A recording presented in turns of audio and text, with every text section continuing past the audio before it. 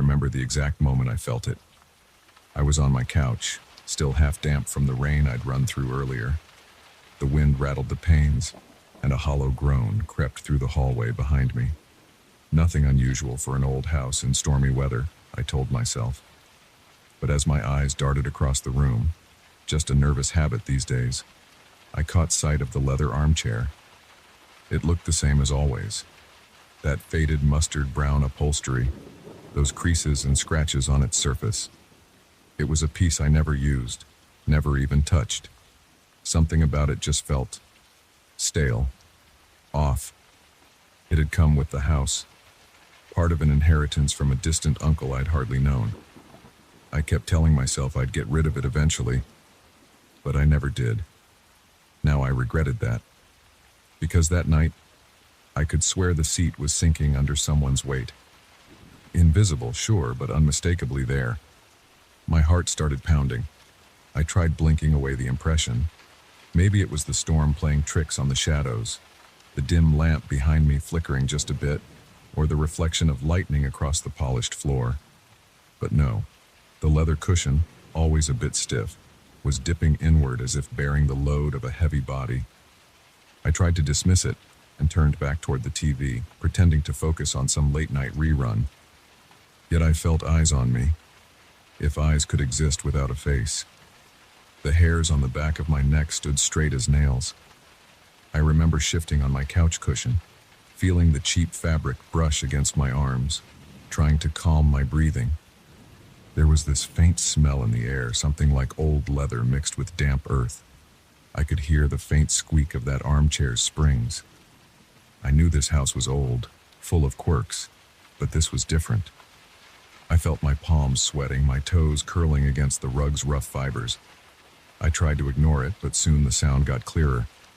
A subtle creaking, as if whoever sat there was adjusting their posture. I stood up slowly and took a step closer. I didn't want to, but some foolish part of me needed to confirm what I was seeing. The wood floor beneath me complained with each step, and I wondered if the invisible guest could hear it too. Reaching the edge of the coffee table, I squinted. The cushion was definitely pressed down. Then, almost imperceptibly, it lifted and sank again, like someone shifting their weight from one side to another. I swallowed hard, feeling my throat dry.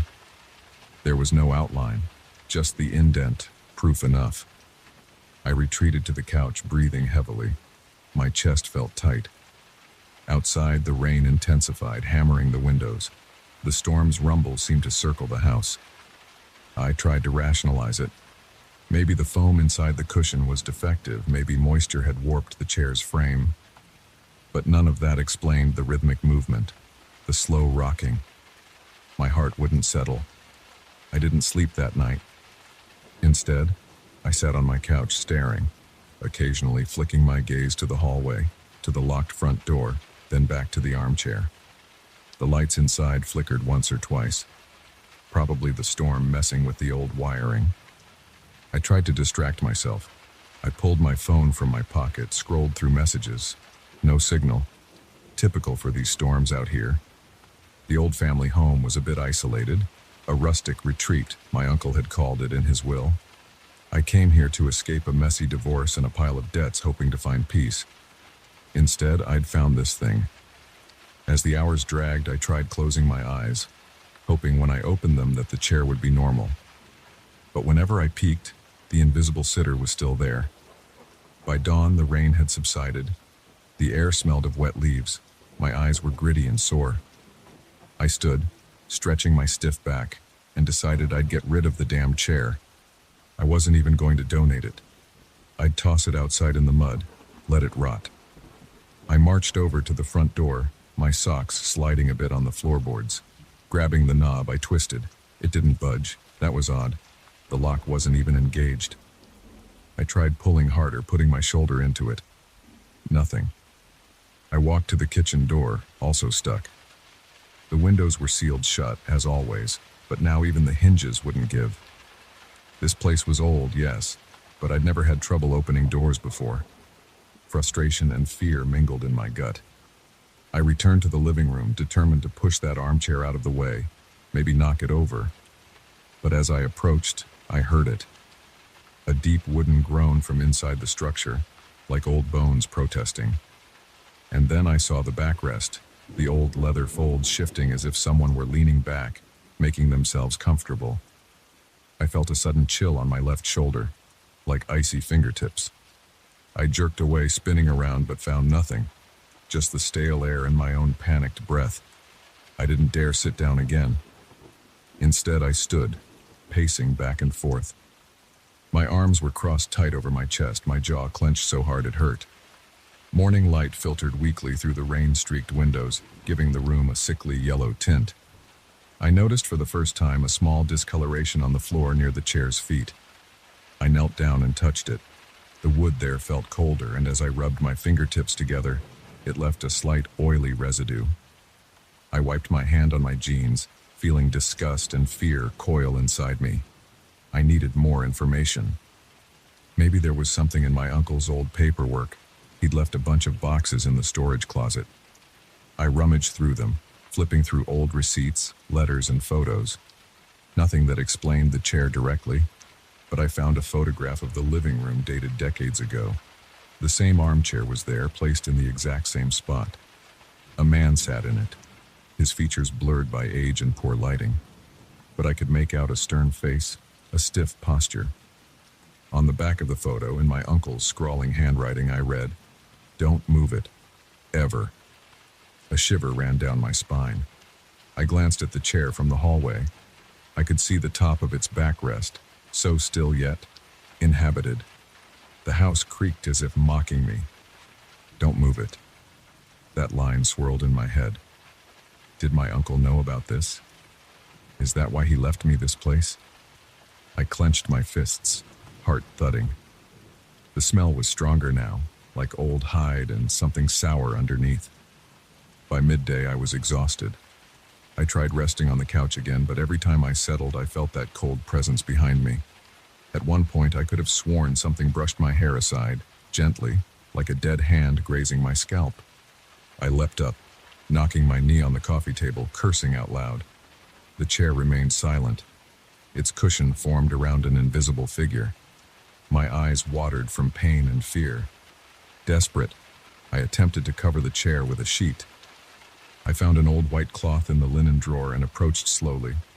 The wooden floor felt like ice beneath my bare feet. As I threw the sheet over the armchair, it caught on something, on nothing, mid-air, like it had snagged on a shoulder. A muffled hiss escaped my throat as I pulled it, forcing it down.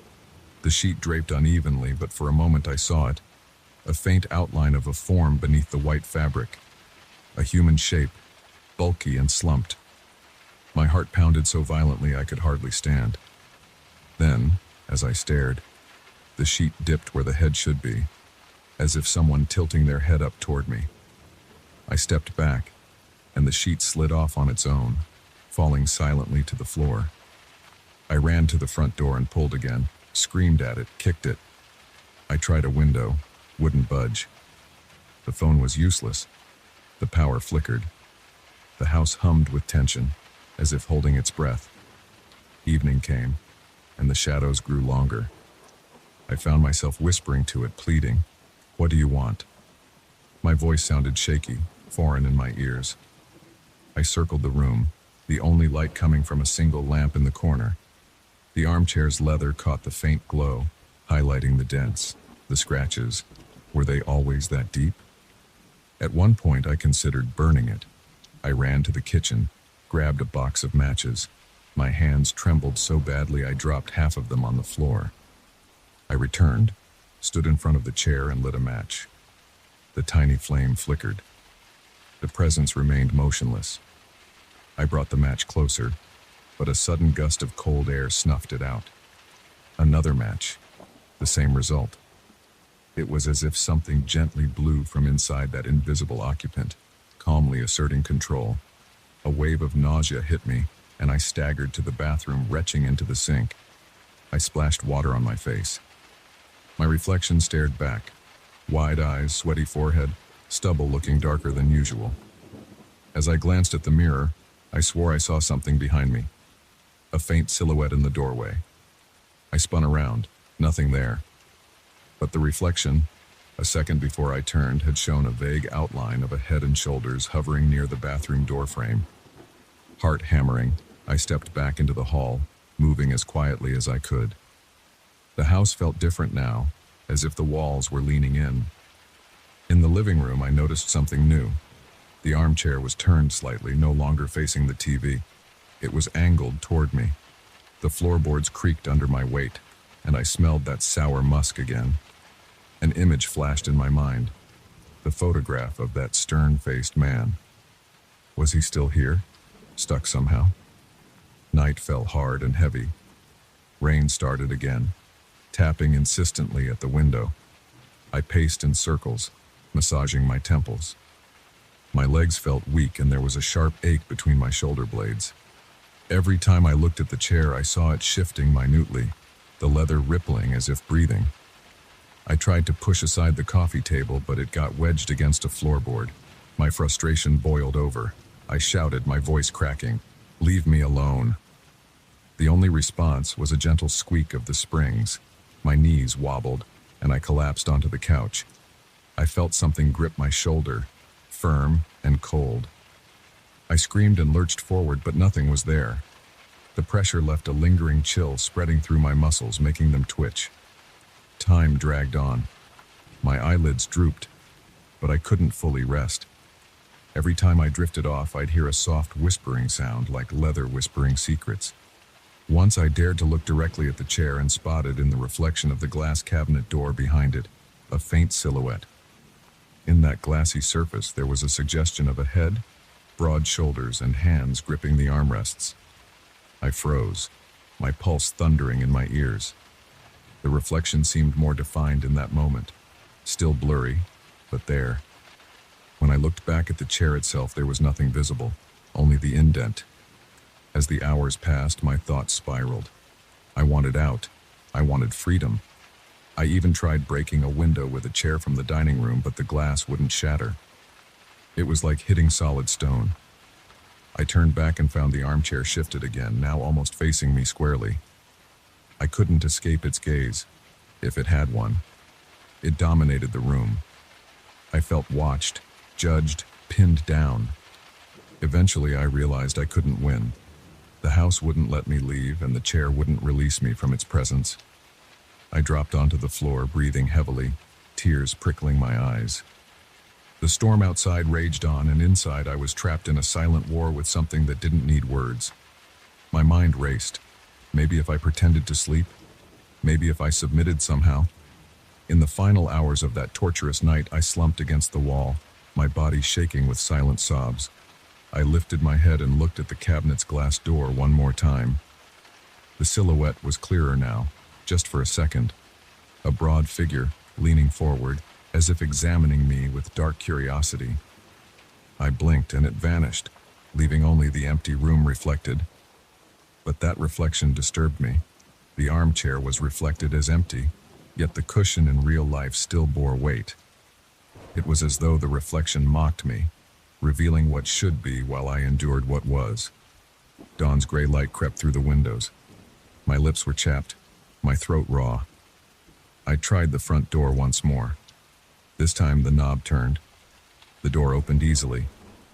No resistance. Outside, the world looked normal. Wet grass, distant trees, a pale sky. I dragged myself out, stumbling a few steps into the muddy yard.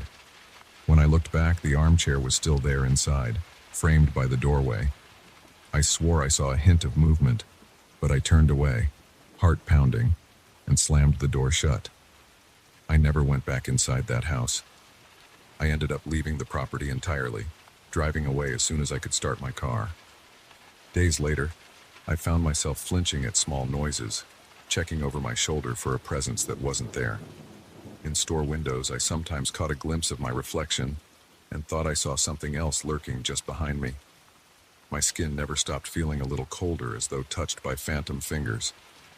Even now, as I write this from a cramped motel room, I see faint shapes and shiny surfaces, hints of what might have followed me. The memory of that armchair and its invisible occupant weighs on me. When I close my eyes, I feel the cold pressure on my shoulder again and hear the creak of old leather. I know I left that house behind, but I'm not sure I left it empty. Something remains, some lingering presence that refuses to loosen its grip. And I fear the next time I catch my own reflection, I might see it behind me once more.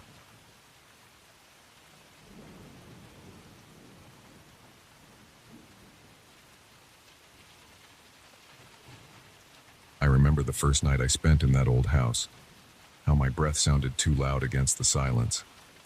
Even now, lying awake in the attic's half-light, I feel a dryness in my mouth, and the thin hairs on my forearms prickle as if charged with static.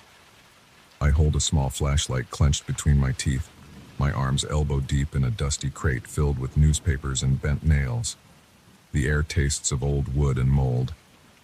I've barely settled here. Only a few days since I left the last place, the noisy apartment near the highway. But something about this new home already pushes at the back of my skull, telling me I should never have come. When I first saw the house, the realtor brushed off my questions. Yes, it was old. Yes, the previous owner vanished or passed away, she wasn't clear. But the price was good and I needed a fresh start. I should have trusted my gut when I first saw that peeling wallpaper in the stairwell, the crooked chandelier in the living room. The place felt hollow, like a shell. Now I'm here, in the attic, trying to avoid a ragged lump of fabric draped over something in the corner. My eyes keep drifting to it. Earlier that day, I noticed the large object hidden there, a tall shape, human height, covered in an old grayish-white sheet. At first, I thought it might be a painting or a dressing mirror. I didn't bother it then, too preoccupied with setting up my bed downstairs and unpacking just enough clothes to get by. Tonight, though, something woke me, a soft creak directly above my bedroom ceiling. I climbed the narrow attic stairs, heart pounding a little, determined to find a reasonable explanation. Maybe a loose window frame or a settling beam. But when I opened the attic door, the air felt somehow thicker, as though I had stepped into a room that was breathing. My flashlight beam danced over wooden beams and old furniture.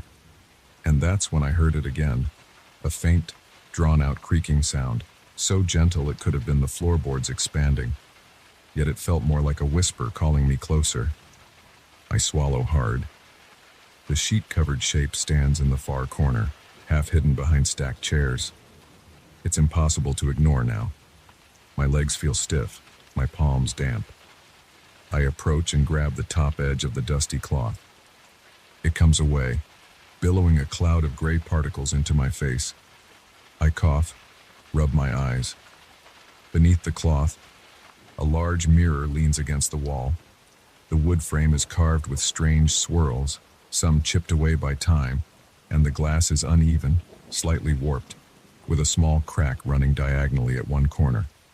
I angle the flashlight onto myself, peering into the reflection. My own face looks pale and thin, my eyes ringed with tired shadows. But behind my reflection, there is something else, some kind of shape. I lean closer. At first, I think it's a smudge, a stain on the mirror's surface. But no, it's a figure standing behind me in the reflection, indistinct, with what looks like a hat pressed low over its forehead. The eyes are dark hollows. I whip around, shining the flashlight behind me. Nothing, just old chairs and a trunk. I turn back to the mirror.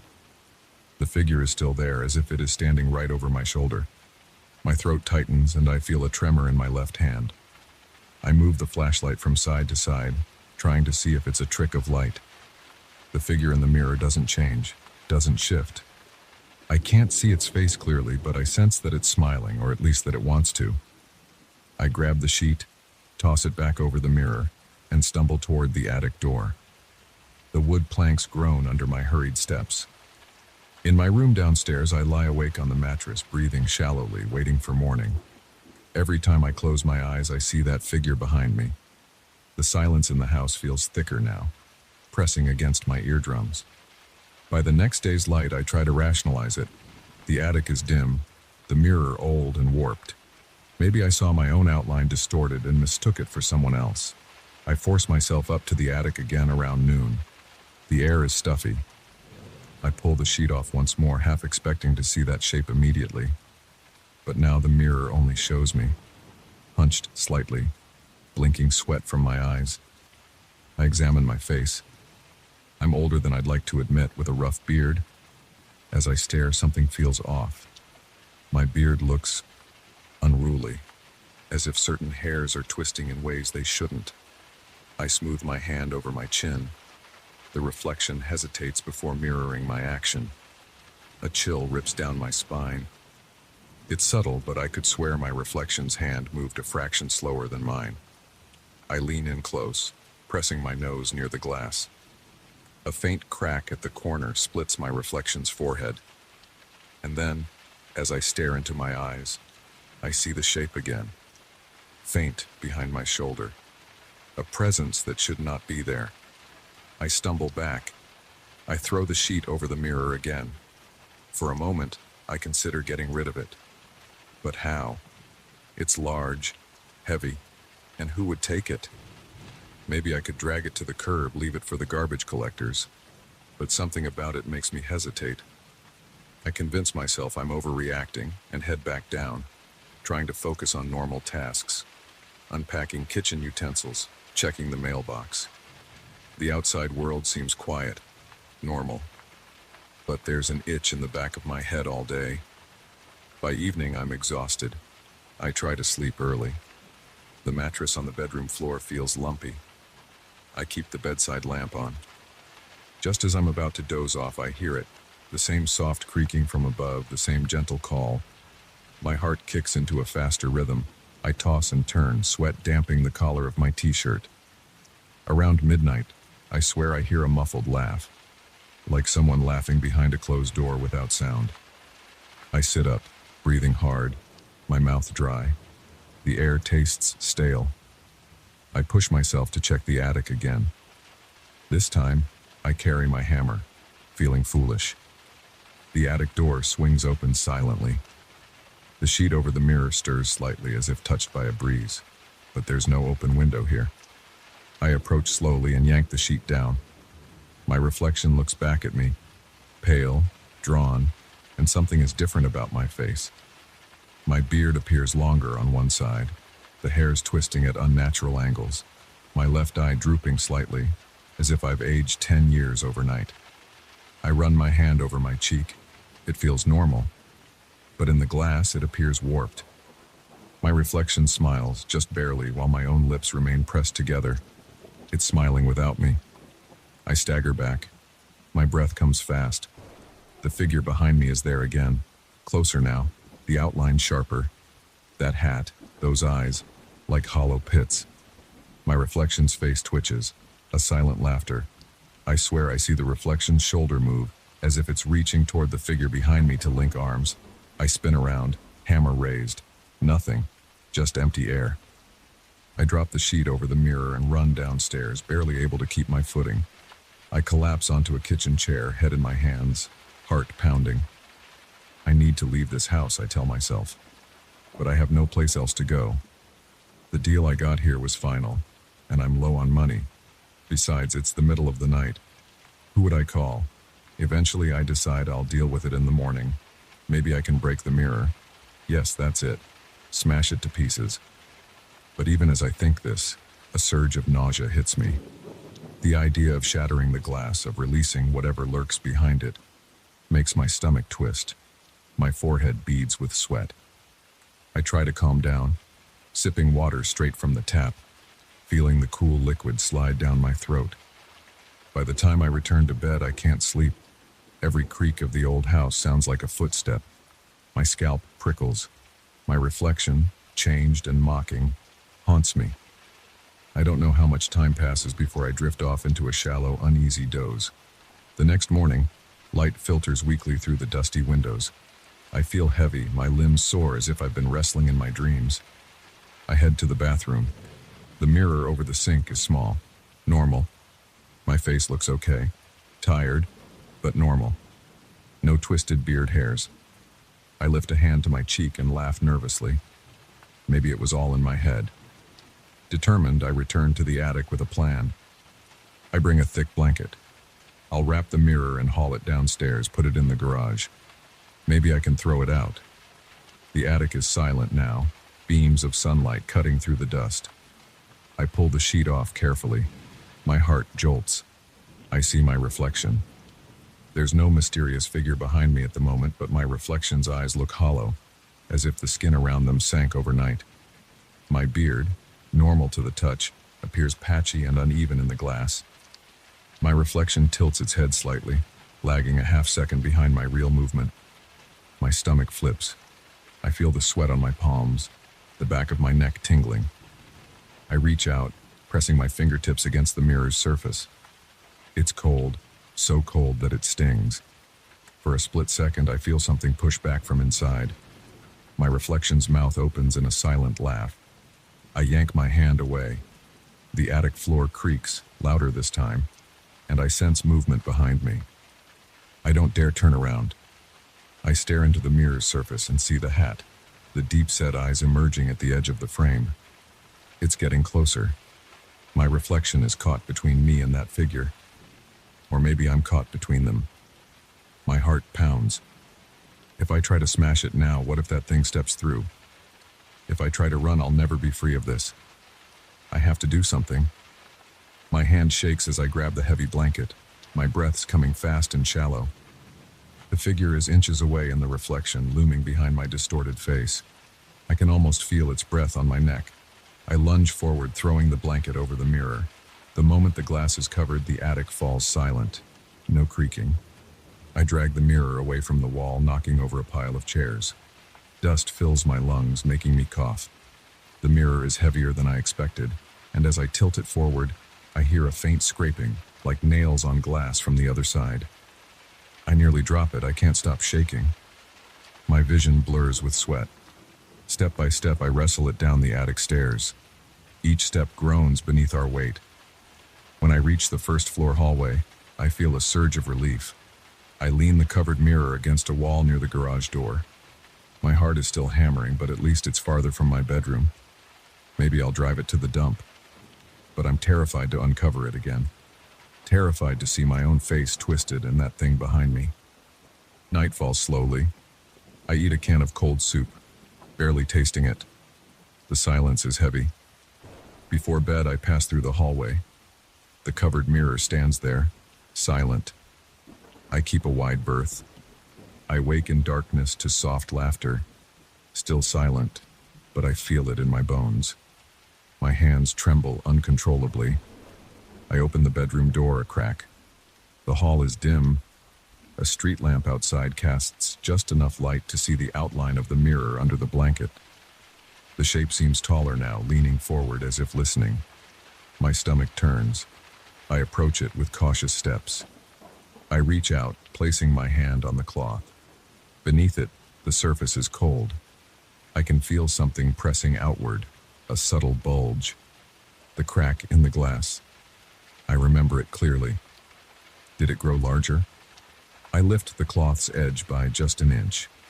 Inside the darkness, I see my eye, my reflection's eye, staring back. But it's not aligned with my face. It's offset, half sliding off where it should be, and behind it, the edge of a hat, a grin in the shadow. They're waiting for a moment of weakness to pull me inside, to trade places. I let the cloth drop. My breathing is ragged. I can't destroy it, can't look at it, can't leave it. I feel the blood pounding in my ears. I back away, stumbling to my room. I close the door and sit on the floor, sweat trickling down my spine. I know I'll never truly be safe.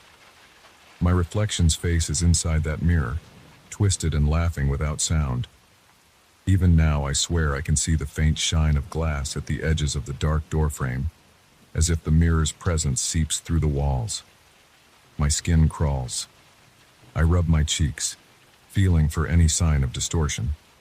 They feel normal, but when I flick on the lamp and glance at my small pocket mirror, I swear my beard looks slightly uneven.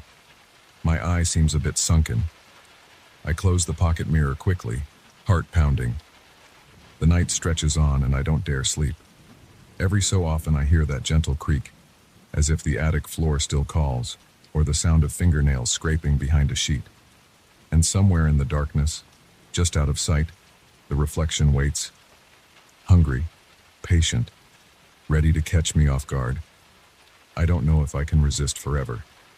But for now, I sit here, trembling, heart racing, and pray that dawn's light can hold it at bay for just one more day.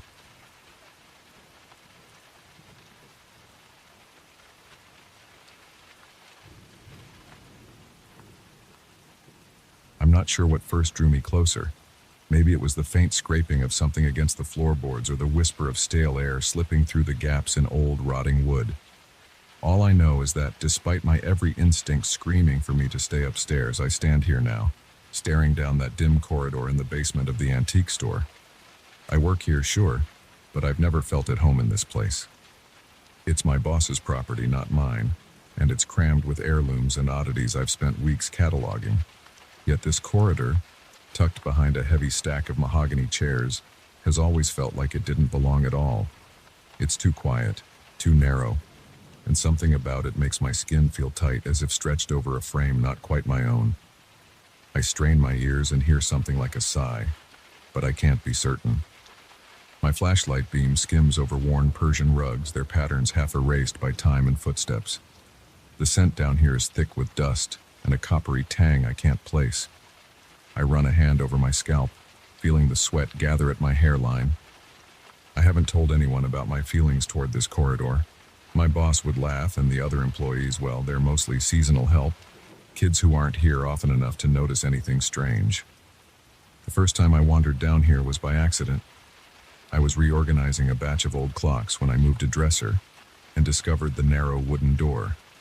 The door had no lock, just a simple latch, and behind it was a set of steps leading downward. I told myself it was just another part of the basement, maybe a forgotten storage area. But the instant I stepped through, I felt a subtle pressure in the air. The corridor seemed to breathe differently than the rest of the shop. I remember shining my flashlight around and seeing those shelves with old grimoires, thick, leather-bound volumes with cracked spines and strange symbols embossed on their covers. I remember the stone sculptures placed at intervals along the walls. They depicted faces caught in expressions of sheer terror, mouths agape, eyes bulging, cheeks sunken. The stone looked moist, as if it had wept at some point. I passed by them quickly, skin crawling, and swore I heard low voices speaking in tongues I couldn't identify. Sharp consonants, hissing vowels, all blending into a background of madness. I retreated that day, my heart pounding so hard I felt my ribs would split. I tried to forget about it. For a few days I stuck to my usual tasks, sorting tea sets, labeling silverware, dusting porcelain dolls. But at night, as I lay in the cramped room I rent above the store, my mind drifted back down to that corridor, to those grimoires and sculptures. Something down there wanted me to return. The next morning, I found myself staring at the closed door in the basement, my pulse pounding. I told myself I'd just look, nothing more. I carried a small camera in my pocket, hoping to take pictures, rationalize what I had seen. Maybe I'd find a manufacturer's mark on the sculptures or a date in one of the grimoires that would explain everything. The second time I entered, the corridor seemed somehow longer. I don't know if it's just my mind playing tricks, but I swear it took more steps to reach the point where the first sculpture stood. My flashlight revealed the same Persian rugs, this time appearing slightly rearranged, their fringes pointing in directions I hadn't noticed before. The grimoires, still sealed by rusted clasps, called out silently. I put a hand on one, meaning to open it, but a sudden whisper, right at my ear, froze me. I spun around, only to see empty air. Yet the sculptures had shifted. Before, the one nearest me had been facing the opposite wall. Now it pointed straight at me, its hollow stone eyes fixed on mine. My stomach twisted. I stumbled back, heart thumping, and practically ran out of there. For the rest of the week, I avoided the corridor. I tried to stay busy upstairs, rearranging antiques in the showroom. I even scrubbed the front windows, something I usually put off. At night, I locked my bedroom door and slept with the lamp on. Still, I couldn't shake the feeling that the corridor was waiting for me, that it was disappointed I hadn't come back, as if I'd broken some unspoken agreement. 4 days later, I gathered my courage and descended once again. This time I noticed something new. At the far end of the corridor, Past several layers of rugs and shelves stood a tall oval mirror. I hadn't seen it before. Its frame was wrought iron, twisted into shapes that looked almost like letters. I took a few steps closer, the beam of my flashlight trembling against the dim light. When I got near enough to see my reflection, I nearly screamed. My reflection was there, but it seemed slightly delayed, as if reacting to my movements a fraction of a second too late. I raised my hand. It hesitated before doing the same. My breath went shallow, my chest tight. I thought I saw shapes behind me in the glass, shadowy figures half-formed, hunched low, mouths whispering silent syllables. I backed away, tripping over one of the rugs. I felt a hand, a real, solid hand, grip my shoulder. I spun with a gasp, but no one was there. I stood in silence, my heart hammering, trying not to retch. The sculptures stared at me again. The one closest now had its mouth twisted into what looked like a sneer. I reached out slowly and touched the cold stone cheek, feeling a film of moisture that made me snatch my hand back. It smelled like earth, like damp soil. I could hear those voices again. They seemed amused. Later that night, lying in bed, I replayed the events in my mind. I remembered a small journal I'd found in the main shop a few months ago. It was tucked inside an old writing desk, and its leather cover bore a strange mark. At the time, I couldn't decipher the language inside. It was all in some runic script. I hadn't thought much of it. Now I wondered if that journal had something to do with this corridor. The next morning, I dug it out of the drawer where I'd stashed it. I looked at the runes again, pressing the pages flat. With a magnifying glass, I spotted a recurring symbol that matched some on the grimoire's spines. It looked like an eye crossed by two slashes. My heart sank. I felt watched, even now in the daylight. That evening, I took the journal with me into the corridor. I don't know why. I guess I wanted answers to feel a little less helpless. The corridor felt colder this time. My breath puffed out before me in thin clouds. Dust motes swirled in the weak light of my flashlight. I approached the first sculpture, holding the journal up as if it were a shield. The whispering grew louder, but I couldn't pinpoint its source. It seemed to ooze from the walls themselves. I advanced slowly, each step punctuated by a soft creak of the floorboards beneath the rugs. The mirror gleamed at the far end, beckoning me closer. I managed to open one of the grimoires by prying its clasp loose with a letter opener. The pages were filled with symbols like those in the journal. My stomach tightened. I thought maybe these books described rituals or gateways.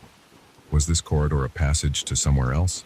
A dimension parallel to ours, where unseen beings fed on fear and confusion? The whispering voices seemed almost gleeful at my realization. They wanted me to understand what I was dealing with. I took another step toward the mirror, journal in one hand, flashlight in the other. My reflection came into view. It stood there, head slightly tilted, eyes darker than mine, lips parted as if it might speak. Behind me, I saw the sculptures shifting. They didn't move openly, just a subtle repositioning, like a frame jump in a poor quality film. Now all of them faced me, their mouths turned downward, grim and accusing. The silence pressed against my eardrums. I could hear my own heart, each beat making my vision flicker. I tried to speak, to say something, maybe demand who they were or what they wanted. My throat closed up. I coughed, and the sound echoed strangely. The reflection raised its hand a moment too late. I reached out, intending to touch the mirror, to see if it was solid. My fingertips never made it. The surface seemed to ripple slightly like old glass under a shifting light. I yanked my hand back, terror jolting through my veins.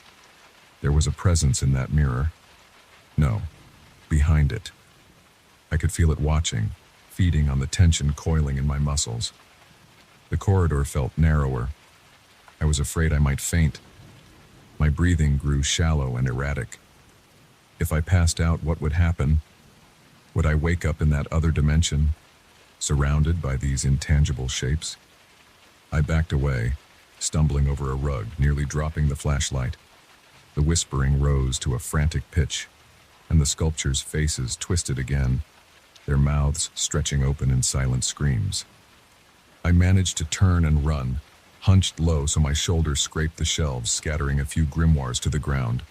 I didn't stop until I was through the door, up the stairs, and back in the main store. It took me a long time to catch my breath. My clothes stuck to my skin.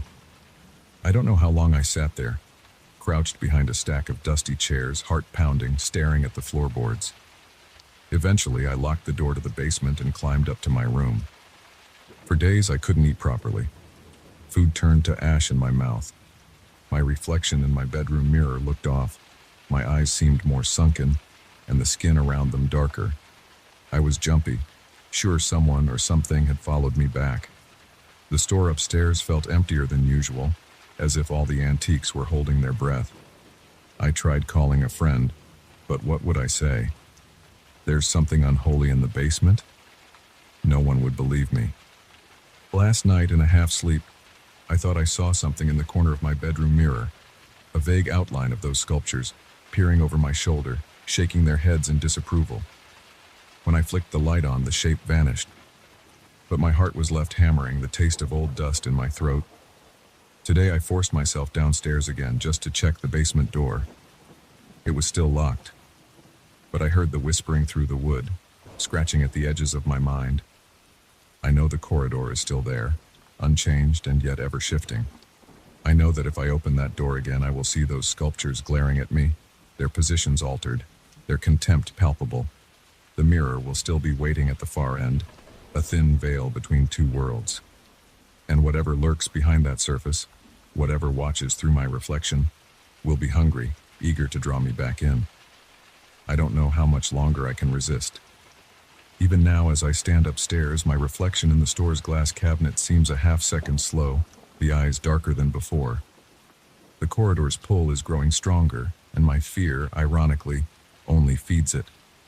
I can taste the dust on my tongue. It feels gritty, like tiny shards of glass. And in that final glimpse, a flicker of my own silhouette in the glass, with those unseen shapes hovering behind my shoulders. I know nothing has ended. It's just waiting.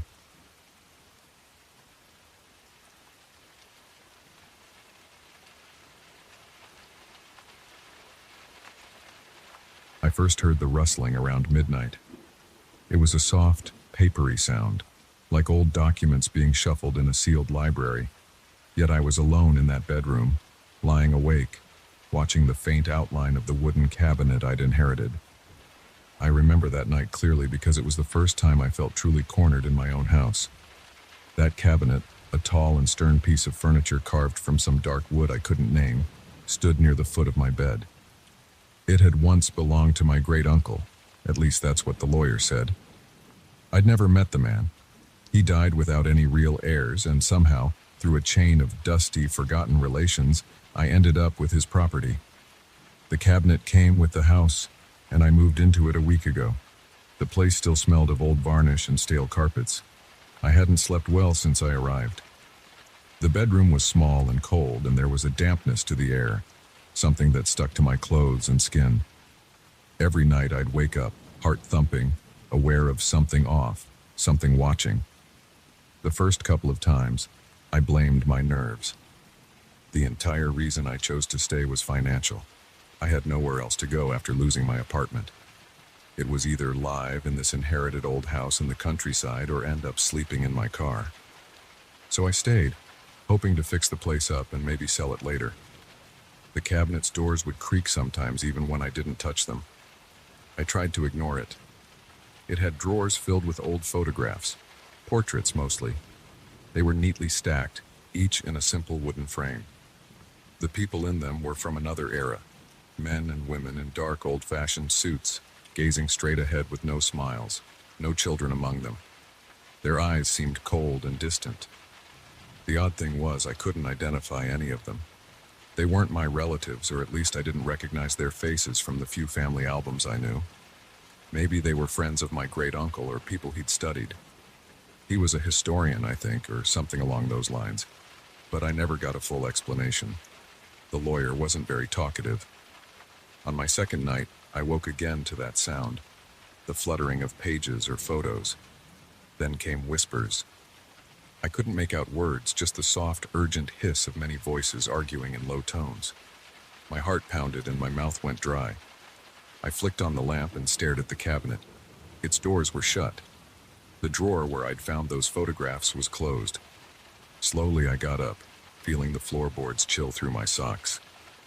I pulled the cabinet doors open. Everything seemed as I had left it, except one photograph had moved to the front.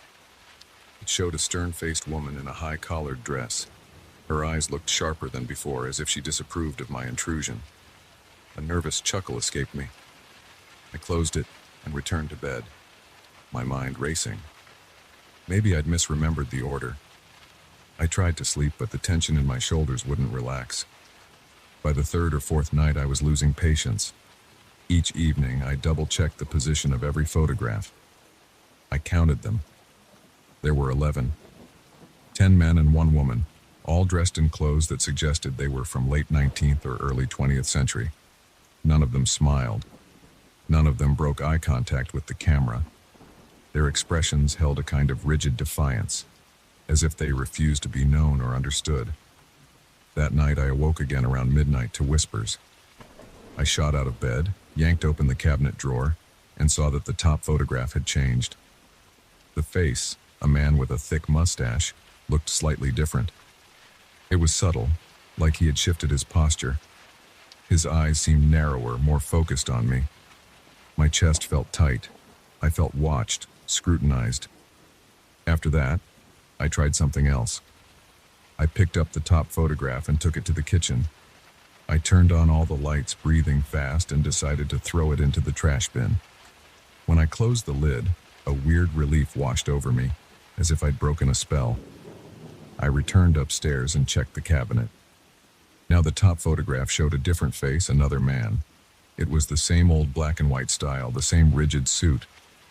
I went back to bed determined not to listen to the whispers. The next morning I was sure I'd see an empty trash bin with that photograph still crumpled inside. But when I looked, the bin was empty except for last night's coffee grounds. Confused, I ran upstairs. The photograph I'd thrown away was back, neatly stacked with the others. I stood there, cold sweat gathering on my forehead. I touched the photos. The edges felt dry and brittle like old parchment. How had it gotten back? I spent the entire day trying to rationalize. Maybe I'd been sleepwalking, or I somehow got mixed up. The house was old. My nerves were shot.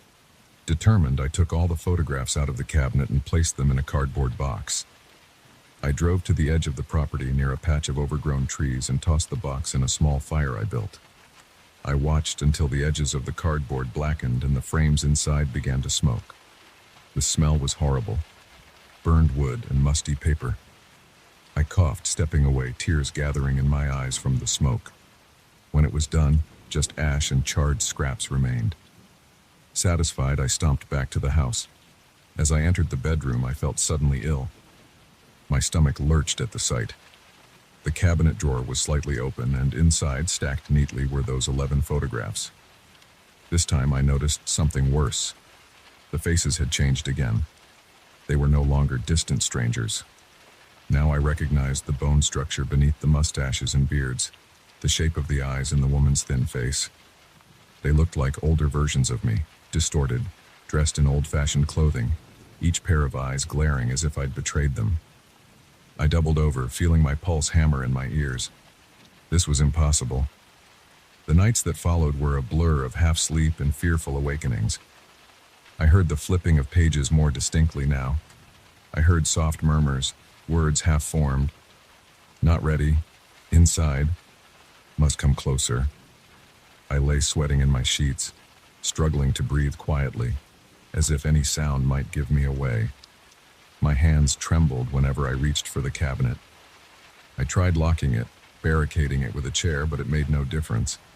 By dawn, the photographs always rearranged themselves in a new order, each face more closely resembling mine. One had my eyes exactly, down to the tiny scar above my left eyebrow. I tried calling someone, but my cell service was weak out here.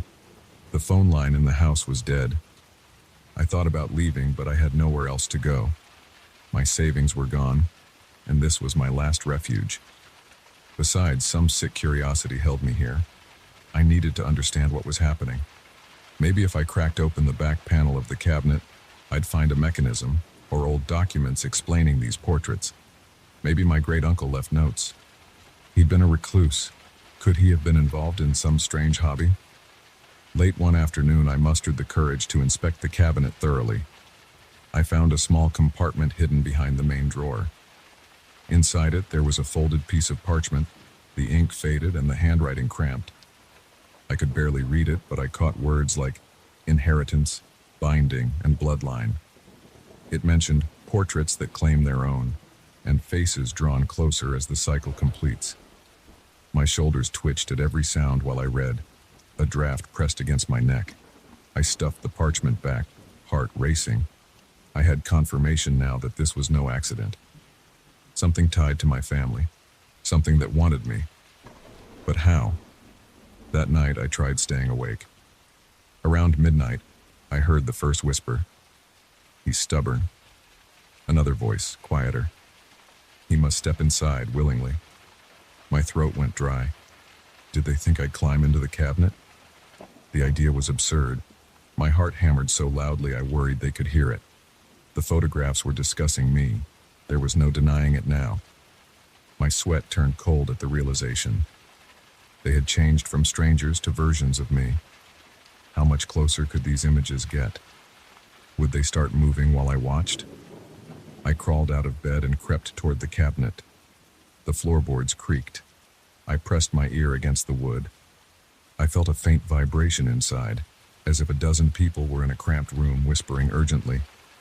I swallowed hard. The lamp's light flickered. My palms were slick with sweat. I pulled the drawer open just a crack. It resisted at first, then slid smoothly, revealing the photographs fanned out like a deck of cards.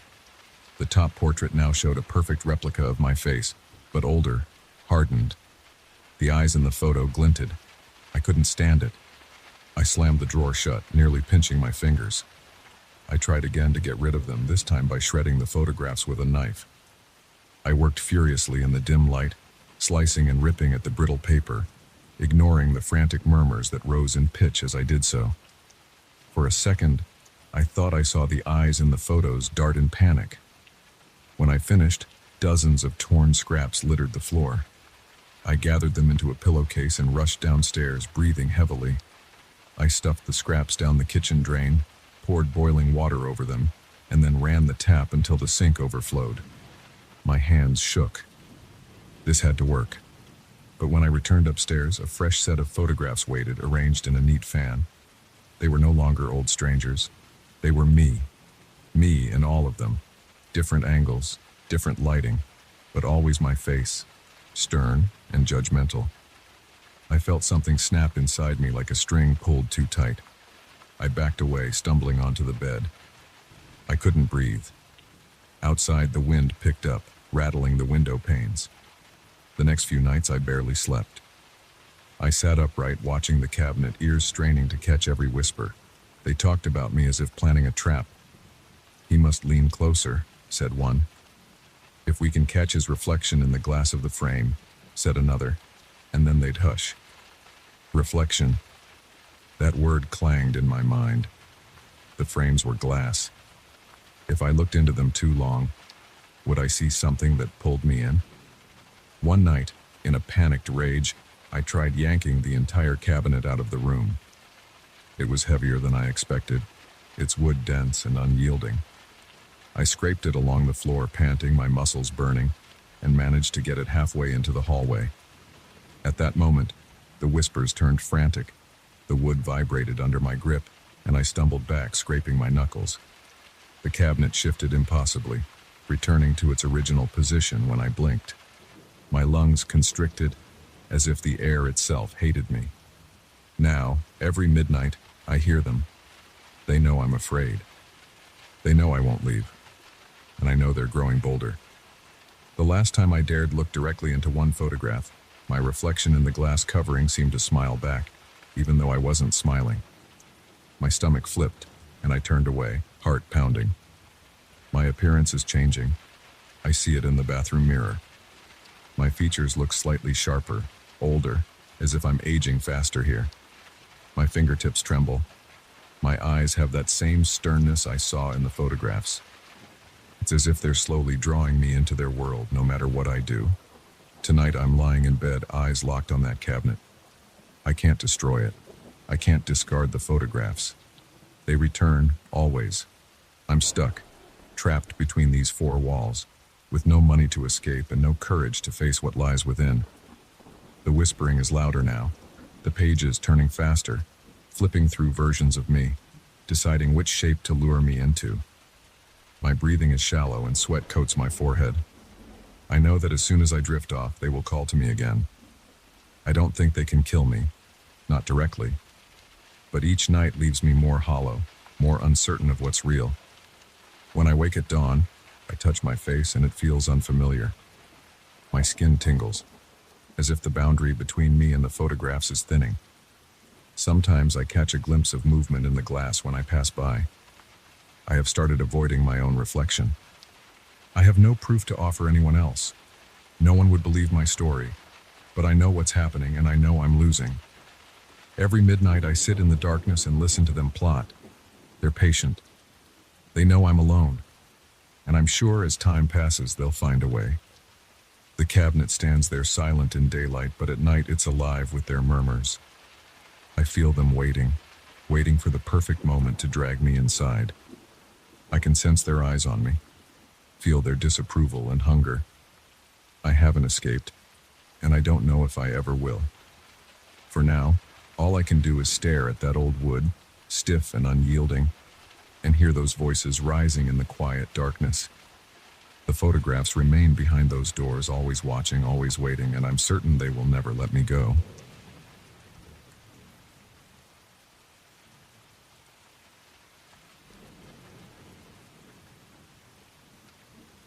I'm gripping the steering wheel so hard my knuckles ache, and the headlights of my rental car cut through a darkness so thick it feels alive.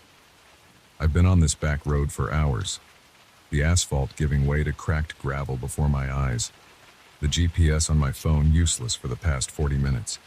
There's no signal, no streetlights, no familiar markers. Just my own strained breathing and the distant silhouette of old wooden fences that lean into the roadside as if trying to whisper something through the window. I'm here on business, a contract negotiation in a small factory town. I promised my family I'd be back by the weekend, and now it's well past midnight and I'm nowhere near the main highway. The longer I drive, the tighter my chest feels, like the night itself is pressing inward. A bead of sweat slides down my temple even though the air is cool. I should have stopped hours ago, taken a motel room in the last town I passed, but I wanted to shave time off my trip. That was a mistake. Every instinct tells me something's off. I slow down, straining to see beyond the reach of my headlights. Then I notice something ahead on the right. A cluster of old buildings, outlines of rooftops against the moonless sky. I pull over, engine rumbling softly. The village, it's too large to be a single farmhouse, seems completely abandoned. There are a few wooden houses, their windows boarded or empty, and a sagging inn sign that I can't quite read in the darkness. The silence outside is unnaturally heavy. I kill the engine. Now it's just me and my heartbeat, which sounds too loud. I step out, gravel crunching under my shoes, and call out, "Hello?" My own voice sounds hollow. No response. The ground is uneven. I push open a creaky gate and step into what might have been a town square. My flashlight beam trembles against old doors and chipped paint. The architecture looks outdated, like something from a century past. Dust and cobwebs everywhere. The smell is stale, like old wood and mold. My throat is dry. I try a door. It sticks. Another door opens inward with a groan, revealing a narrow hallway and a deserted parlor. I walk in, each step stirring dust motes that dance in the light. There's furniture inside, a table with a lace cloth, a sofa with torn upholstery, and on the wall opposite me, an oval mirror in a cracked frame. The surface is filthy, the glass darkened. I don't want to look at myself right now, not in this place. I flick the flashlight around. There's a sensation, a prickling at the back of my neck like I'm not alone. But there's no one here, no footprints, No recent disturbances. I can't stand the silence, so I say low, "Anyone here?" My voice is swallowed by the house. Then I hear it, a faint bell ringing somewhere outside. I freeze, mouth dry, and step back out onto the street. The bell rings again, followed by a second bell, a different tone, maybe higher pitched. It's coming from further down the row of houses. I follow the sound, heart pounding. Rounding a corner, I find a narrow alley and see a bell tied with a frayed rope around a tall wooden post. There's no electricity line, no wind to move it. Yet it sways gently. The sound it emits is soft, almost gentle, but each note sends a shiver up my spine. I notice another bell ahead, perched in a chimney like a bizarre weather vane. That one chimes in a different tone, as if answering the first. More bells appear the deeper I go, one dangling from a window latch, one beneath a porch roof, one mounted on a twisted iron hook behind closed shutters. Each rings in turn, a dissonant choir of metal whispers. I'm shaking slightly. My stomach knots. These bells are communicating. That's how it feels, like they're talking about me. I can't stand still. I need to understand. Maybe someone placed them here as a prank, or they once served as alarms. I tell myself to stay rational, but I can't ignore the fact that not a single person has shown their face. Not a single voice answers when I call out. Just these bells. I pick a larger house, a 2-story structure with a crooked sign that might have once read Draper's Shop, and slip inside, looking for anything that could explain what I'm seeing. The air inside is damp. I step over fallen shelves. On a counter I find an old ledger, pages brittle and yellowed. The entries are in cramped handwriting I can't fully decipher, but I see dates from decades ago. Everything stopped abruptly at some point. No farewell note, no mention of evacuation. Just a final scrawl and blank pages after that. Outside, the bells continue, some softly tinkling, others deep and resonant. I try to rest for a moment in a back room where a cot remains. I sit, my back against a damp wall, my legs trembling slightly. My throat is parched, so I sip from my water bottle. My hands are unsteady. I consider leaving, getting back in the car and driving off, but I'm not even sure I can find my way out of this maze of old roads. And something about these bells. They're pulling at me as if I need to understand their secret before I go. I force myself outside again, checking the time on my watch. Almost 2 in the morning.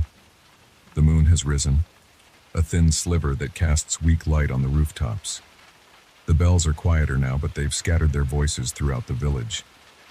I imagine them hung in every nook, behind locked doors, inside attics, and chimney flues, on lampposts with no lamps, in places only a careful eye would notice. I'm passing another house when a gust of wind, where did it come from, flicks dust into my eyes.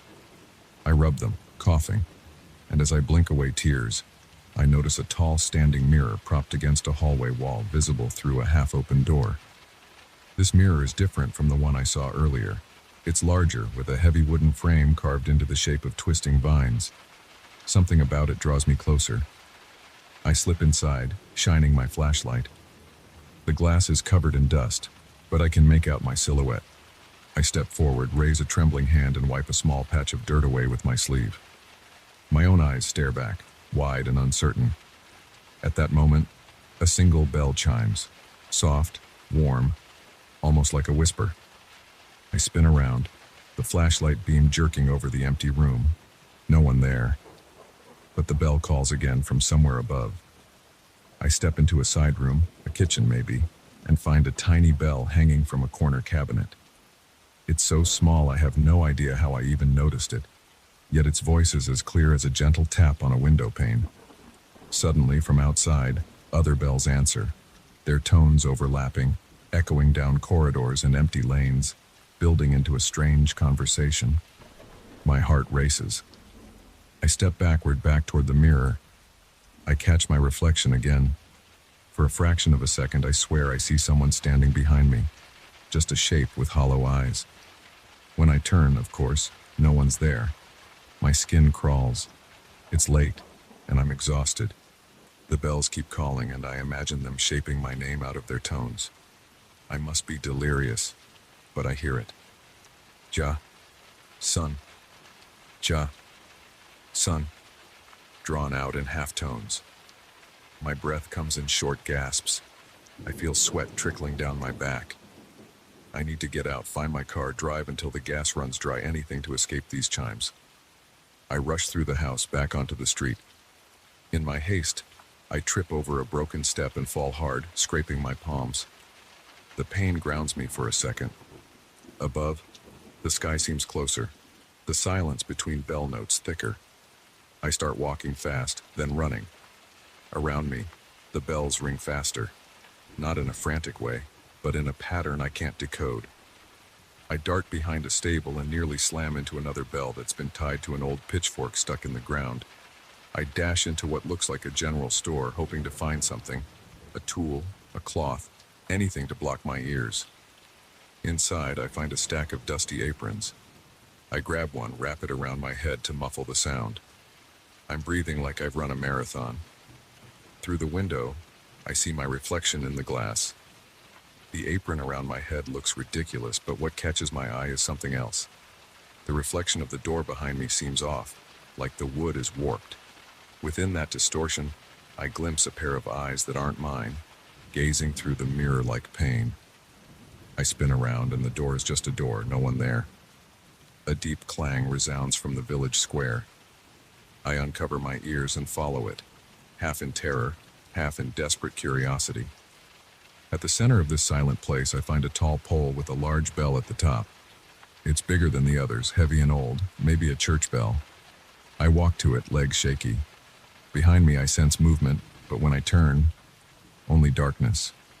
The bells, large and small, start chiming again, more slowly this time, their voices layered into a low hum that seems to throb in my chest. My heart is pounding in sync. I can't escape the feeling that they're watching me, 1,000 invisible eyes peering from behind shutters and eaves. My own skin tingles as if insects crawl beneath it. I take a deep breath. My only option is to leave this place. I stumble back down the main street past the houses and the silent doorways, listening to the bells fade with each step. Finally, I reach my car. The relief is like cold water on a burn.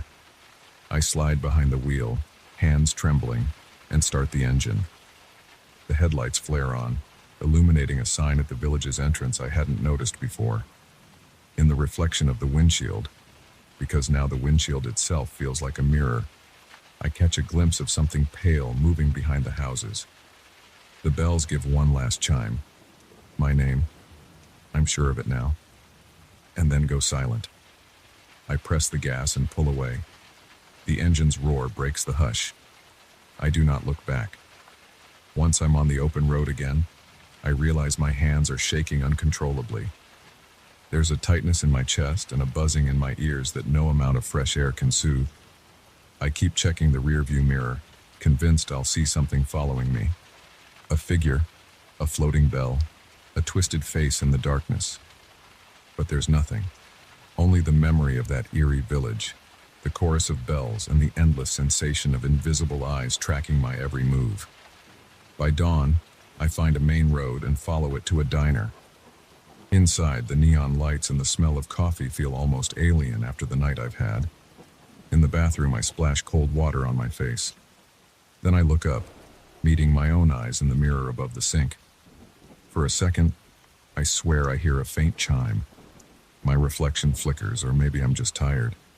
Yet I can't shake the feeling that what I saw in that village, what I left behind, is not finished with me. The memory of those bells hums just below my hearing, as if waiting for the right moment to ring my name again.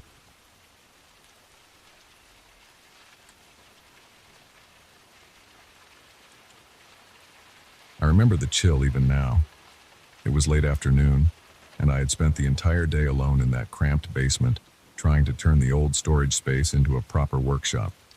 The overhead bulb flickered as I stripped away rotten panels and scraped off layers of peeling paint.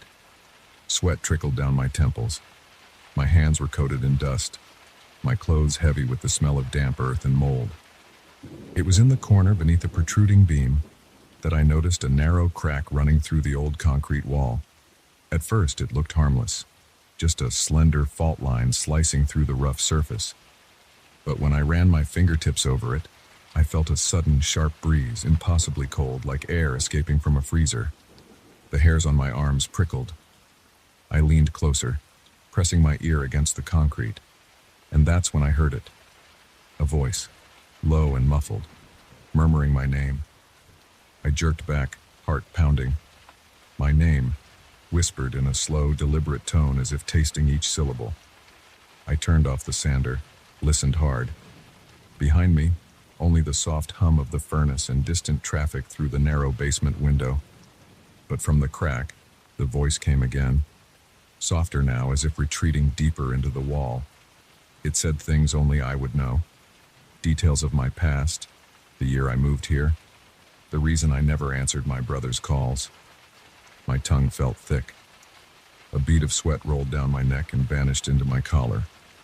I told myself it was a trick of acoustics, maybe old pipes carrying echoes from another part of the house. This place had always been strange. I had inherited it after my aunt passed, and though I never knew her well, she was distant, private. The basement was rumored to have once been a shelter. I had never bothered to dig too deep into old stories. But now, as I stood there, the voice hummed, murmured secrets, hinting at future events I had no way to confirm. It said a storm would hit next Thursday. It described a stranger who would knock on my door at midnight. It spoke with confidence, and sometimes it imitated my own voice so perfectly I could not distinguish who was talking inside my head. I needed a break. I backed away from that wall and climbed the narrow stairs 2 at a time. In the kitchen, I gulped down water, breathing heavily, forcing myself to think logically. Voices through a crack? Ridiculous. Maybe I was just exhausted.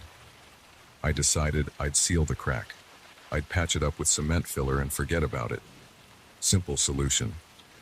But when I returned downstairs, trowel and compound in hand, the atmosphere had changed. The basement felt tighter, the air stale, as if the walls had closed in. I knelt by the crack, shining my flashlight. The beam caught something odd. There was a slight sheen in the depths of that fissure, a subtle glimmer like polished metal or wet stone. I leaned closer but couldn't see more than a few inches inside. I pressed filler into the gap, pushing it firmly, determined to lock whatever was behind it away.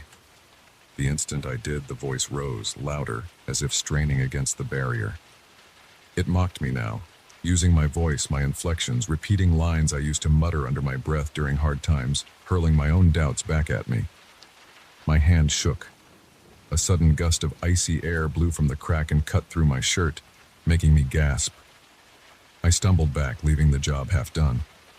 That night I dreamed of faceless figures roaming my hallway upstairs, their heads smooth and blank like eggs.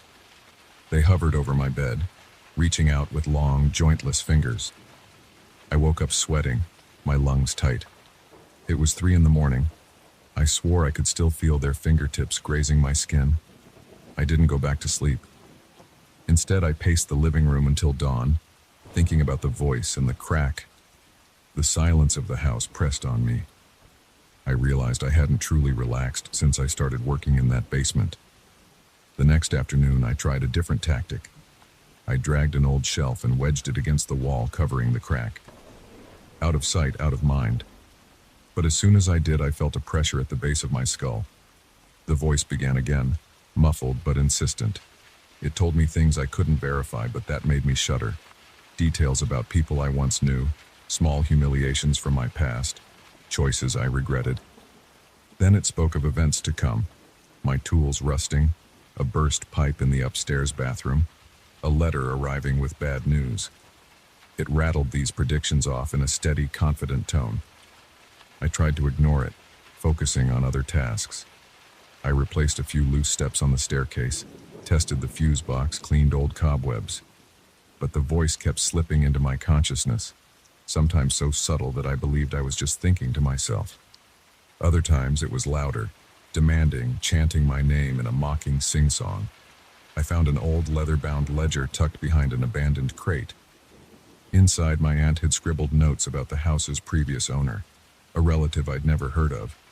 She wrote about a strange door in the basement wall that was sealed years ago.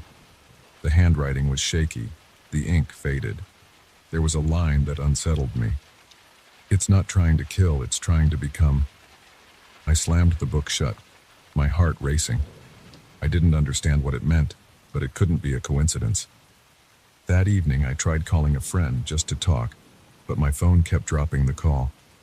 I texted him to ask if he'd ever heard strange noises traveling through walls. No response. I looked at myself in the hallway mirror, noticing the dark circles under my eyes, the tension in my jaw. For a split second, I thought I saw my reflection's lips move even though I was perfectly still, and I nearly screamed. My nerves were on edge. I told myself it was just fatigue. Back downstairs, I approached the wall one more time, this time with a flashlight and a small hammer. If something physical was hidden behind that crack, I had to see it. I scraped away at the edges of the gap, widening it just enough to peek inside. My flashlight beam reflected off something smooth and shiny, a dull, warped gleam, like an old mirror with tarnished edges, set deep in the darkness of the cavity. I could see a hint of my own eye looking back, distorted and pale. My stomach turned. The voice whispered my name again, and the temperature dropped. It wanted contact, not violence. It wasn't threatening to harm me, yet it was invading my mind, lacing my thoughts with its presence. My breathing went shallow. I hammered a small wooden board over the crack. The voice wailed. The sound vibrated in my skull, not in the air. My fingers went numb, and I coughed as if choking on icy air. I had to make a choice: leave this house or confront whatever was behind that wall. But this was my home now. I had put months of effort into making it livable, and I had nowhere else to go. Could I abandon it all because of a whisper? I decided to seal the crack completely. I gathered tools: heavy cement, metal mesh, paint. I worked through the night, sweat soaking my shirt, heart hammering. Each time I pressed the trowel against the opening, the voice hissed in protest. It recited my failures, repeated the worst things I'd said to people I loved. My knees shook, but I kept going, layer after layer, until the crack was nothing more than a faint line under fresh paint. By morning, I was exhausted. The basement felt slightly warmer, quieter. I collapsed on an old stool, head in my hands, waiting for the voice to rage again. But it had grown distant, receding to a faint murmur that I could almost believe was just my memory playing tricks. For a week, things seemed calm. I avoided the basement, though I could sense a lingering chill beneath my floorboards. I slept fitfully, still haunted by dream figures without faces, but now they seemed further away, less distinct. I began to relax, telling myself it was over. Then yesterday I saw something that made my skin crawl. I was down in the basement again, checking for any signs of moisture. The wall looked normal, no cracks. But when I glanced at a shiny patch of the floor where a puddle had dried, I noticed my reflection in that slight sheen. My reflection's lips parted. I had not opened mine. It looked at me, head tilting, and I could almost make out the faint shape of a face I didn't recognize lurking just behind my reflection's shoulder, featureless but watchful. The temperature plummeted. My heart raced. I backed away, my feet scraping the concrete, unable to look away until I stumbled and caught myself against the railing. The reflection's lips moved silently, forming my name once more. I fled up the stairs, heart pounding so hard I thought it would burst. Now I write this, hands shaking, door locked behind me. I feel the pressure in my head again, a distant hum. I run my tongue over my dry lips and taste dust. The mirror in the bathroom upstairs is covered with a towel. I can't bear to see my own face. Every reflective surface seems to hold a glimpse of something lurking, waiting, whispering. I feel its presence inside me, not fully formed, but growing more comfortable in the corners of my mind. I've sealed the physical crack, but I can't shake the feeling that I've only given it a new home. My thoughts. When I stand in front of the kitchen window at dusk, I sometimes catch my reflection grinning at me out of sync, or mouthing words I can't quite hear. And then, in the silence, there's a soft murmur, just beneath the threshold of sound, calling my name, reminding me that none of this is truly over.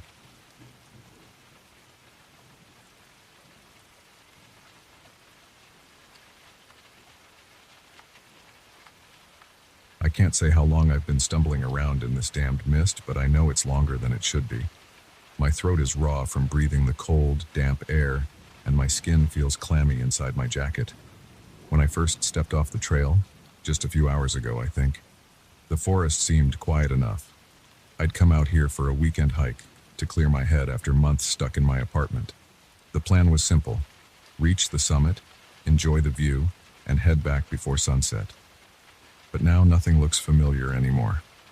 Even the shape of the trees is distorted by the milky haze. The white mist is everywhere, thicker than I've ever seen. It drifts and swirls without the slightest breeze to move it. And that smell, it's faint, almost like stale air trapped in an old trunk, but it makes my nostrils flare and my stomach knot. My eyes burn, and if I stand still too long, I start to feel dizzy. I swear the ground tilts under me sometimes, as if I'm walking on a spinning platform. I try to focus on a tree trunk a few steps ahead. As I move toward it, my boots sink into damp leaves and soft soil. My heart is racing, and there's this persistent heaviness in my chest. I can't shake the sense that something is wrong. Very wrong. I take out my compass again. The needle spins aimlessly, refusing to settle. My GPS, which was fully charged when I left my cabin by the foothills, won't even turn on now. It's like everything electronic is dead or confused in here. I catch myself shaking the device and cursing under my breath. It's pointless. I reach that tree trunk and lean against it, trying to catch my breath and calm down. Through the whiteness, I spot something else. A faint outline of another figure, just a dozen feet away. I stiffen, my heart pounding. I don't call out. Instead, I watch silently. The shape is tall and thin, like a person hunched forward. Its edges shimmer and break apart as the mist swallows it. Then it's gone. I blink rapidly, unsure if it was ever really there. I've seen it a few times now, these human-like contours forming and dissolving, as if the fog is painting and erasing people at random. I've never seen one long enough to confirm it's real. They always vanish the moment I try to make sense of them. My legs tremble. I force myself onward, hoping maybe the mist thins out further ahead. Instead, after pushing through tangled undergrowth, I stumble upon a small cabin. It's old and weathered, with gray planks and a sagging roof. I don't remember seeing it on any map, but right now it's the closest thing to shelter I've found. I push the creaky door open. Inside, the light is dim, filtered through grimy windows, and the silence is heavy. My boots scrape the wooden floorboards, stirring a smell of mold and rotten fabric. A chair lies on its side, and a table is pushed into a corner. I lean against the wall, breathing hard, trying to steady my nerves. My fingertips are numb. The presence of the cabin gives me a strange comfort, but it's also unsettling. It shouldn't be here. I set down my backpack, check my water supply. I have enough to last the night if I'm careful. I wipe sweat from my forehead and try to think. I recall leaving my small rental cabin at dawn, excited about the hike. I was sick of my apartment in the city, sick of the noise, so I took some time off work to find peace in the mountains. Now I'm regretting it. I notice a mirror nailed to the far wall. Its frame is chipped and the reflective surface is dusty. As I approach, I can't see my face clearly, just my silhouette against that murky glass. I raise a shaky hand and wipe the surface with my sleeve. The reflection sharpens slightly, and for a moment I think I see something behind me. A pale form drifting outside the window. I whirl around. Nothing's there. When I look back at the mirror, all I see is my own frightened expression and the dim cabin interior. On a small shelf, I find a handful of papers, faded and curled. They look like journal entries or survey notes. I recognize a few words. Fog, impossible readings, compass spinning, voices at night. My heart sinks. Someone else has been trapped here. I flip through them quickly. The handwriting grows frantic, letters slanting, ink smudged. No date, no signature. Just scattered complaints and observations. No instructions on how they escaped, if they escaped at all. I hear something outside, a soft, low hum. It might be the wind, but there's no rustle of leaves, no sway of branches. It sounds more like distant voices singing a droning chant. I press my ear to the door. The sound fades, then swells again, beckoning me. My skin prickles. They want me back out there in the mist.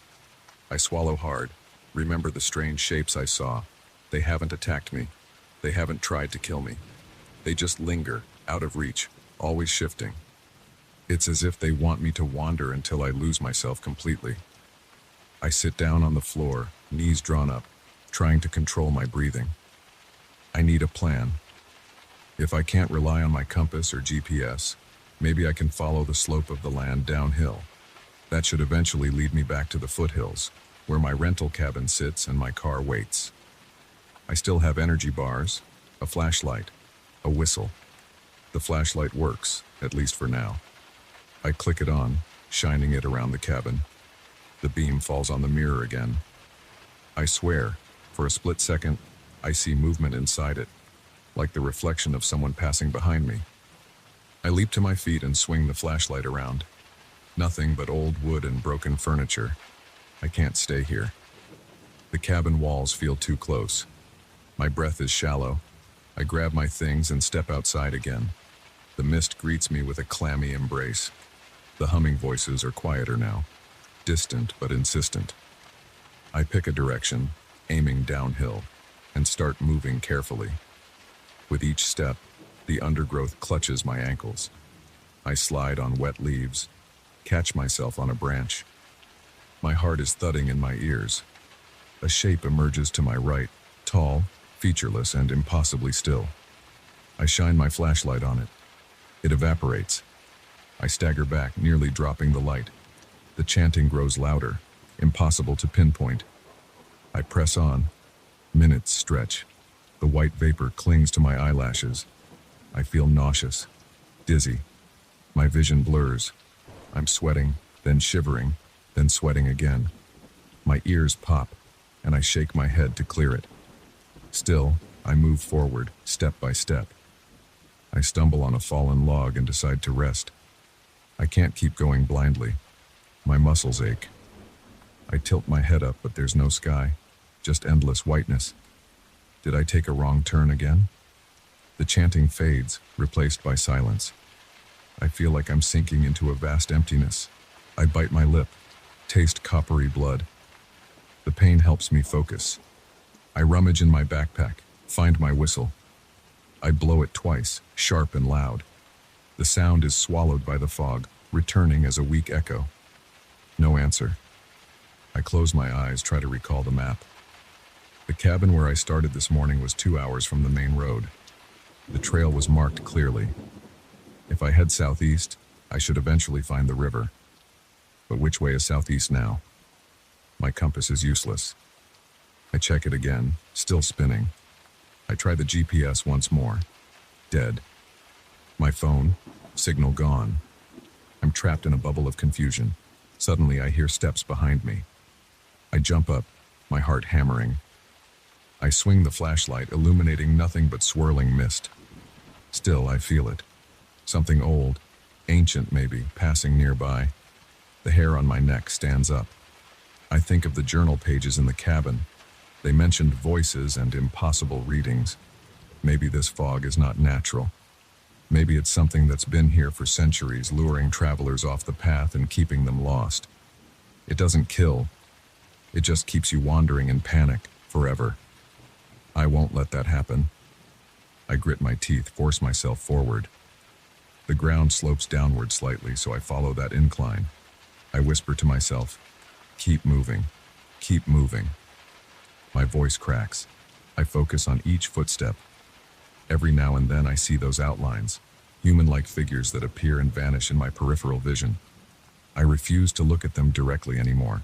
They want me to panic, to run in circles. My flashlight begins to dim. My throat tightens. I pick up my pace. The mist grows thicker, pressing on my eyes. Then I remember the mirror in the cabin and the vague reflection of a figure standing behind me. Was that thing inside too? Is it inside me now? I feel a sharp pain in my chest and gasp, stumbling forward. The chanting returns, louder, like a distant choir calling my name. They want me to listen, to turn around and follow them back into the heart of the fog. My teeth chatter. I shout, "Leave me alone." My voice sounds ridiculous, muffled. The chanting doesn't stop. Instead, it fractures into whispers that seem to come from inside my own head. I swat at the air, nearly drop my bag, and force myself onward. My palms are clammy. I'm trying to ignore the growing certainty that I've been walking in circles, that the cabin might be behind me now, or in front of me, or gone altogether. Time blurs. Eventually, I see something that makes my heart leap. A faint break in the mist. It's subtle, but the whiteness seems thinner ahead. I lurch toward it, pushing through a thicket of branches that scratch at my coat. My breathing is ragged. Step after step, the air clears slightly. I stumble onto a familiar slope. Yes, I've seen this kind of rock formation before. This must be near where I started. I'm not sure, but I cling to that hope. I check my compass again. The needle still spins, but a bit slower now. I try my phone. A faint beep, but no signal. At least it's not entirely dead. I exhale, struggling to calm the trembling in my limbs. The chanting fades behind me, but it's still there, waiting. I can feel it on the back of my neck. They haven't gone. They're just letting me think I'm safe. I walk another 10 minutes and recognize a fallen pine I passed early in the morning. Relief surges through me. I'm almost out. My head still pounds, but the dizziness lessens. I hurry toward what I believe to be the correct direction. Behind me, I think I hear my whistle's echo, like someone else blowing it. I refuse to turn around. When I finally break free of the thickest part of the mist, I collapse near a large boulder. There's more color in the world now. The green of moss, the brown of earth. The oppressive whiteness is retreating, though tendrils still linger at the edge of my vision. I want to laugh and cry at the same time. My body aches, and I'm soaked in sweat. I look at the screen of my phone again. The battery icon returns, flickering. The compass on my watch wobbles, but tries to point somewhere. I'm not safe yet, but I'm closer. I get up and take a few steps, then glance at the reflective glass of my watch. Inside that tiny reflection, I see my face, pale and haunted. And behind it, just at the corner, something shifts, a faint outline drifting in the trees. My heart nearly stops. I jerk my arm away, breathing hard. The shape in the watch's reflection is gone. But now I know it's still with me. Even out here, away from the worst of that mist, the presence clings on, lurking in reflections. I can't be sure it's not following me back to my rented cabin, back into my life. As I limp downhill, I keep checking over my shoulder, waiting for those whispers to start again. I have escaped the thick of it for now, but I feel it inside my bones, like a stain that won't wash out. I know I'll never trust my compass the same way again. I know I'll always keep an eye on my reflections, looking for a flicker of white behind me. The mist doesn't need to kill. It just needs me to remember that it's still there, waiting. And I do. I will never forget.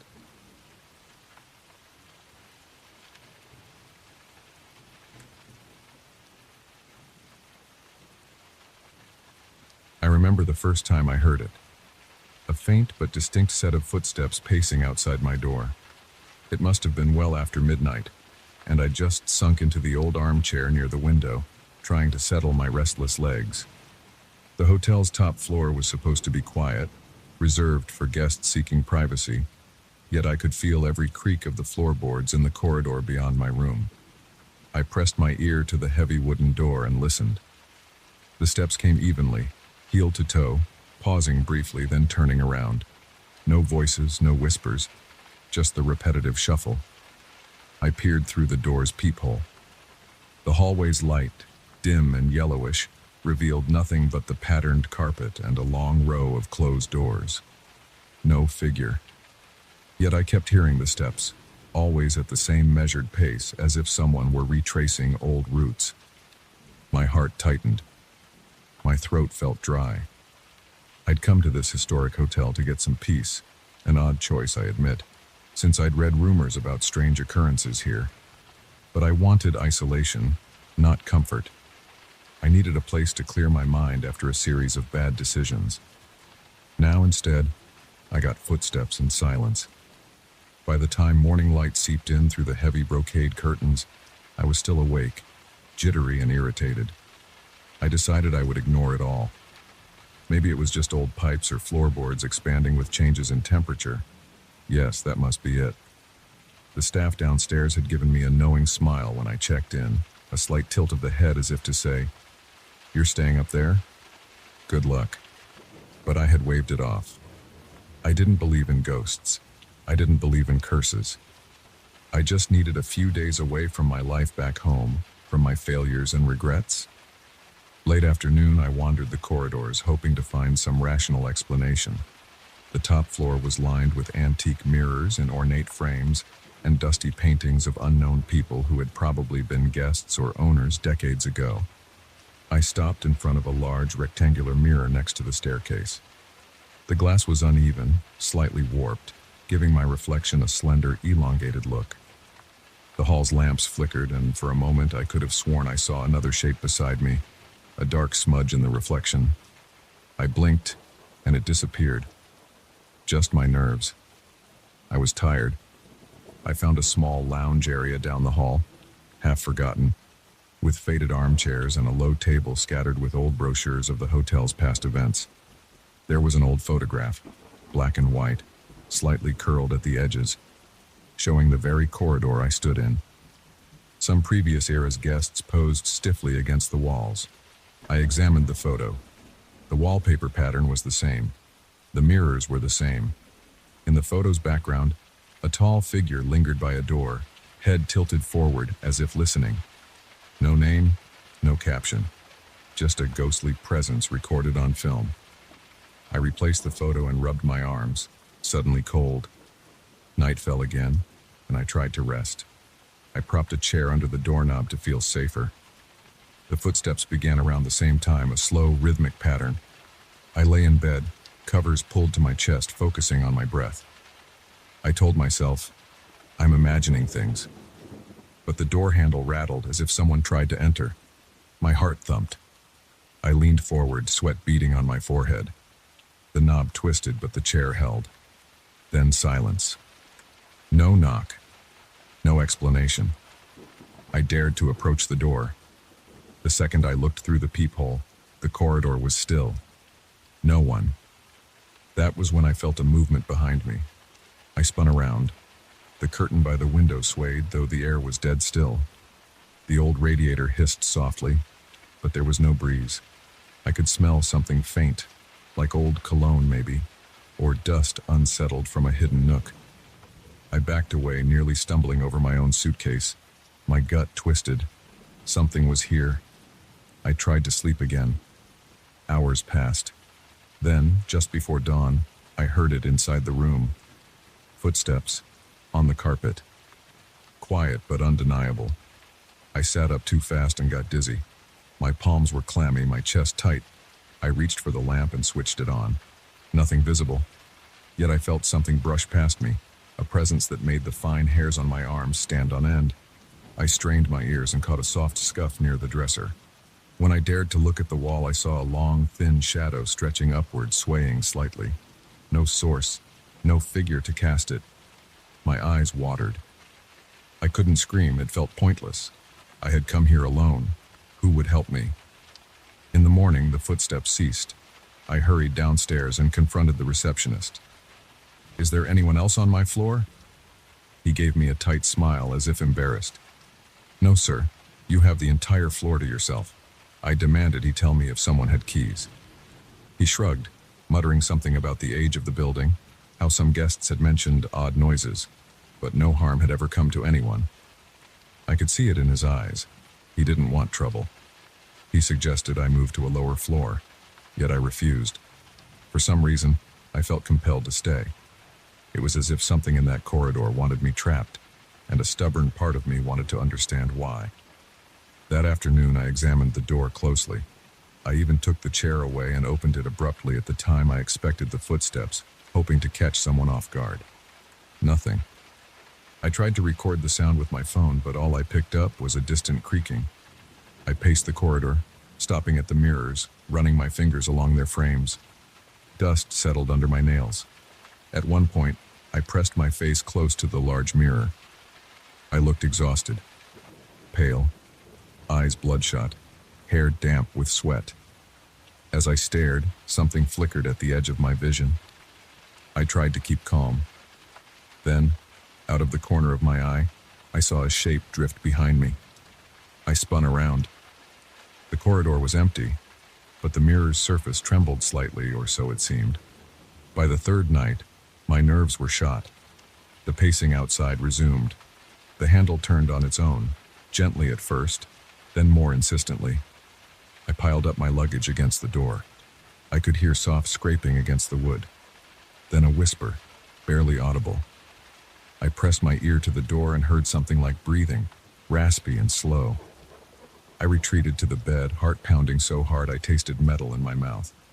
The shadows in the room grew darker, like ink spreading over the walls. The curtains danced again. I tried to pretend it wasn't happening, but my body shook uncontrollably. Then came the worst part. I felt the footsteps inside again, circling my bed. I reached for the lamp, but the switch wouldn't respond.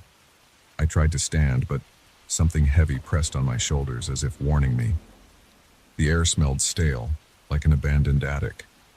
I gritted my teeth and managed to light the small flashlight on my phone. The beam caught only empty space.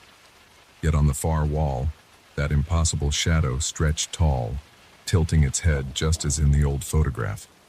I pleaded aloud, "Leave me alone." My voice cracked, my throat burned. There was no answer.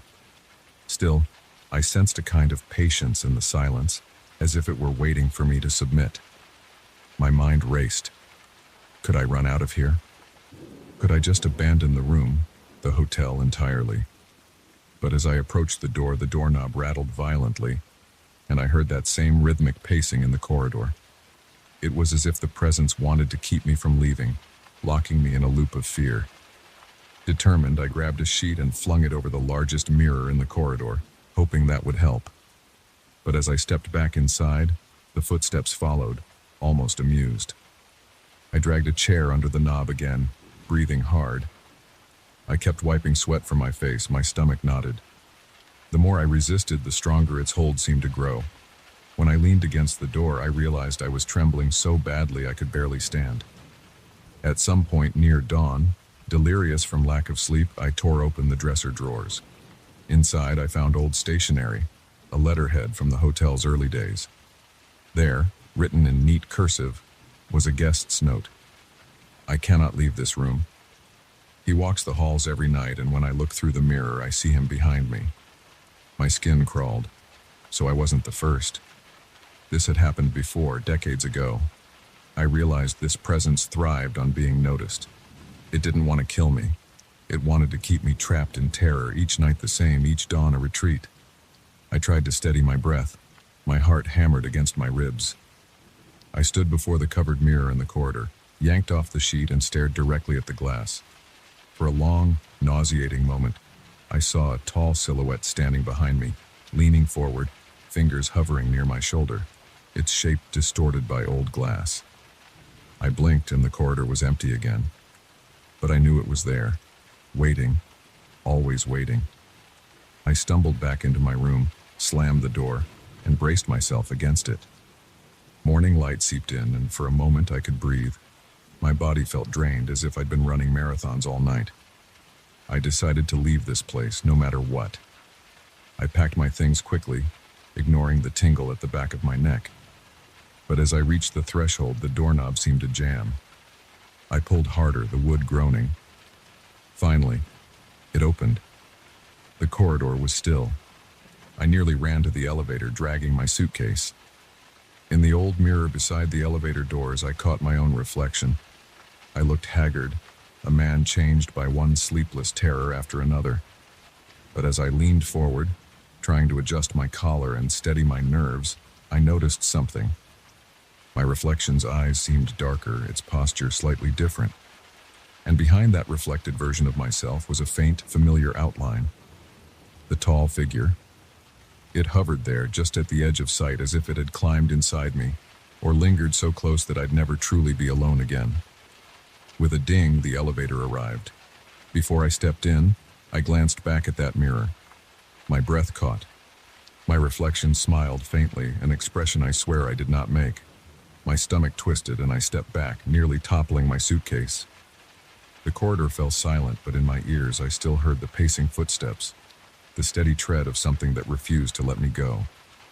I left the building soon after, but even as I walked away, I could feel an odd tension in my muscles, a lingering stiffness in my shoulders. Later, I checked my reflection in a store window and thought I caught a shadow at my back, impossibly tall. I looked again, and it was gone. Yet now, I can never be sure. Maybe I carried that presence with me, locked inside my own fearful heart. Maybe I will always feel that gentle pressure on the doorknob, that quiet pacing in the hall, and see that distorted shape hovering in every reflection, waiting to be noticed again.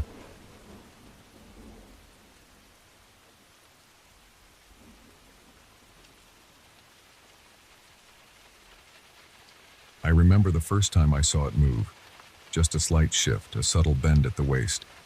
It was around Tres d'Amanhun, and the air tasted stale, as if it had been locked inside the old garden walls for centuries. I had stumbled out of my cramped guest room, drawn by a strange scratching noise outside.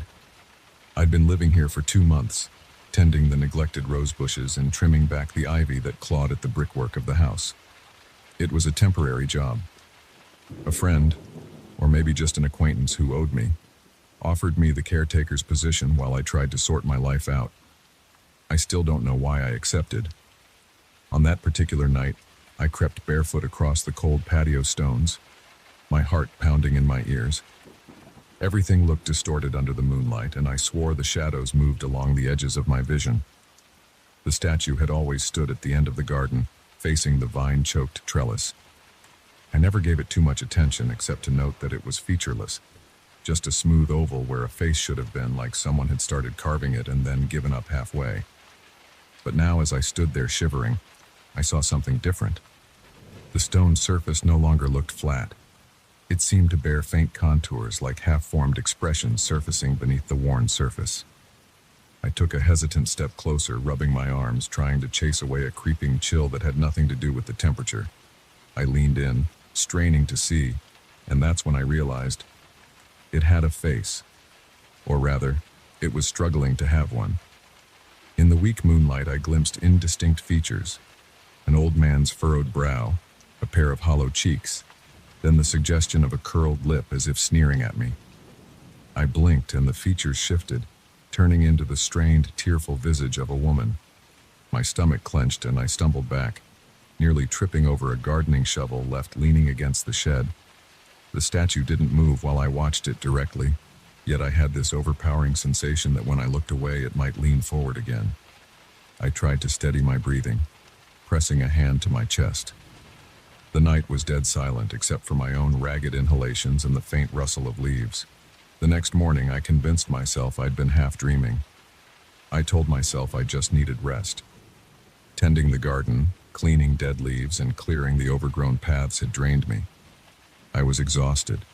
My life before this had been chaotic, moving from job to job, trying to outrun my own failures. Maybe I was just on edge.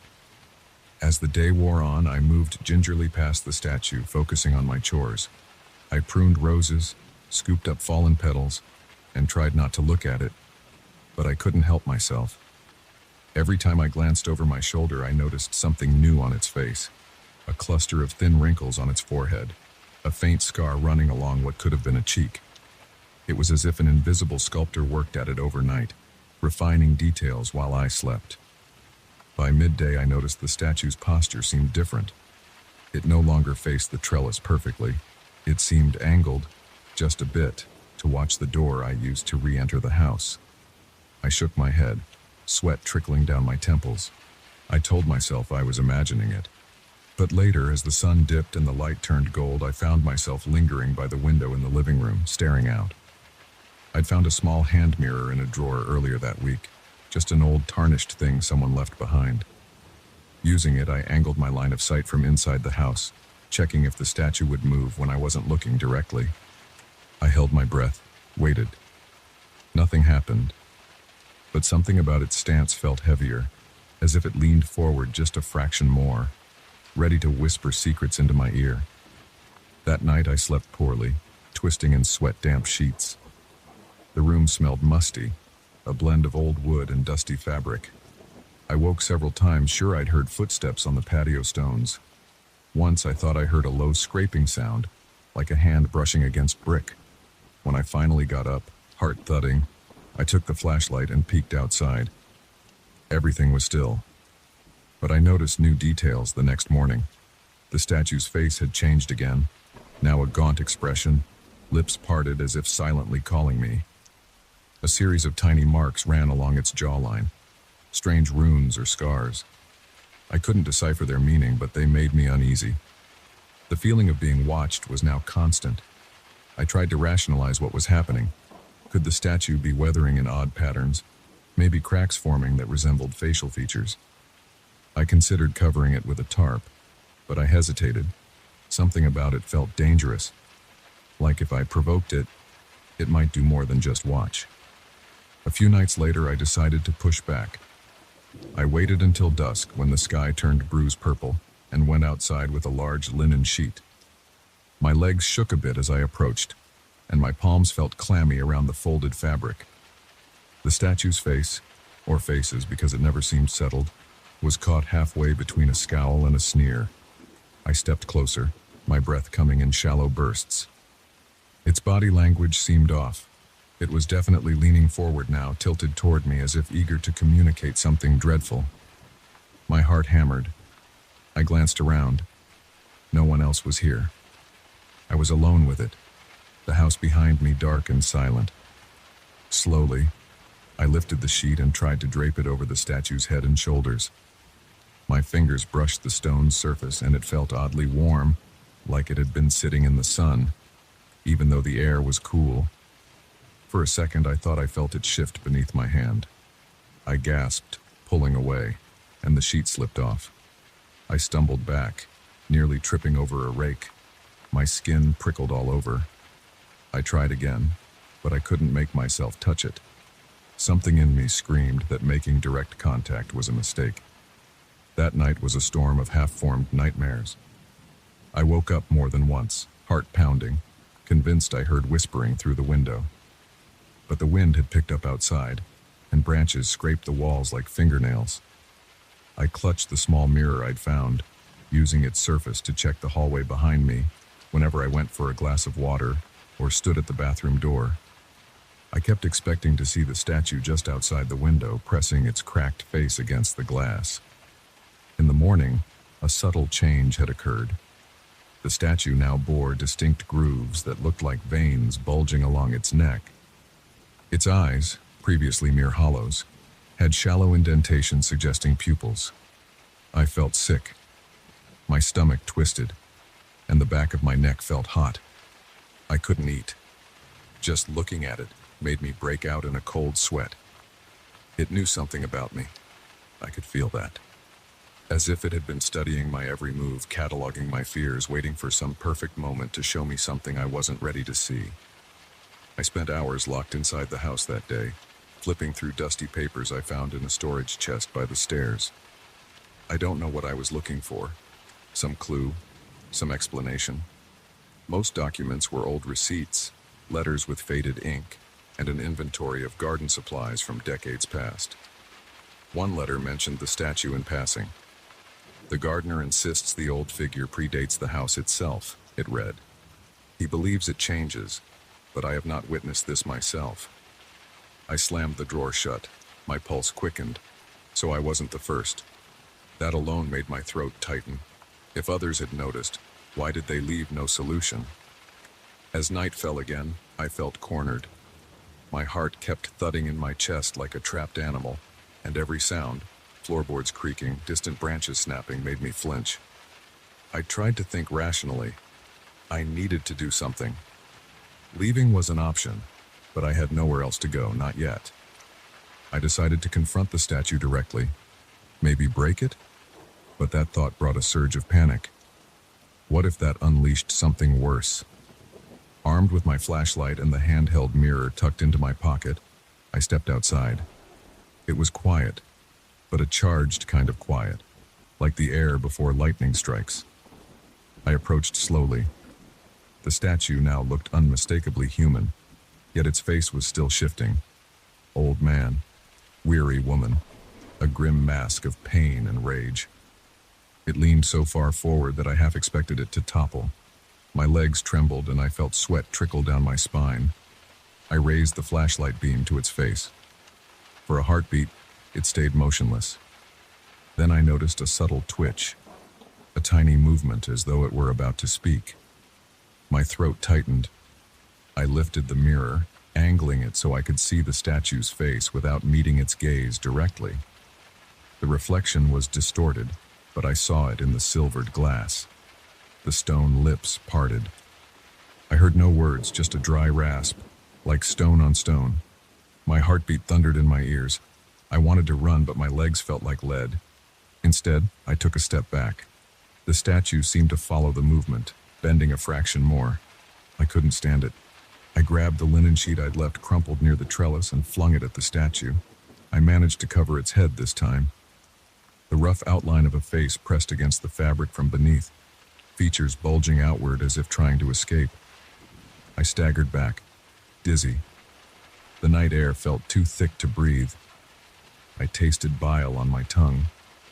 Then, without warning, the sheet slid off on its own, drifting to the ground. The statue was bare again, featureless for just a moment, as if mocking me. Then it slowly formed a new face, an expression I recognized, my own. I swallowed hard, tears burning at the corners of my eyes. It was mimicking me, my own fear and pain reflected in that cold stone. I couldn't stay. I bolted inside, locking the door. My chest heaved as I collapsed against the wall, sweat soaking my shirt. In the hallway mirror, yes, there was a mirror inside, a small one hung near the coat rack. I thought I caught a movement behind me. I spun around, but nothing was there. Still, my reflection looked different. My eyes seemed darker, hollowed out. The skin under my left eye looked bruised. My own face, already tired, now carried an unsettling resemblance to the statue's shifting features. As dawn approached, I still couldn't sleep. The windows rattled softly. I peered outside, but the statue was just a silhouette against the pale sky. I couldn't tell if it had moved again. My stomach twisted as I considered the future. I would leave soon, maybe tomorrow, I told myself. This job wasn't worth my sanity. But just as I turned away, I caught a glimpse in the mirror on the hallway wall. The reflection showed the statue standing closer to the house, impossibly close, right beneath the window. I swore it was inches from the glass, leaning in. My heart jolted, and when I looked outside directly, it was back at its original spot. The reflection, though, lingered in my mind, seared there like a brand. Now, even as I try to calm myself, I know I won't rest. My eyes play tricks on me. My skin feels tight and feverish. When I glance quickly into any reflective surface, window panes, the steel doorknob, the small hand mirror, I think I see its face behind mine, carved with impossible detail. The scars, the marks, the shifting eyes. It's learned something about me, and it's not done. The danger hasn't passed. Every reflection, every glance over my shoulder tells me the same thing. It's waiting, and it's closer than ever.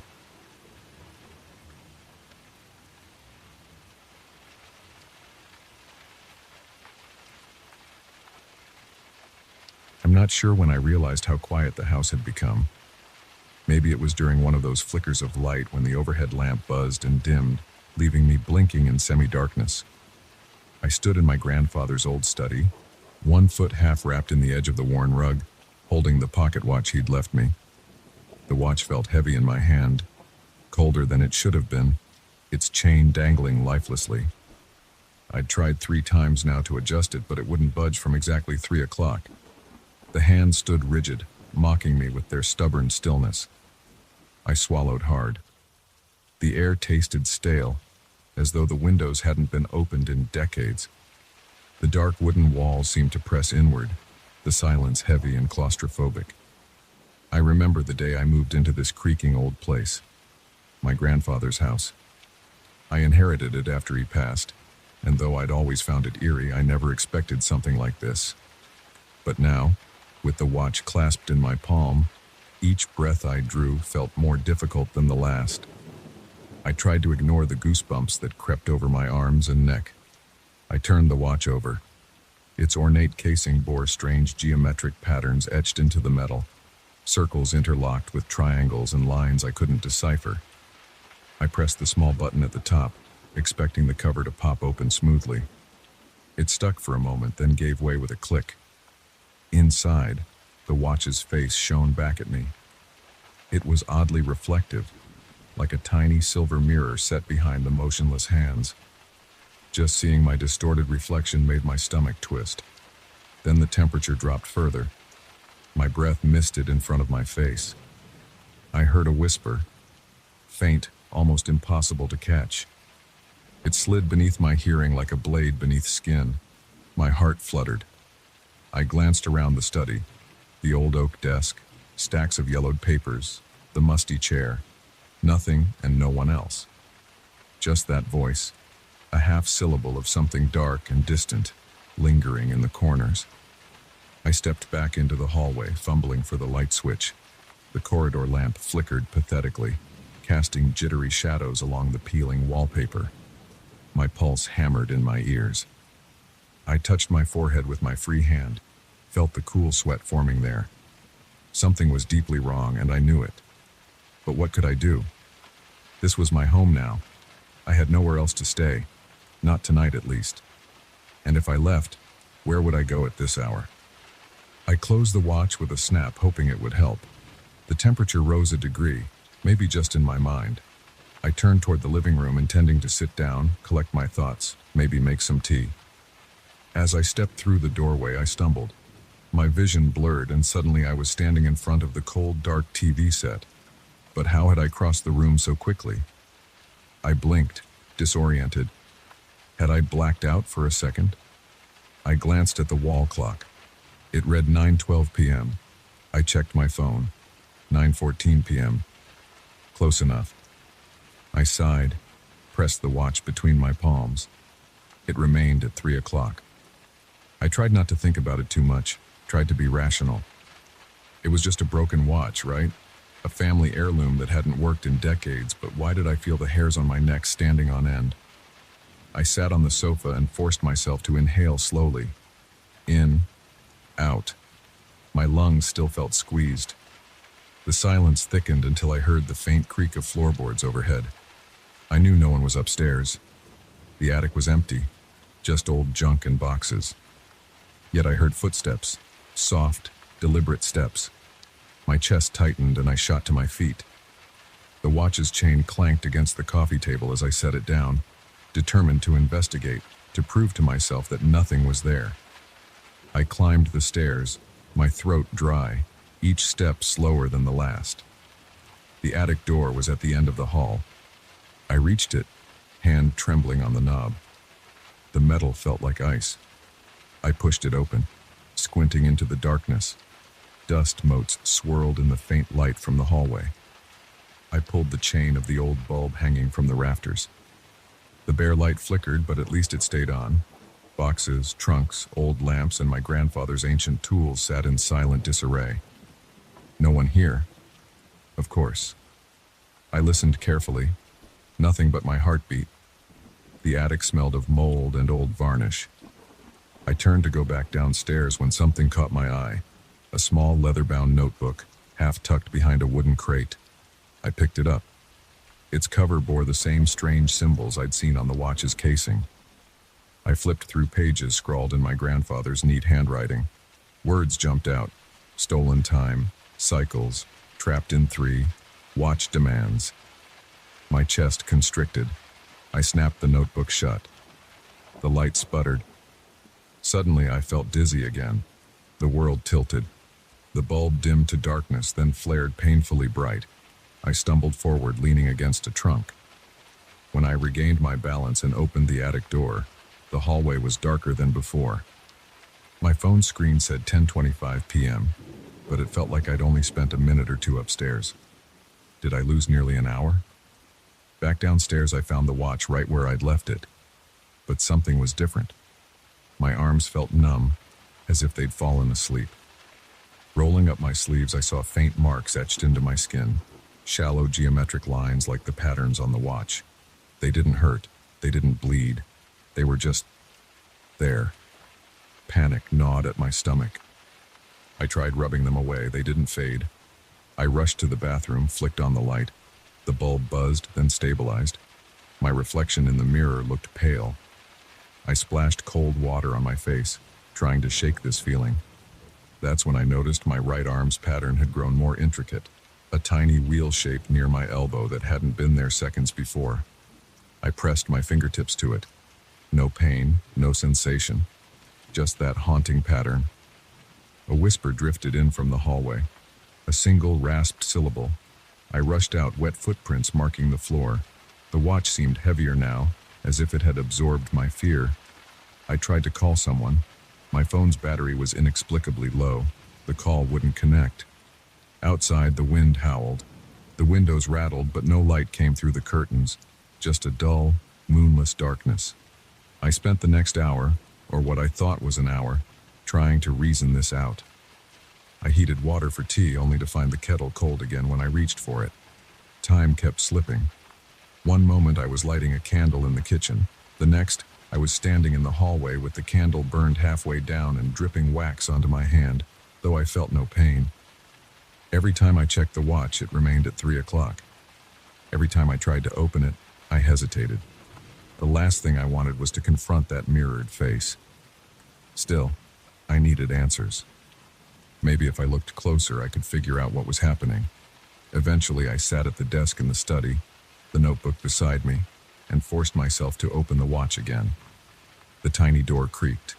Inside, I saw my reflection, distorted and pale, eyes wide and desperate.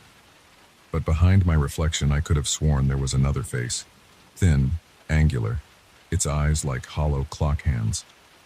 I gasped and slammed the watch shut. The lamp overhead flickered, then went out. In the darkness, the whispers grew bolder. They hissed inside my ears, slipping under my thoughts. The temperature plunged. My breath came in ragged gasps. I reached for the desk lamp's chain, praying for light. When it flickered back on, I found myself holding the watch again, my fingers trembling. The patterns on my arms had spread across my shoulders now, faint lines running toward my collarbone. I wanted to scream, but I held it in, swallowing the panic. I had to do something. I had to get rid of this cursed object. I stood up, stumbling through the corridor, nearly knocking over a vase. I headed for the front door. My intention was clear. I'd toss the watch outside, bury it in the garden, throw it into the street, anything to break its hold. But as I neared the door, the latch jammed. I pulled, twisted, shouted at the empty hall. The whispers mocked me. My ears rang. The door wouldn't budge. My heart raced. I turned to the window, tried lifting it. Stuck. The house was sealed. I cursed under my breath, pacing the living room as the light overhead flickered again. Each flicker cost me a moment in time. Each heartbeat felt slower, as if the watch were twisting the seconds at its will. What if I smashed it, destroyed it entirely? I found my grandfather's old hammer in a kitchen drawer. With shaking hands, I set the watch on the dining table and raised the hammer. The moment the hammer's head swung down, the lights died. In that blackness, something cold wrapped around my wrist. I froze. When the lights fluttered back, I stood empty-handed. The watch was gone from the table. The hammer lay on the floor. My arms were now covered entirely in those patterns, beautifully intricate and terrifyingly alien. My breathing came in shallow bursts. I had to face this thing, whatever it was. I stumbled back to the study. The notebook lay open now, though I didn't remember leaving it that way. One phrase stood out. To escape its cycle, face the reflection and deny its claim.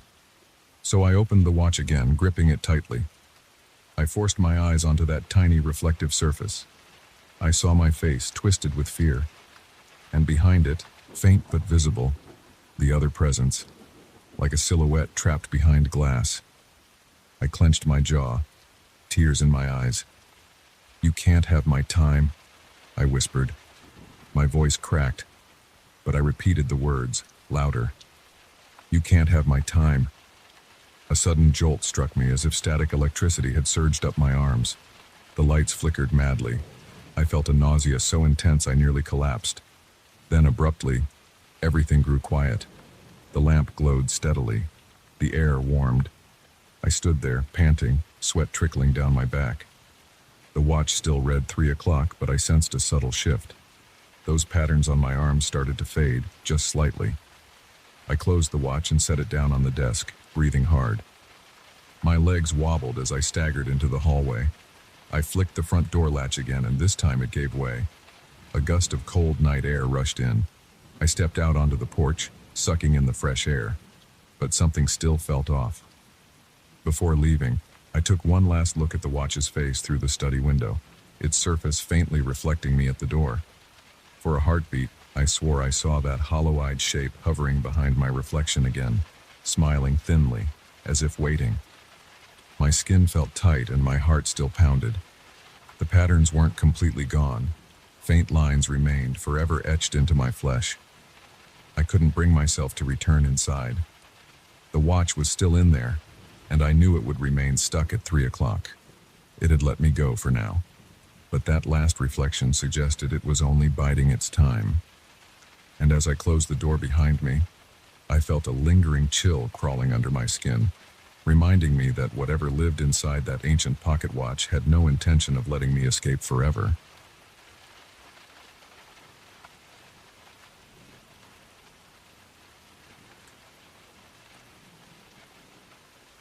I remember the first time I noticed those damned footprints. It was late afternoon and the light in the basement was already dimming.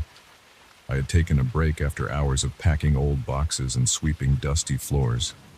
My throat burned from the stale air, and every breath carried the taste of mold.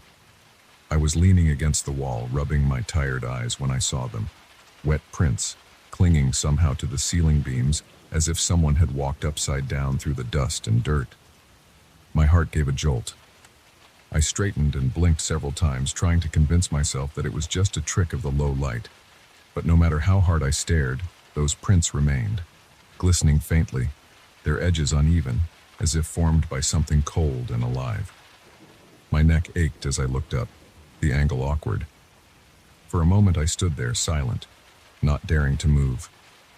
I could feel my pulse thudding behind my ears. This house belonged to my family for decades, though I hadn't set foot in it for years, not since I left it behind for a cramped apartment in the city. I returned only because my uncle asked me. He was too old now, wanted the place cleared out so it could be sold. I never liked this house. It was too large, too quiet. Every corner seemed to hide some unpleasant secret. The basement especially always made me uneasy. But I never imagined finding something like this. I crept closer, my boots scraping over the concrete floor.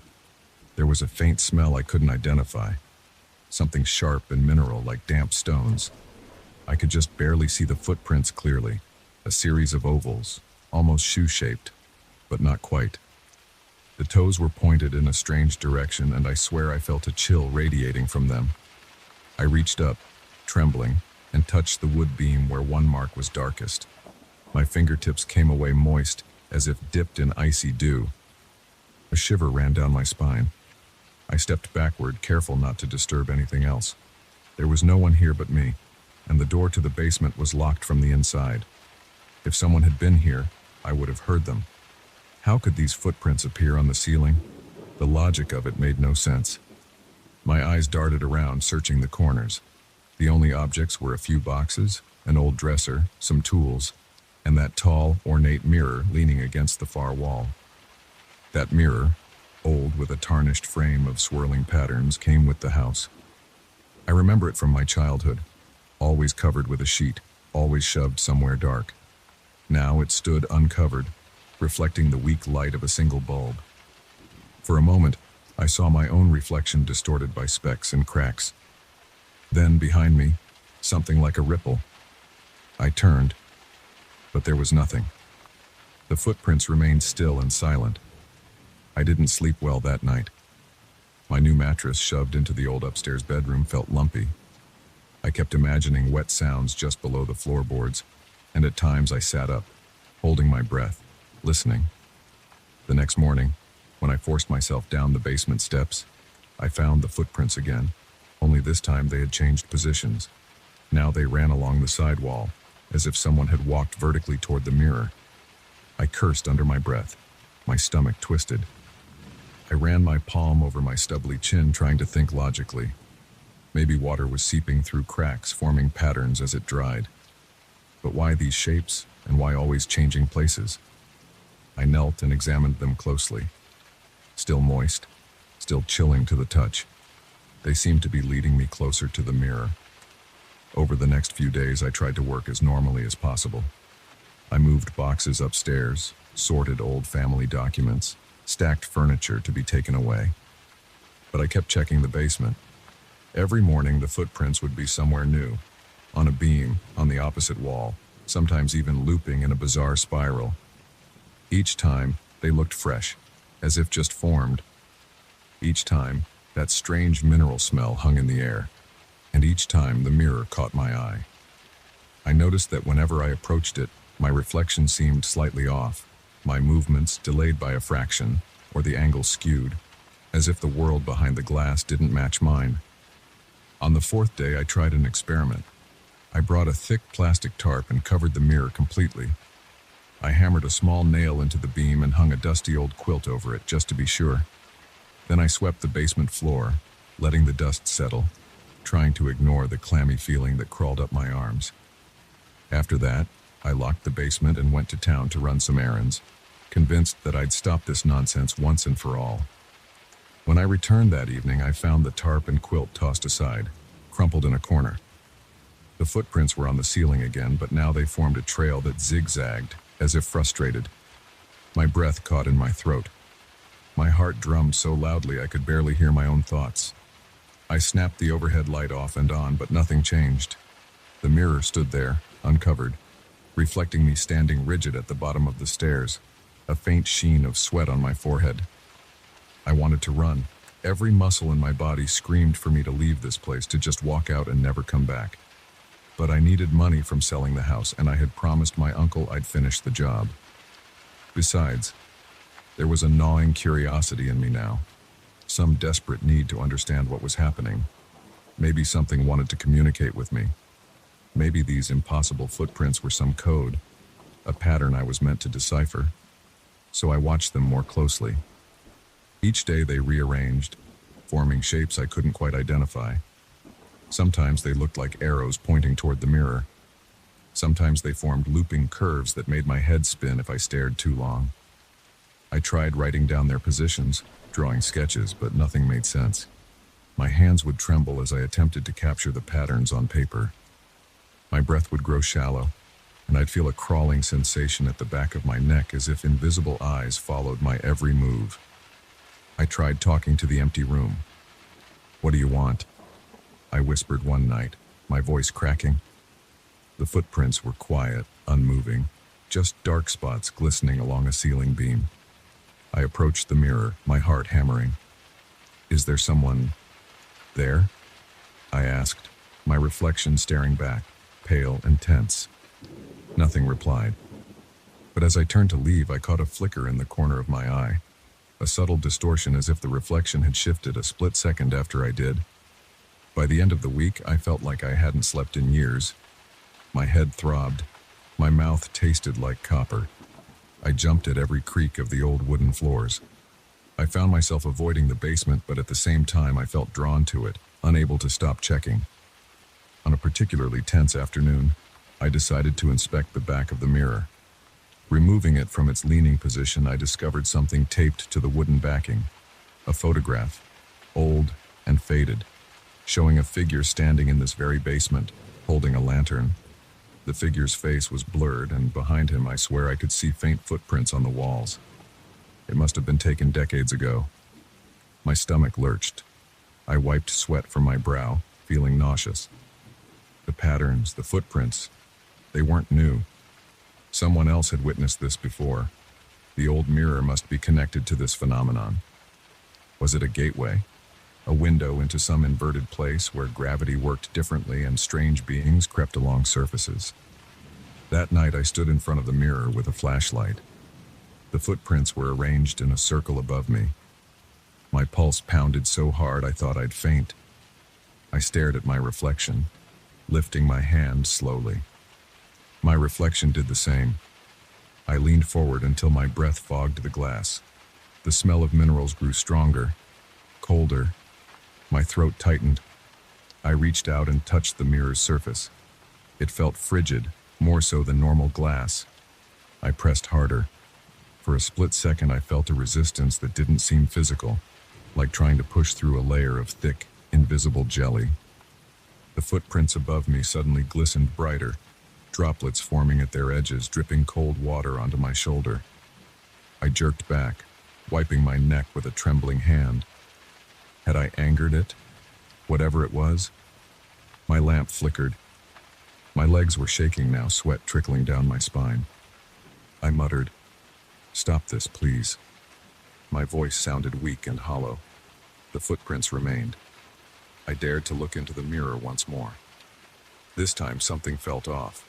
My reflection's eyes seemed darker, as if ringed by shadow. The shape of my mouth looked slightly different, twisted. I blinked hard. My reflection blinked too, but not in perfect sync. There was a delay, a subtle lag. My gut clenched and I stumbled backward, nearly falling over a pile of old books. I couldn't stay here. I needed to leave the basement, maybe call someone, though who would believe me? No one had died. Nothing was broken, but I was losing my mind down here. I had to do something drastic. Gathering my courage, I seized the quilt from the floor and approached the mirror again. My hands shook so violently I could barely hold it. I wanted to cover the mirror and drag it out of the house, but as I reached up, I felt something icy graze my forearm, like a cold fingertip. I gasped and jumped back, shining my flashlight wildly around. Nothing. Just me and my silent tormentor. The footprints began to shift. Before my eyes they moved, as if seeping along the wood, forming a long line that stretched toward the corner where the mirror stood. My breath came in short bursts, my heart on the verge of bursting. I had to decide. Either run now and never look back, or face this thing head on. I thought of my uncle, of my promise. I thought of the photograph. Someone before me had encountered this. They had left that photo as a warning, or maybe as a clue. Teeth clenched, I lunged forward and threw the quilt over the mirror. The fabric clung there for a second. I pressed my palm against it, holding it tight. The air in the basement grew colder, making my joints ache. I felt a rattling beneath my hand, as though something on the other side of the glass was trying to push through. My vision blurred with tears. I pressed harder, praying silently that it would stop. Then, suddenly, silence. The rattling eased. The chill subsided a fraction. I stepped back, trembling, tears streaking my face. The footprints remained on the ceiling, now just dark patches of moisture. But they didn't move. They seemed subdued, at least for the moment. I left the basement, locking it behind me, my legs barely holding my weight. That night I slept only a few hours, jolting awake at every whisper of the house's ancient pipes. In the morning I found a thin layer of condensation under the basement door, as if something was breathing down there. My reflection in the hallway mirror looked hollow-eyed, and I swear my eyes were beginning to resemble those I saw in the basement mirror, darker, slightly out of sync with my movements. I'm packing my things now. I've decided to leave this house for good, even if I break my promise. I can't sell it. Who would buy a place like this anyway? As I walk past the stairwell, I hear a faint drip, drip, drip. I know if I open that door, I'll see new patterns of footprints, maybe even handprints, forming impossible trails across the walls and ceiling. I know the mirror waits there, covered but never truly contained. Before leaving, I take one last look at the small mirror in the front hallway. For a second, I could swear my reflection stands at a slightly different angle, its head tilted as if listening to something I can't hear. My stomach clenches. I run my tongue over my dry lips. I don't dare linger. I know what I've seen. I know the danger isn't gone. It's just waiting. The next time I come across a reflection, I might see those footprints behind me, or feel that icy presence lingering at my shoulder. And if I ever do return, I'll find that old basement mirror waiting, its hidden world ready to spill over into mine.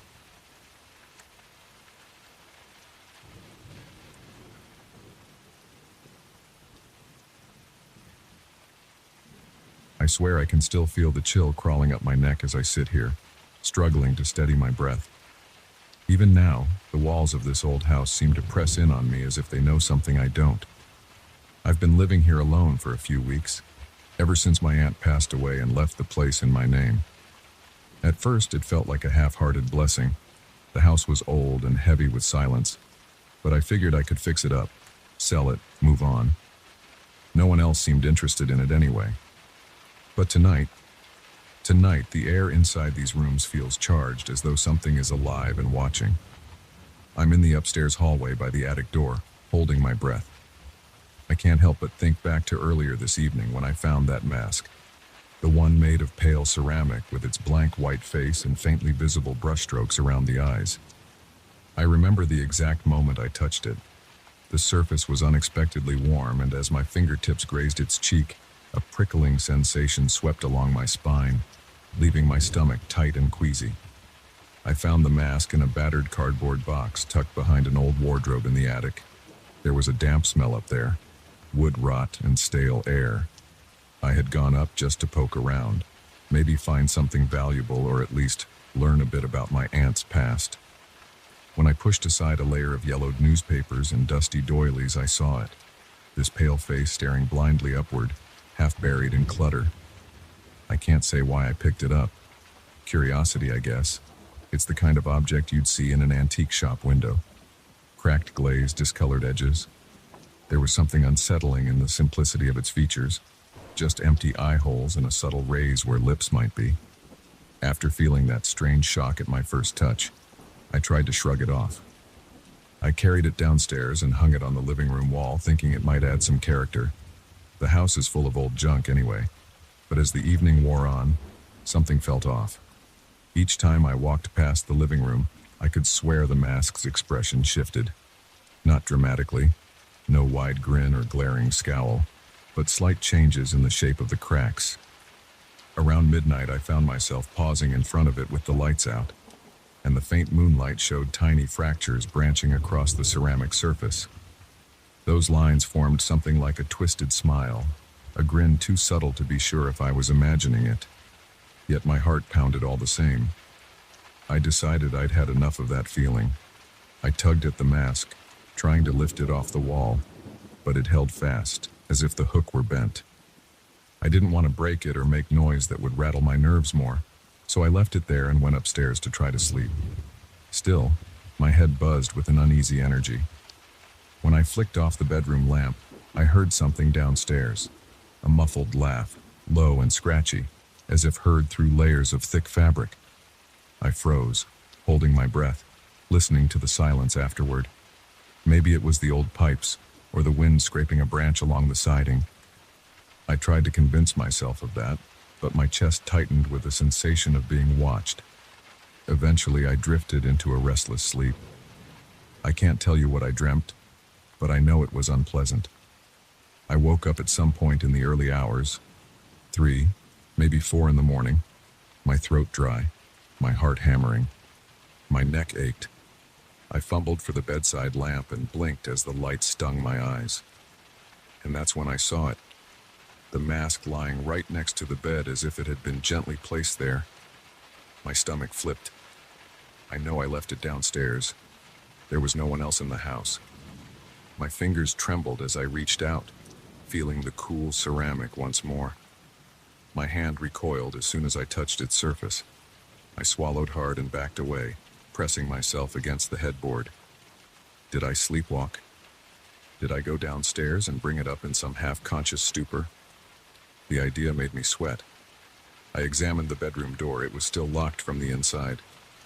I remembered turning the key before lying down. How could that be? Too scared to go back to sleep, I spent the rest of the night sitting upright in bed, listening. The silence of the house was absolute. I felt as if I could hear my own blood pulsing behind my ears. The mask lay there on the floor, face up, its cracks still forming that subtle, mocking smile. I watched it for hours. It did not move again, but I could not shake the feeling it was waiting.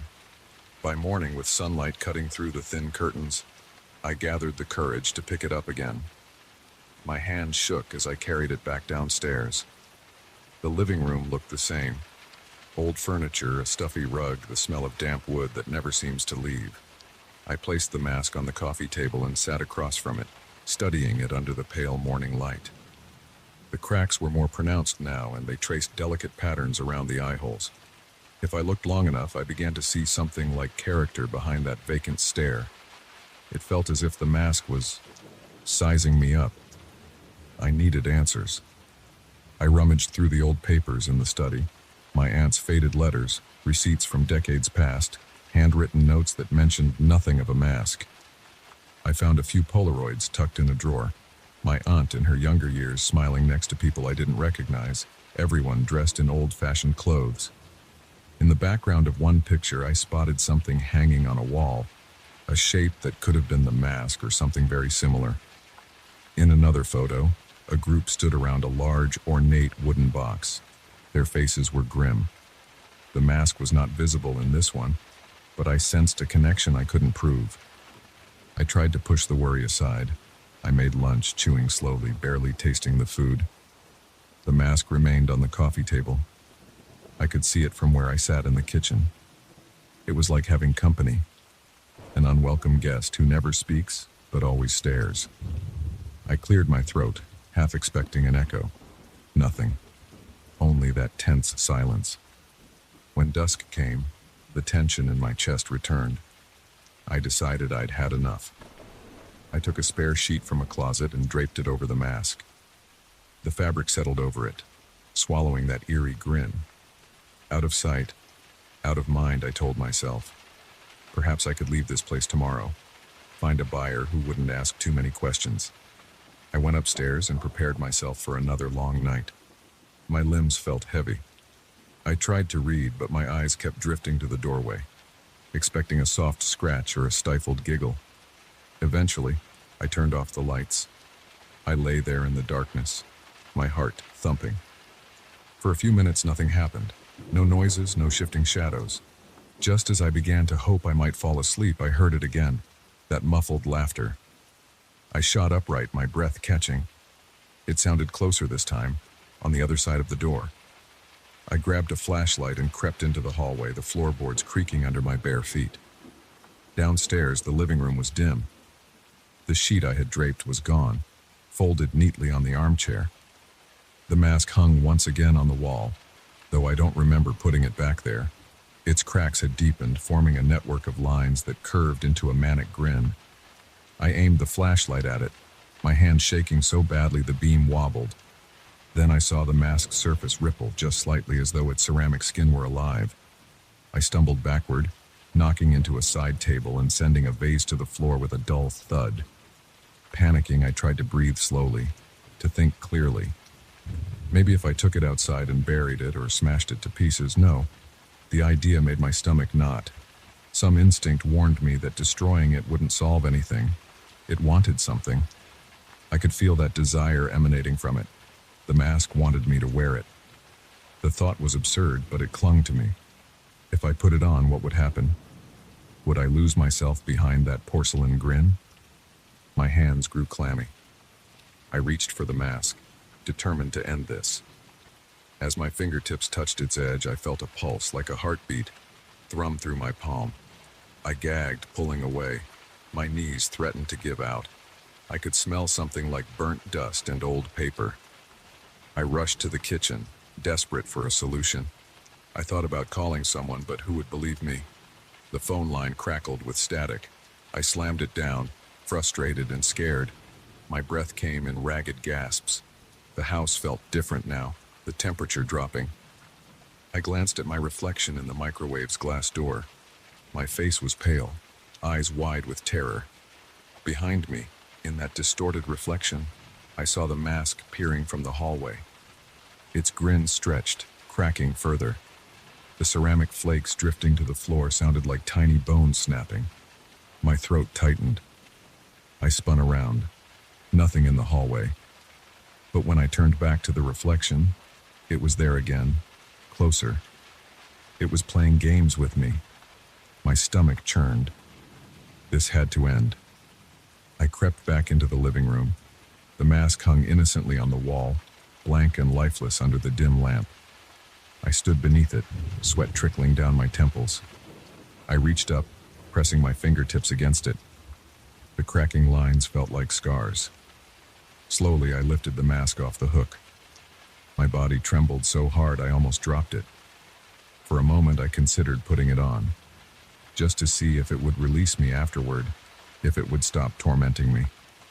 But the idea of placing that thing over my face made my chest tighten as if in a vice. Instead, I wrapped the mask in the sheet again and shoved it into a box. I dragged the box into the hallway closet and slammed the door, turning the key in the lock. A poor solution, but I needed a moment to think. Back upstairs, I tried to calm myself. My heart wouldn't settle. My throat felt raw. As I splashed water on my face in the bathroom, I caught sight of myself in the mirror. My eyes looked different, almost unfamiliar. The skin around them seemed tighter, as if drawn by invisible wires. For a second, I swore I saw thin cracks etched near my temples, faint but real. I touched them, and they vanished. Just my imagination, I told myself. Just stress. I returned to the bedroom and locked the door. I pushed the dresser against it for good measure. Outside, the wind picked up, scraping a branch against the glass. I tried not to think of muffled laughter or shifting smiles. I sank onto the bed, exhausted. But as I closed my eyes, I heard a soft scraping sound inside the room. My throat tightened. I flicked on the lamp. Nothing. I looked at the floor beside my bed and froze. A tiny ceramic chip lay there, a piece of the mask's glaze, shining dully in the light. I picked it up with trembling fingers. How had it escaped the closet? My reflection in the bedroom window caught my eye, and I saw something else. The faint outline of a grin playing across my own mouth, a grin I did not feel myself making. I tried to straighten my lips, to frown, but my cheeks twitched as if pulled by invisible strings. I dropped the chip and it landed with a soft click on the wooden floor. I still can't fully explain what this means. But as I sit here trapped inside these old rooms, I know that the mask is not done with me. I can feel it even now, whispering without sound, waiting just beyond the door. Tomorrow I might leave, if I find the courage. But right now, as the air thickens and my heart pounds, I can sense it pressing closer, drawn to the last fragile barrier of my identity. If I'm not careful, it will have me wear it. And if I do, I'm not sure I'll ever see my own face again.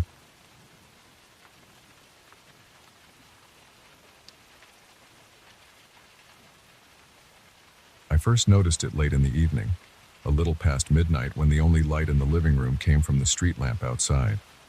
I was resting on the old armchair near the fireplace, the cushions still smelling faintly of stale tobacco and damp wood, trying to calm my nerves after another restless day.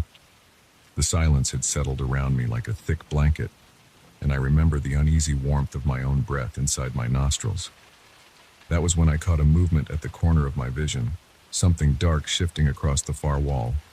I turned my head sharply, my neck stiff from hours of tension. There should have been nothing there.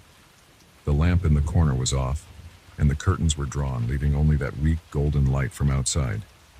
No one else was in the room. Yet I saw it again. a black shape sliding smoothly along the surface of the white plaster, as though cast by a figure standing between the wall and a light source that didn't exist. A shadow without a body. I stood slowly, my knees tight, a slight tremor in my fingertips. I tried to approach it. Each step I took caused the floorboards to whisper low creaks that I could feel in my teeth. As I moved closer, the thing receded, not disappearing entirely, but slithering into the dimmer corners, flattening itself into angles and edges like it belonged there. It reminded me of a scared animal, flinching from my approach but refusing to vanish. When I reached out, running my hand over the smooth paint on the wall, I found nothing. I'd come to this old house about a week earlier, after inheriting it from an uncle I barely knew. I'd planned on staying just a few nights, sorting through the papers and furniture, seeing what might be worth keeping before I put the place on the market. It wasn't a grand estate, just a single-story home at the end of a narrow road in a sleepy town. The kind of place that feels slightly too old, with walls that hold memories better left undisturbed. Still, I had nowhere else pressing to be, and I had told myself I could endure a bit of discomfort. It was on the third night that I first spotted the shadow. Before that, I had sensed something odd, a lingering scent of old varnish and something metallic, the way the air tasted dry in my mouth even when it rained outside, and the way my skin prickled whenever I passed through the hallway leading to the living room. There was also that antique mirror I found in the storage closet, an oval frame, chipped at the edges, with a faint cloudy swirl at its center. It made my reflection seem off, as if the glass refused to show my face properly.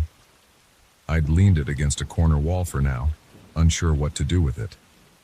After my first attempt to confront the shadow, I spent the remainder of the night seated in the armchair, every muscle tensed.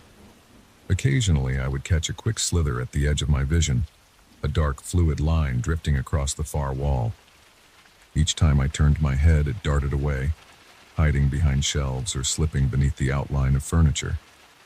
If I rushed toward it, it faded instantly, and when I tried to shine my flashlight directly at it, the beam cut through empty space. No shape, no silhouette. Yet, as soon as I settled back and turned my gaze elsewhere, it would appear again, closer than before.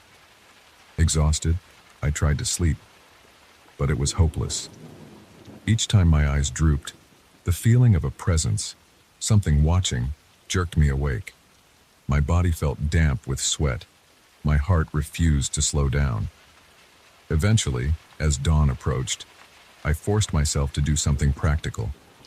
I marched into the small kitchen, washed my face with cold water, and boiled some coffee. The coffee tasted bitter, metallic on my tongue, but it steadied me. I decided to explore the house in daylight, hoping that I might find some clue. The morning sun bled through the curtains, revealing dust motes and old furniture that needed cleaning. I examined old shelves, creaky drawers, piles of papers left behind by my uncle. Nothing explained what I had seen. Still, the mirror caught my attention. It was older than the rest of the house's decor. Carved into its wooden frame were strange patterns, curving lines, and small notch-like symbols that I hadn't noticed before. I ran my fingertip over them, feeling shallow grooves. It left me uneasy, so I covered the mirror with a sheet and placed it face down against the wall. The rest of the day passed quietly enough. I tried to rationalize the night's events.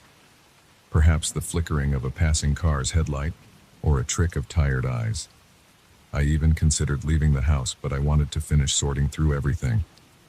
I tried to rest that afternoon. I lay on the couch, listening to the wind rattling the window panes, and nearly dozed off. That night, the tension returned the moment the sun dipped below the horizon. I prepared myself, a flashlight in hand, a lantern lit near the door, and my phone's weak light as backup. I waited in the living room, my throat dry, knees bent slightly, ready for anything. For a while, nothing happened.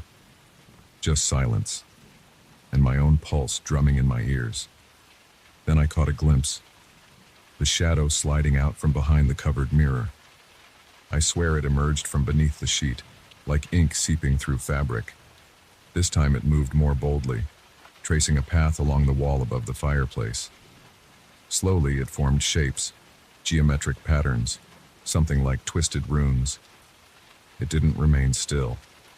It flowed and stretched, creating one symbol after another, as if it wanted me to see them, to understand something I couldn't decipher. I tried to approach again, my breath coming in short bursts. When I got too close, it shrank away, darting into the corner near an old cabinet. My frustration boiled over. I shouted at it, my voice echoing hollowly. The shadow did not respond with sound, but I felt it shift, its presence thickening the air. My skin prickled and I tasted fear in the back of my throat, sharp and acrid. I flicked the flashlight's beam at the spot where the shadow had been. Nothing. Only pale plaster and a trembling sheen of sweat on my upper lip. I realized something then. It followed me when I turned my back. I tested this, stepping away, pretending to ignore it. With my peripheral vision, I watched the darkness slide across the wall, inching closer, curling around door frames and shelves, trying to position itself behind me. Every time I spun around quickly, it pulled back. It was toying with me.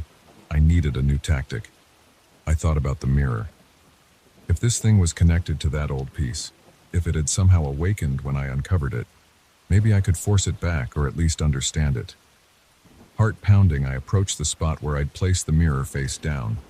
Keeping my eyes partly averted, I knelt, gripped the edges of the frame and slowly tilted it upright.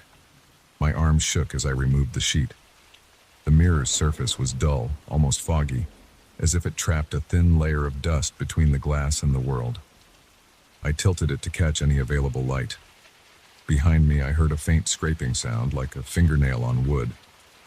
I turned the mirror to face the wall where the shadow had been lingering. Perhaps it would reflect it, reveal its source.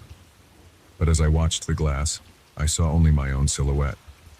Then something else flickered there. A ripple of black ink, a shape slicing across the reflection's background. I slammed the mirror against the floor, rattling the boards. My breathing was ragged. The shadow scattered for a moment, fleeing into the darkness near the ceiling. I was drenched in sweat now. The lantern's flame wavered, and the sudden dimness made my stomach lurch. I could feel the weight of the house pressing down on me, the old wood and plaster soaking up my fear. I considered leaving right then, just grabbing my keys and driving away. But I needed to be sure. What if it followed me? What if it lived in reflective surfaces, lurking behind me whenever I turned off the lights? I had nowhere to go but forward, so I decided to cover every reflective surface I could find. I draped sheets over the mirror, over the few framed pictures, even the TV screen. I searched drawers until I found a cracked hand mirror and placed it face down in a box. Without reflections, I hoped, it would have nowhere to hide. For a few minutes, I felt safer. I moved slowly around the room, keeping my back close to the wall, listening for even the slightest shift. The silence was profound. Then, out of the corner of my eye, I saw it again, faint but unmistakable, moving across the ceiling now, upside down and elongated like a shadow cast by a low flame. It stretched into impossible angles, forming jagged symbols that made my stomach twist. I raised my flashlight and aimed it upwards. The beam struck the plaster, and for a moment I saw tiny scratch marks, shallow grooves in the paint, as if something had etched lines there when I wasn't looking. My heart thumped painfully. It was carving its presence into the house. My chest tightened. I shouted again, my voice cracking. Still no answer, just a long whispering sound as the shape retracted, leaving behind faint marks that I could feel with my fingertips, grooves that spelled something I couldn't comprehend. I knew I had to leave. I grabbed my jacket and stumbled toward the front door, nearly knocking over a stack of old newspapers. Outside, the air was cold and sharp. I sucked in big gulps, trying to calm the shaking in my legs. The street was empty. Just the distant hum of a car far away and the rustling of leaves. For a moment, I considered not returning. But the papers, the mirror, the house, this was all my responsibility now. I was afraid of what I might unleash on someone else if I ran, so I waited outside until my breathing steadied, then forced myself back in. Inside, I found the lantern's flame had died. I lit it again, carefully. The shadow wasn't immediately visible. I walked around slowly, whispering curses under my breath. The walls seemed normal, except for those faint scratches near the ceiling. By the time dawn approached, I felt hollow and feverish. My heart still pounded, and every muscle ached. Now it's morning again. I haven't slept. The covered mirror leans in the corner, silent but heavy with meaning. I don't know how to rid myself of this presence. It hasn't harmed me, hasn't touched me, but I can feel it draining something from me. The comfort of being alone in my own skin. I see slight movements when I least expect them. A corner of shadow bending along the baseboard, a flicker in the reflection of a window pane. I'm leaving today, but I suspect it might follow. Even now, as I look at my phone's black screen to check the time, I catch a glimpse of something shifting behind me, folding itself into impossible shapes. I can feel the weight of eyes that aren't eyes lingering on my back. A chill settles in my bones whenever I turn away from any reflective surface. I don't know what it wants or why it chose this house. I only know that it's not gone. The marks on the walls remain. The memory of its silent presence will travel with me. And next time I catch my reflection in some random storefront window, I'll look carefully for that flicker of darkness sliding along the edges, waiting for me to turn my back.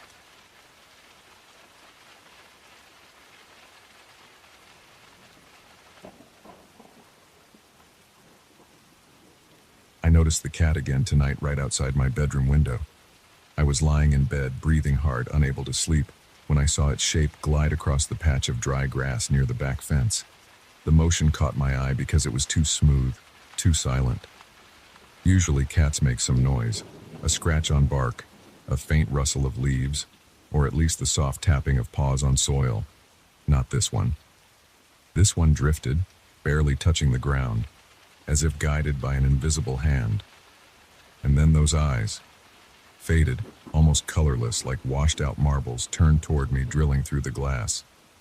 My heart gave a jolt, and I sat up, gripping the edge of the mattress. I tried to focus on my breathing, but I felt my chest tighten. The cat stared, unblinking.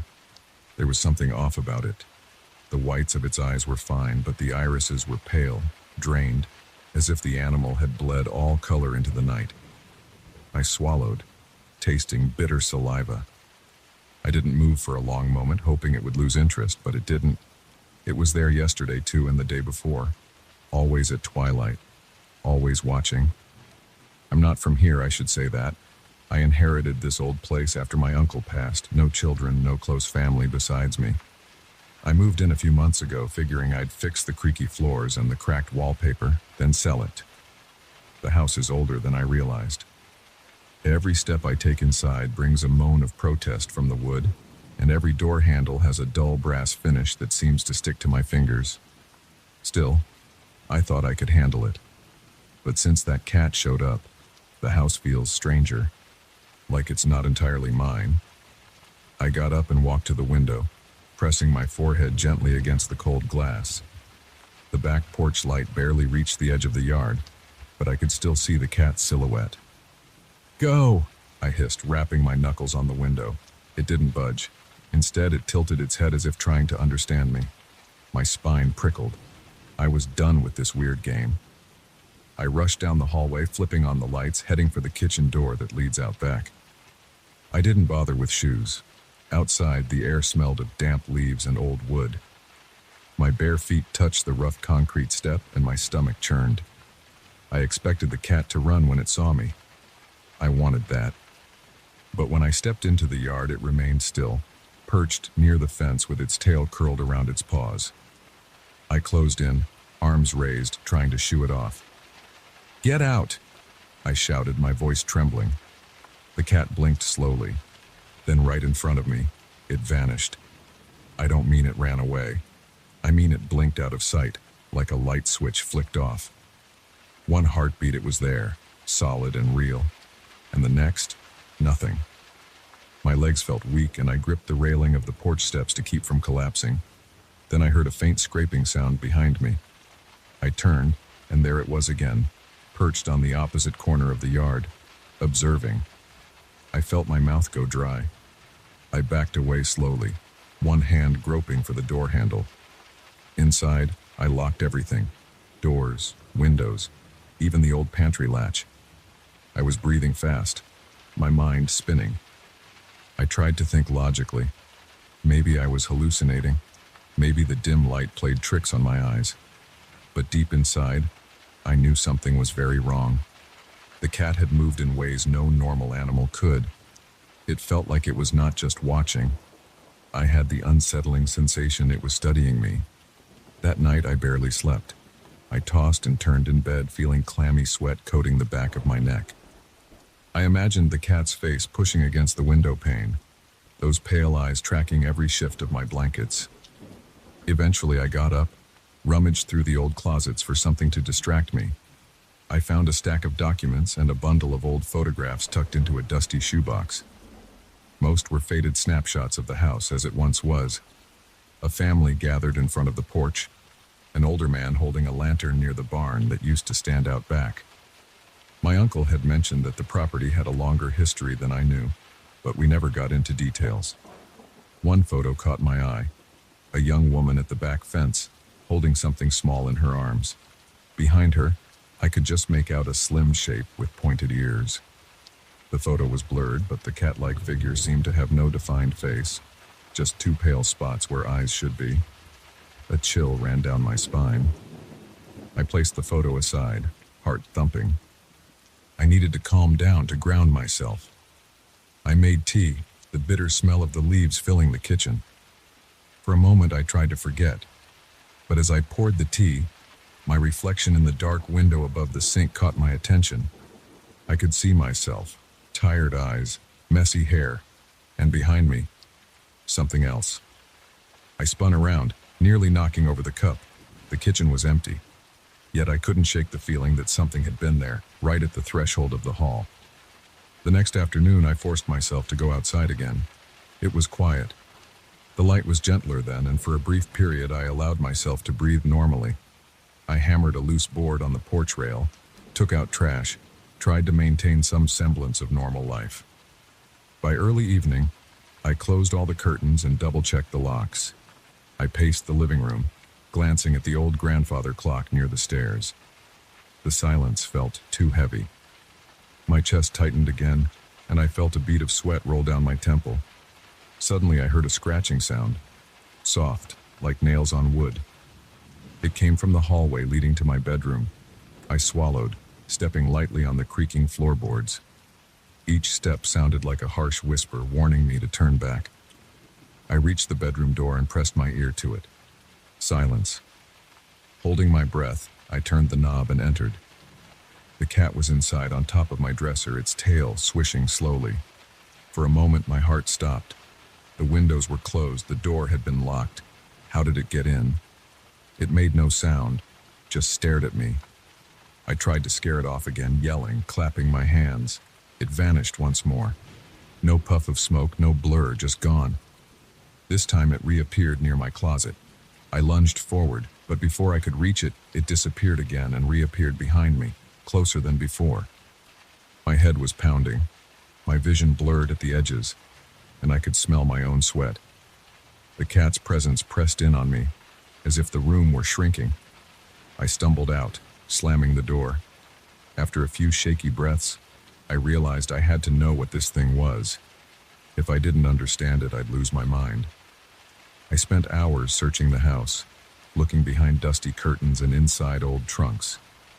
Eventually, I found a small wooden box under the loose floorboard in the study. Inside were handwritten notes, yellowed and flaking, along with another photograph. This picture showed the house's previous owner, my great-grandfather, I think, holding a strange mirror. It had an ornate frame, carved with twisting shapes that resembled curled tails and pointed ears. On the back of the photo was a single word: Sentinel. A mirror. The house had once held a mirror with a pattern suspiciously like the cat's silhouette. I looked around the study, scanning the walls. Nothing. I moved through each room, checking behind furniture and in closets until I noticed something odd in the attic door's panel. There was a faint outline in the paint, as if something had once hung there. The smell of stale dust and old wood choked me as I climbed into the attic. I searched with my flashlight, heart hammering. Behind a stack of rotting boards, I found it. The mirror. Its surface was grimy, but I could see faint carvings along the frame. Something about it made my eyes water. My skin prickled with static. As I tried to lift the mirror, a soft thump echoed in the attic's far corner. I swung the flashlight beam over the dusty floorboards. The cat was there. I could see its eyes reflecting the light, but with no color. My pulse skyrocketed, my throat tightening. I knew somehow that this cat and that mirror were connected. It was guarding something.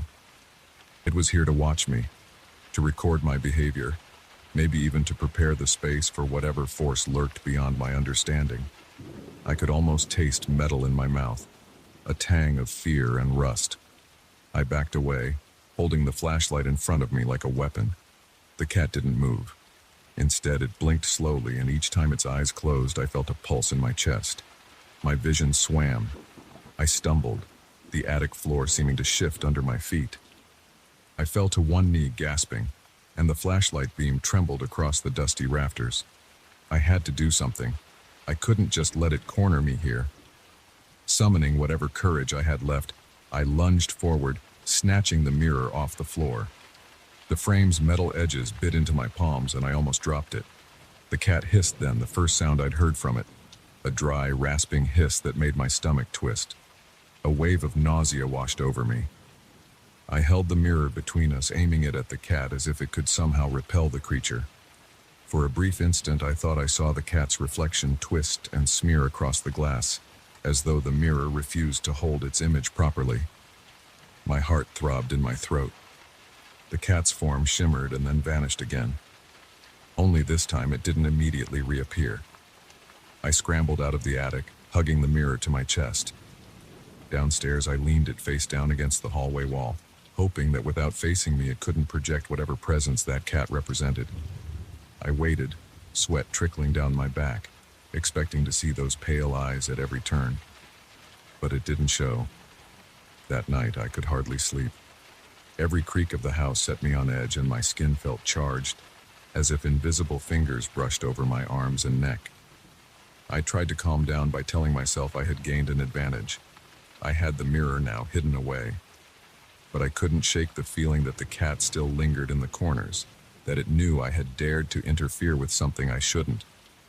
By morning, my eyes stung from exhaustion. I dared to peek into the hallway. The mirror was still there, face down. I tried not to look at its frame too closely, but I couldn't help noticing the carvings looked more defined now, as if some of the grime had fallen away overnight. I thought I saw tiny shapes, like cats, etched into the metal, each with eyes hollowed out. My heart fluttered.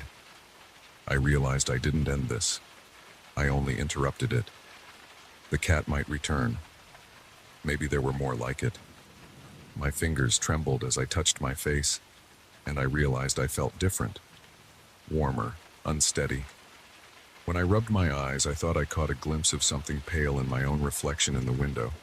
Something off about my own irises. I stepped closer, hands shaking, and looked again. The light was poor, and it could have been a trick, but for a split second I thought my eyes looked washed out, just like the cat's. I pulled away, heart pounding. I realized I'd never be rid of this feeling, this presence. The cat, and whatever it served, had marked me. Now it knew my routines, the layout of the house, the places I tried to hide. It had my scent, my fear. Outside, a branch scraped the window, making a sound like a faint claw. I jumped, breath catching in my throat. I forced myself to look carefully into the glass again. Nothing but my own face, sweaty, eyes wide, and behind me the dim shape of the hallway. But I felt it. The silence was too tense, too charged. I turned away, pretending not to notice the slight distortion at the edge of my vision, as if something crouched just out of sight.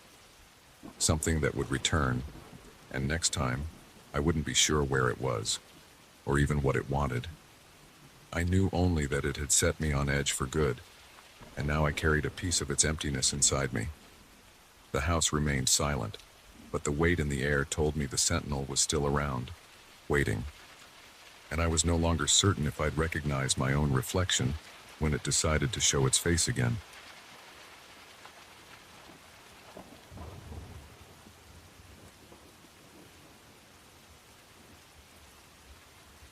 I remember the first time I noticed it, like a subtle tremor at the edge of my perception.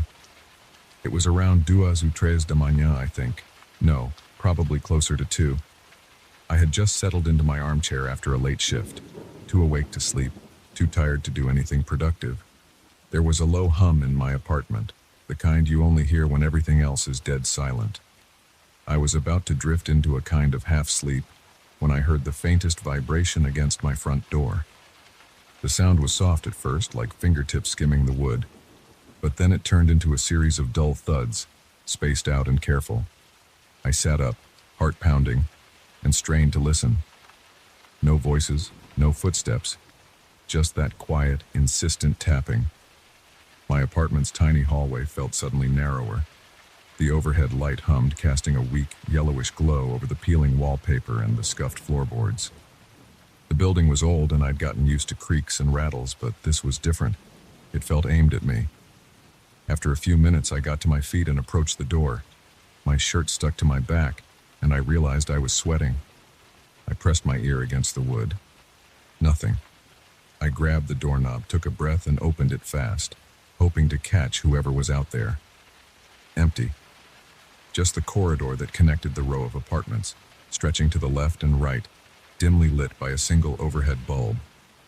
At the far end, near the stairwell, there was an old mirror mounted on the wall. It belonged to the building, though I never understood why it was there. Its frame was ornate, chipped, and the glass always looked a bit clouded. Still, no sign of anyone. I stepped out just enough to peek around the corner. Nothing. I shut the door, locked it, and tried to relax. But that night I hardly slept. I kept thinking maybe I'd imagined it. After all, I was tired, and lately I'd been stressed about money. This apartment was supposed to be a short-term rental, a cheap place while I got back on my feet after losing my previous job. Instead, I'd ended up staying longer than intended. Months, actually. Maybe too many months. The place felt like a trap. The neighbors came and went, rarely saying hello. Sometimes I wondered if anyone else even lived here. The walls were thick, and I rarely heard the usual sounds of life. The next night was quiet. The night after that, too. Just when I thought it was over, I woke around 2 in the morning to that same vibration. A tapping, then something heavier, like a dull knock muffled by cloth. I jumped out of bed this time, heart in my throat. I didn't open the door right away. Instead, I pressed my ear close and listened. The wood felt cold against my skin. I could hear breathing? Or maybe it was the old pipes. Then a sort of scraping sound as if someone were dragging their feet on the other side. Slow, measured steps, shuffling back and forth. My chest tightened, and I pulled away. I must have stood there, hand hovering near the lock, for a good 5 minutes. At some point, the noise stopped. Once again, I flung the door open, adrenaline making my pulse hammer in my ears. The corridor was empty. Same dim light, same silence. I glanced at the mirror. In its dusty reflection, I looked pale and uncertain, but alone. There was nothing to see. Nothing. I tried to brush it off as stress, or a prank. Maybe some neighbor was drunk and lost, knocking on wrong doors. But it happened again, and again, always around the same hour. Each time I grew a bit braver, or maybe just more desperate to end the mystery. I began to lean my ear against the wood longer, breathing quietly, waiting. That's when I started to hear the whispers or moans. It was hard to define. They were soft but unmistakably human. Faint grunts, a sigh here or there, like someone standing inches away, struggling with something heavy. The handle would rattle lightly. Sometimes I heard a faint clicking as if nails scraped over the surface. My body reacted in ways I couldn't control. I'd break into a sweat, my hands trembling and cold. My mouth felt dry. Each time I'd open the door, and each time no one. I began checking the corridor thoroughly. There were no fresh footprints on the old runner rug. No doors open, no windows at that end of the hall. Just that damned mirror at the far end, reflecting me as I paced, showing me the empty corridor twice, once in reality, once in glass. As days passed, I tried logical solutions. I stacked a chair against my door before sleeping, hoping to catch whoever pushed it aside. But come morning, the chair remained where it was. I tried leaving lights on inside my apartment, reasoning that would scare them off. It made no difference. The knocking, the shuffling, they continued. Eventually, I considered moving out. But I didn't have the money, not yet. The deposit here had drained what was left of my savings. I felt stuck, cornered in this stale, musty apartment. One quiet evening, I tried to relax in the living room, reading some old letters I'd found in a drawer left by a previous tenant. They were dated decades ago, yellowed, ink faded. Nothing too revealing, just mundane details about repairs, complaints about drafts, a mention of that corridor mirror. One line stood out. That mirror at the end of the hall still unsettles me. I swear, sometimes I see movement in it when no one's there. I felt a chill crawl up my spine reading that. It was just a scrap of paper, but it made me feel less alone in my fear, and that was not comforting. I decided to confront whatever it was. That night, I waited by the door, sitting on the floor, back against the wall. Around 2 a.m, it began. A gentle vibration on the wood, then the handle rattled. I held my breath and closed my eyes, listening. I swear I heard a muffled groan, as if someone were in pain. My stomach tightened. I pressed my ear closer, ignoring the panic that made my heart race. There was a dragging sound, fabric over wood, or maybe flesh over concrete. I imagined someone out there, crawling, pressing their face against the door. My hand shook as I reached for the doorknob, determined to open it quickly. But before I could, the hinges squeaked. The door, it began to open on its own. Just a crack at first, enough for a sliver of corridor light to cut into my apartment's darkness. I froze. My fingers hovered near the knob, uncertain if I should push it shut or fling it open wide. The wood creaked softly, as if nudged from the other side. But when I peered through that narrow gap, nothing. No shape, no silhouette. I could see the mirror's reflection down the hall. My breath caught in my throat as I realized something strange. The corridor in the mirror's reflection seemed slightly off, as if the lighting were dimmer, angles distorted. I pulled the door fully open. The space outside was unchanged, empty. But the door kept drifting inward, hinges whining, as though encouraged by an unseen hand. I stumbled backward, struggling to maintain composure. My pulse was erratic, sweat stung my eyes. At that moment, I wanted to scream, to wake the neighbors, but I feared nothing would come out, that they wouldn't believe me, or worse, that no one was really there to help. The presence did not cross the threshold. It seemed content to show me the open corridor, to taunt me. I felt its intent, almost like a silent dare. Step outside, come closer, meet me where I stand. My legs were jelly, but I managed a few steps forward until I stood in the doorway, half in, half out. The hall smelled stale, like old wood and damp cloth. The mirror at the end caught my eye again. Its surface was dull, but I glimpsed something flicker in it, something moving behind me. I spun around, heart pounding, but there was only my apartment, messy and dim. When I turned back to the mirror, I saw just my own reflection, anxious, drawn, and hollow-eyed. Yet something about the angle of my face in the reflection looked wrong. My shoulders looked slightly hunched, as though resisting a weight pressing down. I swallowed hard and stepped back inside, slamming the door. If it wanted me to wander the corridor, it would have to wait. But I knew that doing nothing wouldn't help. I couldn't sleep after that. I paced the living room, checking the lock repeatedly. I considered calling the landlord, the police, anyone. But what would I say? My door is haunted? They'd dismiss me, and I knew it wouldn't show itself if others came. It was toying with me specifically. I felt trapped in some private game. The next morning, I covered the peephole with tape and shoved a heavy cabinet in front of the door. I hung a blanket over it as if that would help. That evening, I tried to distract myself by examining the old letters again. One slip of paper I'd missed earlier fell out from behind a drawer. A note scribbled hastily. "Don't look into its reflection. It needs you to see it." My hand shook and I read it twice. Whose handwriting was that? It didn't matter. It confirmed what I feared. The mirror in the hall played a role in this. Was this thing using the mirror to watch me or to lure me out? When night came, the knocking returned. Soft at first, then more insistent. I cowered behind the cabinet, but the door rattled, hinges squealing.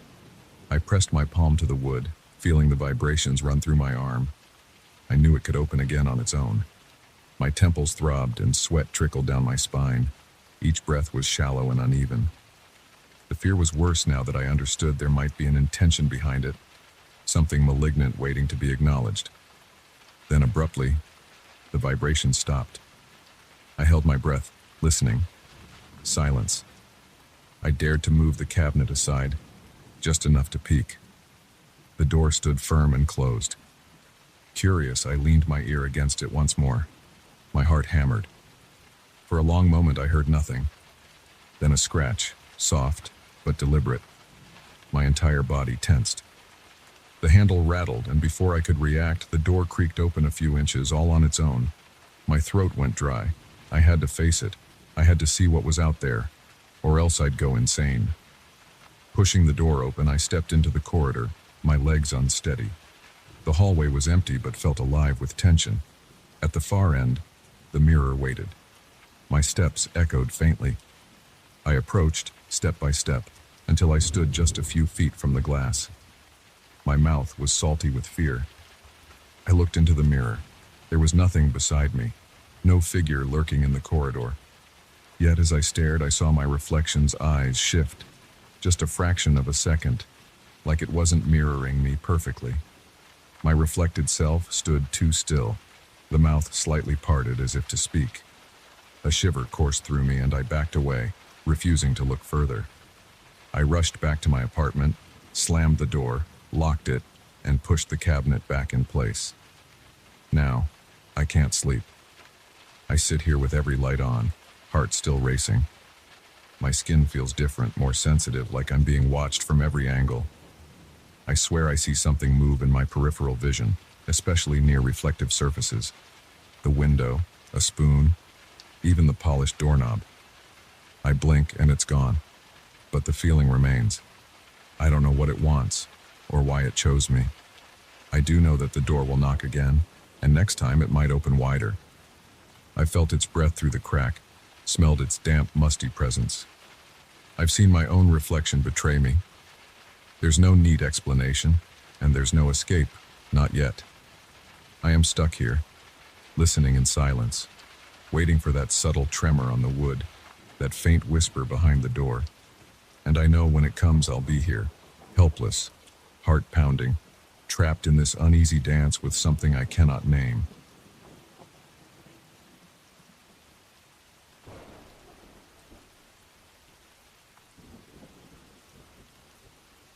I grip the edge of the wooden bench beneath me and realize my palms are damp with sweat. My heart thuds against my rib cage as if warning me that I shouldn't be here. It's after 6 in the evening, and the new art gallery on Oak Street, just 2 blocks from my apartment, has finally opened its doors to the public. I'm alone in a long corridor of white walls and harsh lighting. The smell of fresh paint and floor polish mingles with something else, a subtle scent I can't place, something sweet and cloying. I came here because I'd heard the gallery's reputation preceded it, a rumored private collection of paintings that the owners refused to comment on. I thought maybe I'd find a piece for my living room. My new place is too bare, and I've been meaning to add something personal, something warm, to counter the chill of empty walls. I never expected, well, this. The first paintings I saw when I entered were abstract landscapes, nothing special.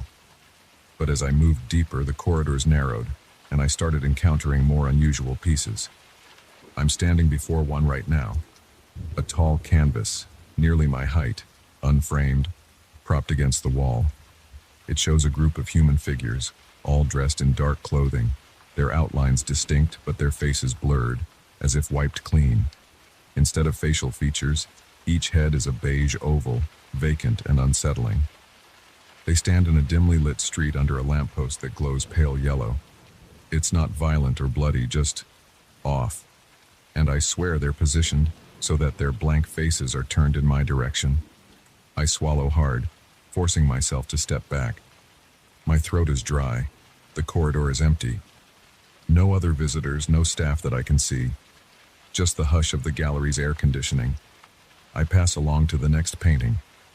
This one is similar. 3 figures sitting at a table, also faceless.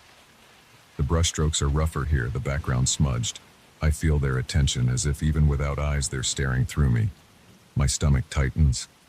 I move again, trying to keep calm. The sweetness in the air intensifies when I linger too long in front of these faceless portraits. It's like sugared fruit or rotting flowers, something pleasant that's gone stale. My knees feel weak. I need to breathe. Maybe I should find a restroom, splash water on my face. Yet, as I turn a corner, I notice a larger painting, placed at the far end of a narrower hall. The track lighting overhead buzzes softly, and the frame of this painting is ornate, gilded, and polished to a high shine. The surface of the paint is so glossy it reflects the light almost like a mirror. For a second, I see a distorted version of my own face in it. I approach slowly. This piece is different.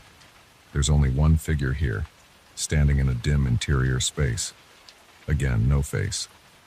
The body is angled toward me, shoulders squared, as if waiting. The background is murky, but I make out a faint pattern, like wallpaper or a tapestry.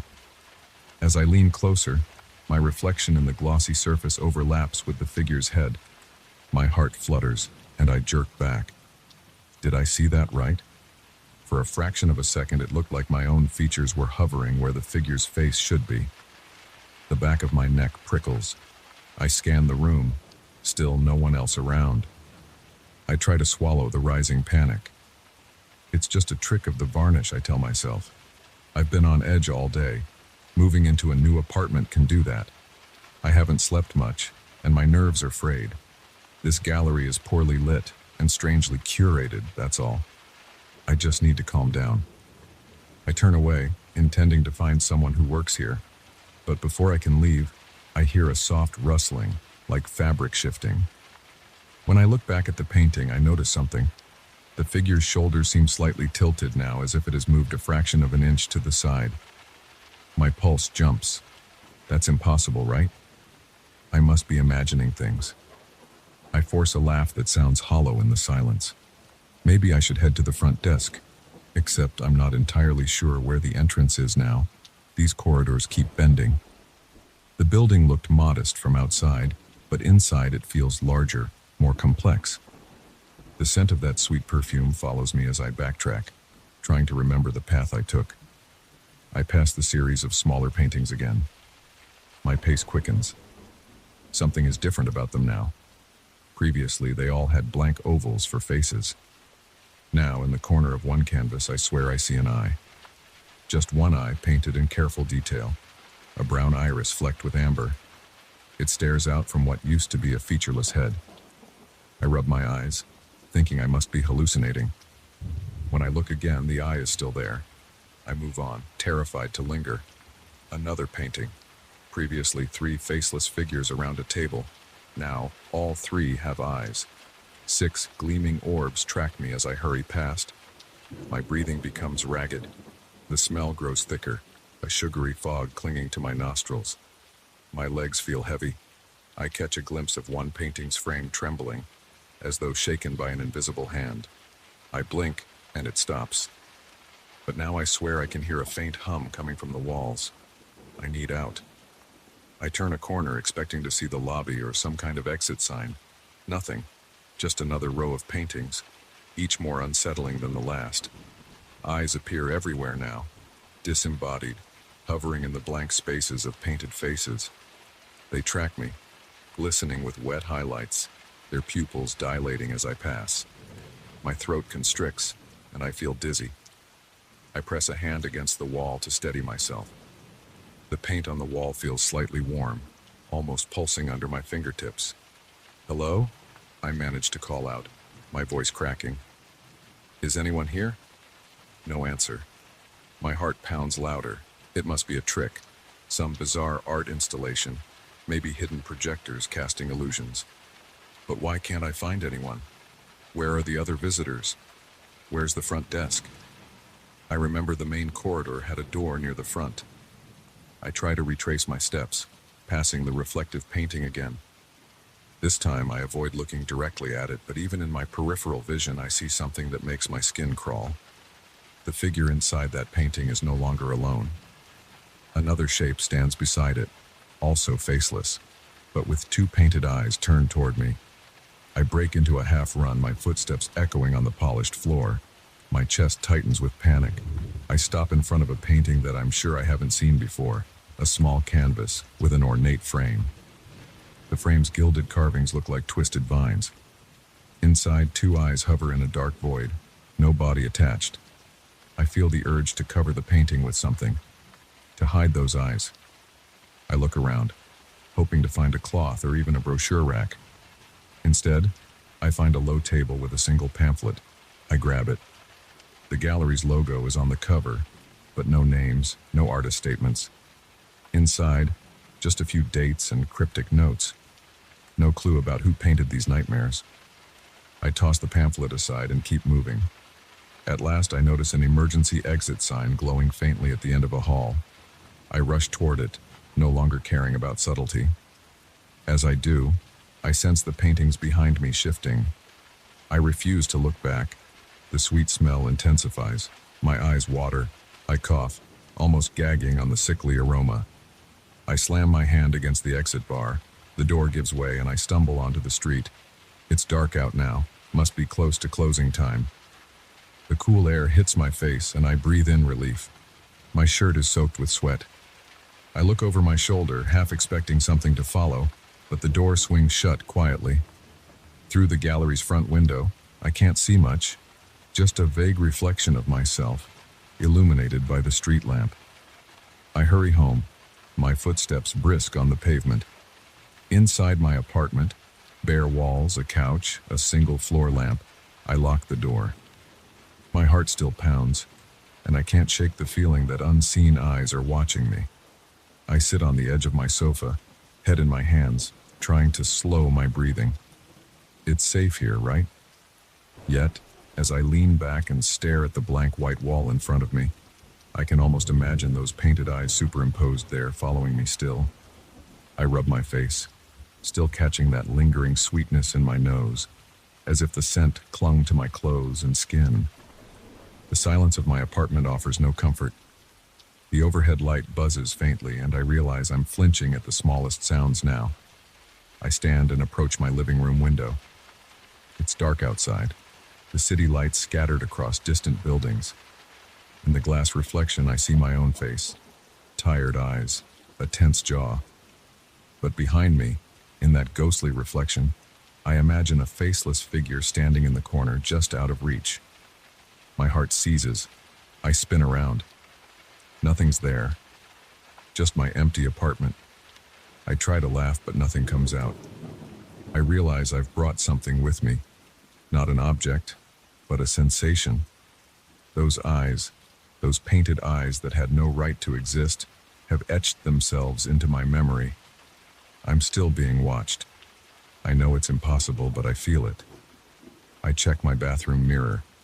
My reflection is normal, but I swear something about my pupils looks strange, as if they're darker, wider, more alert.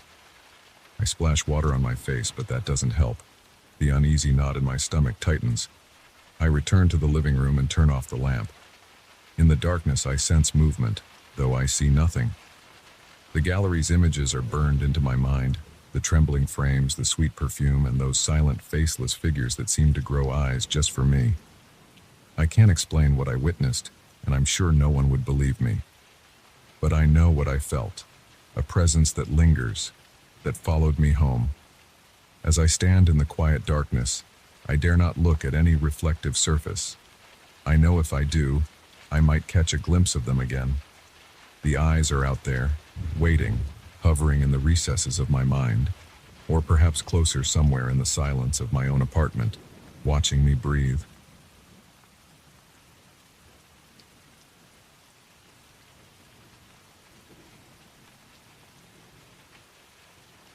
I notice it again on a Thursday night. I've barely kicked off my shoes, my back still sore from dragging that half-broken printer at work, when I catch the silhouette shifting in my bedroom window. It's faint, like a smudge of breath against the glass. I blink, rub my eyes, and that's when I see it. On the other side of my bedroom window, instead of the familiar sight of my own reflection, or the view of the street lamps from outside, there's a dimly lit room. A stranger's room. And it's not empty. I freeze, standing in the doorway of my bedroom, one foot still on the worn hallway carpet. The room beyond the glass looks old. Early 20th century, maybe. There's a heavy wooden table, thick legs carved into lion paws. A high-backed armchair upholstered in deep green velvet stands near a corner. The wallpaper is faded, mottled with brownish stains. The light is weak, coming from some kind of candle or an old lamp, casting trembling shadows. And in those shadows I see people. Well, shapes that look like people. They stand too still, as if painted. At least 3 figures, maybe more, all slightly out of focus, like I'm viewing them through warped glass or a veil of mist. My mouth goes dry. I hesitate, heart thumping, and step closer. The figures don't move, but they are there, waiting. I can't make out their faces. Something is off about their outlines. Heads tilted, shoulders bent at strange angles. I reach for the window latch instinctively to see if it's open. It's locked, and I mean locked in a way that feels permanent. My fingers curl around the handle and pull. No give. I try again, harder. It doesn't budge. Come on, I whisper to myself. I lived here for a couple of months now. Rented the place because it was cheap and quiet. A little worn down, but close enough to my job. I'd never had an issue with this window before. Yet it's as if something's welded it shut. I press my forehead against the glass and my own ragged breath fogs it. For a moment I think I see the silhouettes twitch. I jerk back, nearly stumbling over my bedside table. I tell myself I'm overtired. I was working late, sorting through dusty storerooms and dealing with that busted printer. Stress does weird things. But even as I think this, a chill creeps from my neck down my spine. The air in my room feels heavy, thick, as if I'm breathing in damp earth. I flick on the overhead light. The window doesn't show my reflection, just that strange room with those statuesque figures. I turn off the light. Nothing changes. They're still there. Whatever's happening, it isn't a trick of my bedroom lamp. I spend the rest of the evening trying to ignore it. I eat a cold sandwich and sip a cheap beer in the kitchen, not daring to look down the hall. My stomach is a knot, and I keep wiping sweat from my forehead. The silence in the house is oppressive. I have no TV, no radio. I can hear my own swallowing. I consider calling someone, anyone, but it's late, and who would believe me? I imagine telling Greg from work, "Hey, my bedroom window's showing me a spooky old room." He'd laugh it off or think I've lost my mind. Finally, I gather the courage to return to the bedroom. The image is still there, unchanged. The figures remain in the corners, barely visible. I approach the glass slowly, and I notice something. One of them, a taller shape, seems to wear lace gloves. Delicate black lace stretching along thin, pale arms. Another seems to have a face covered by a translucent veil, so fine that I think I can see hollow eye sockets behind it. My heart flutters and I have to steady myself against the wall. I try something else. I tap the glass softly.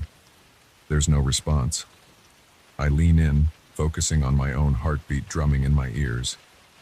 Suddenly I swear I hear something on their side. A soft rustling, like fabric shifting. I back away and climb into bed, pulling the blanket up to my chin. I sleep with the lights on that night, drifting in and out of a restless doze. The next morning, the window is back to normal.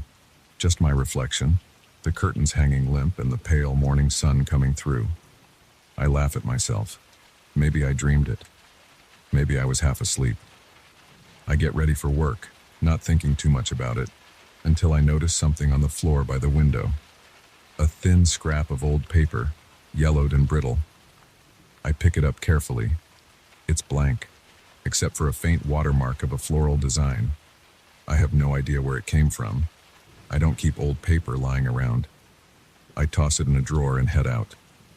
All day at work, I can't focus. I keep picturing those veiled figures. That night, as I drag myself home, my eyes are gritty, my muscles tense. I step into my bedroom with a feeling of dread. The window is normal at first glance. Relief washes over me. But as I kick off my shoes and approach, the glass darkens again. The familiar reflection fades as if someone dimmed the lights behind the pane. Within seconds, that antique room flickers into view once more. My chest tightens. I can see the figures more clearly tonight. They're closer. Not by much, but enough that I can see the faint pattern on one's dress, floral lace. Another figure's veil seems thinner than before, revealing a mouth that's slightly open, as if inhaling. I can't help it. I shout at them. My voice cracks. "What do you want?" My words die against the glass, muffled and pointless. The figures stand silent, motionless. My heart hammers. I try the latch again, fingers sweaty, pulling and shaking until my arms ache. No movement. I grab a chair and wedge it under the handle as if that would help. Then I yank my old blanket from the closet and tape it over the window. I don't want to see them. Out of sight, out of mind, right? But that night, under the blanket, I hear it again. Soft rustling, maybe the faint creak of wooden floorboards. I don't sleep. I lie awake, feeling my pulse in my temples, imagining what's on the other side. On Saturday, I try a different approach. I bring home an old hammer from the toolkit I keep in the kitchen drawer. Standing before the window, I rip off the blanket and raise the hammer. But something in that image stops me. The figures are even closer now. One of them stands directly behind the glass, so near I can almost distinguish eyes behind the veil. Dark, steady eyes that seem to stare straight into me. The hand with the lace glove is pressed lightly against something on their side. I can't tell if it's a wall or another pane of glass. My hands shake so badly I can't get a good grip on the hammer. The idea of shattering the window suddenly feels insane. What if breaking it lets them in? That's the core of my terror. I sense that opening this window or breaking it would merge their world with mine. There's no reason for me to think this, but I know it, deep in my gut, as certain as gravity. If I open that window, they'll slip into my room, rearranging the air and my sanity. They don't want my life, they want my peace. They want to tether me between these two rooms, my cheap rented bedroom and their old dusty parlor. They want to ensure I never rest easy again. Over the next few days, my attempts at ignoring them fail. I drape towels, sheets, even a heavy quilt over the window, but none of it can erase the knowledge that they're there. I start sweating at random times, my palms damp whenever I step foot in the bedroom. I try sleeping on the couch in the living room, but that only makes me more jumpy. I swear I hear footsteps in the walls now. I wake up gasping, tasting metal on my tongue, my heart rattling my ribcage. I try calling the landlord. No answer. I leave a frantic voicemail about the window being stuck. I try telling a coworker that my place is giving me nightmares. He shrugs and suggests I move. I think about leaving, but where would I go? I paid a deposit I can't afford to lose. Besides, the idea of leaving that window behind, still connected to me somehow, feels wrong. Like if I run away, they'll follow. Don't ask me to explain. It's just something I feel in my bones. By the fifth night of this madness, they're so close I can smell something through the glass. An old, musty perfume, sweet and rancid at the same time. My stomach twists. I gag, pressing my sleeve to my nose. The figures almost fill the window now. The lace gloves rest against the inside of my glass pane. I can see the veins under the thin skin of their wrists. One figure tilts its head slowly, and I gasp, stumbling backward. They can move. They can move. I'm drenched in sweat.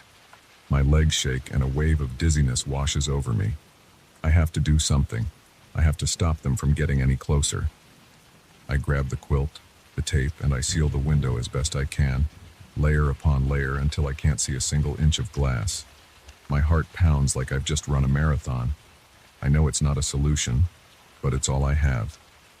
I push my dresser against the window, stacking books on top as though physical objects could barricade something that defies logic.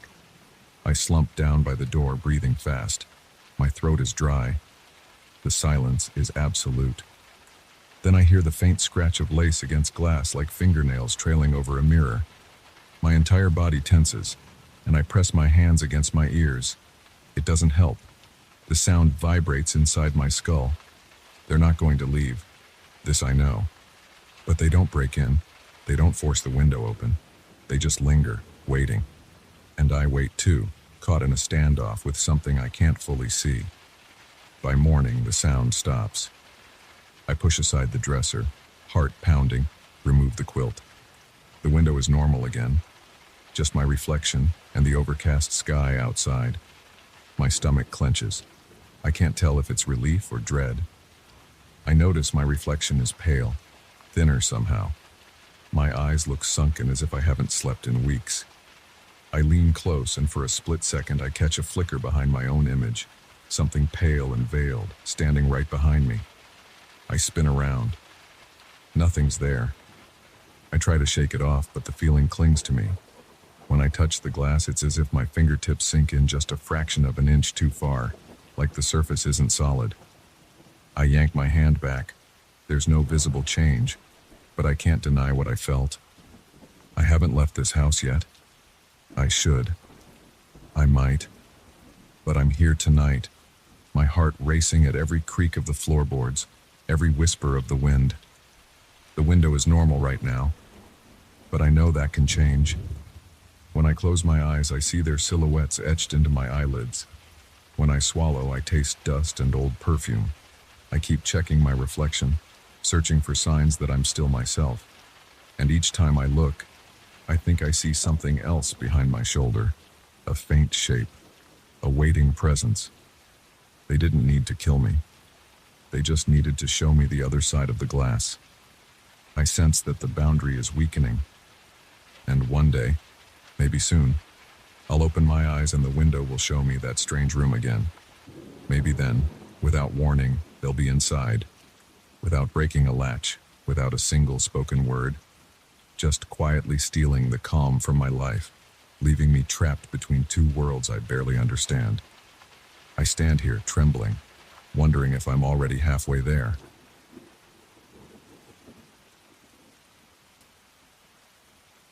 I remember the moment I stepped inside this house.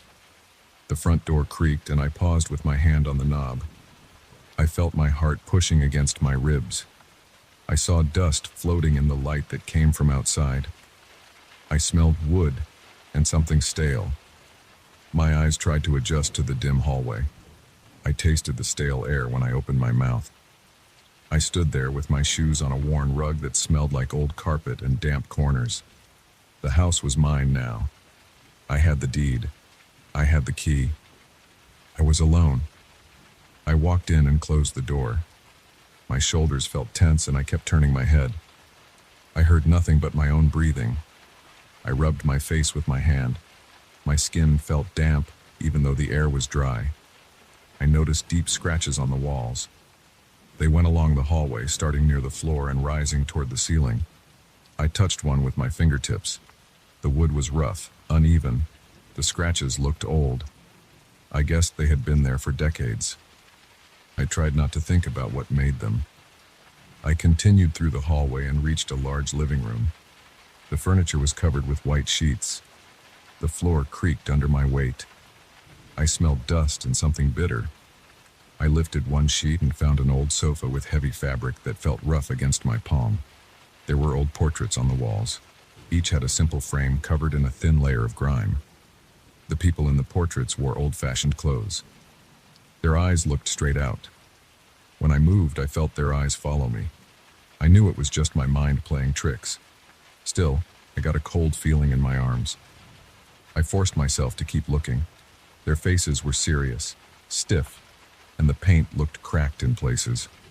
My footsteps echoed in the silence. I inspected a corridor to the left. It led to a few closed doors. I tried one door. It stuck, but after leaning my shoulder into it, it opened with a groan. Inside was a small study. A single desk with a broken chair, some shelves, and a thick layer of dust covered everything. I smelled old paper. I coughed. My throat felt scratchy. I found some old letters tied with string, but I could not make out the handwriting in the dim light. I put them back. I decided to pick a bedroom on the second floor and set up a place to sleep. I found the main staircase. Each step made noise. My legs felt heavy. I felt a knot in my stomach that I could not explain. On the second floor, the air felt heavier. The windows in the hallway were small and dirty. The light coming in was weak. I saw a series of doors. Some were open, others closed.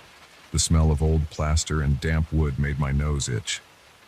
I picked a room at the end. It had a large bed frame without a mattress. I brought in my sleeping bag and a flashlight from my car. I placed my stuff on the wooden boards. The boards were dusty and had small, dark stains. I did not want to think about what caused them. I tested the door lock. It seemed to work.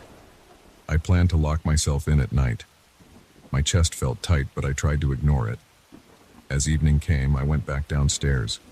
I had some canned food and a bottle of water. I sat in the living room on the old sofa, now uncovered, and ate. The silence felt unnatural. The wind outside made a light tapping against the window. I kept looking over my shoulder. I had a flashlight on my lap. My hands were sweaty. I swallowed hard. I tried to distract myself by checking my phone. There was no signal. The battery icon made me uneasy.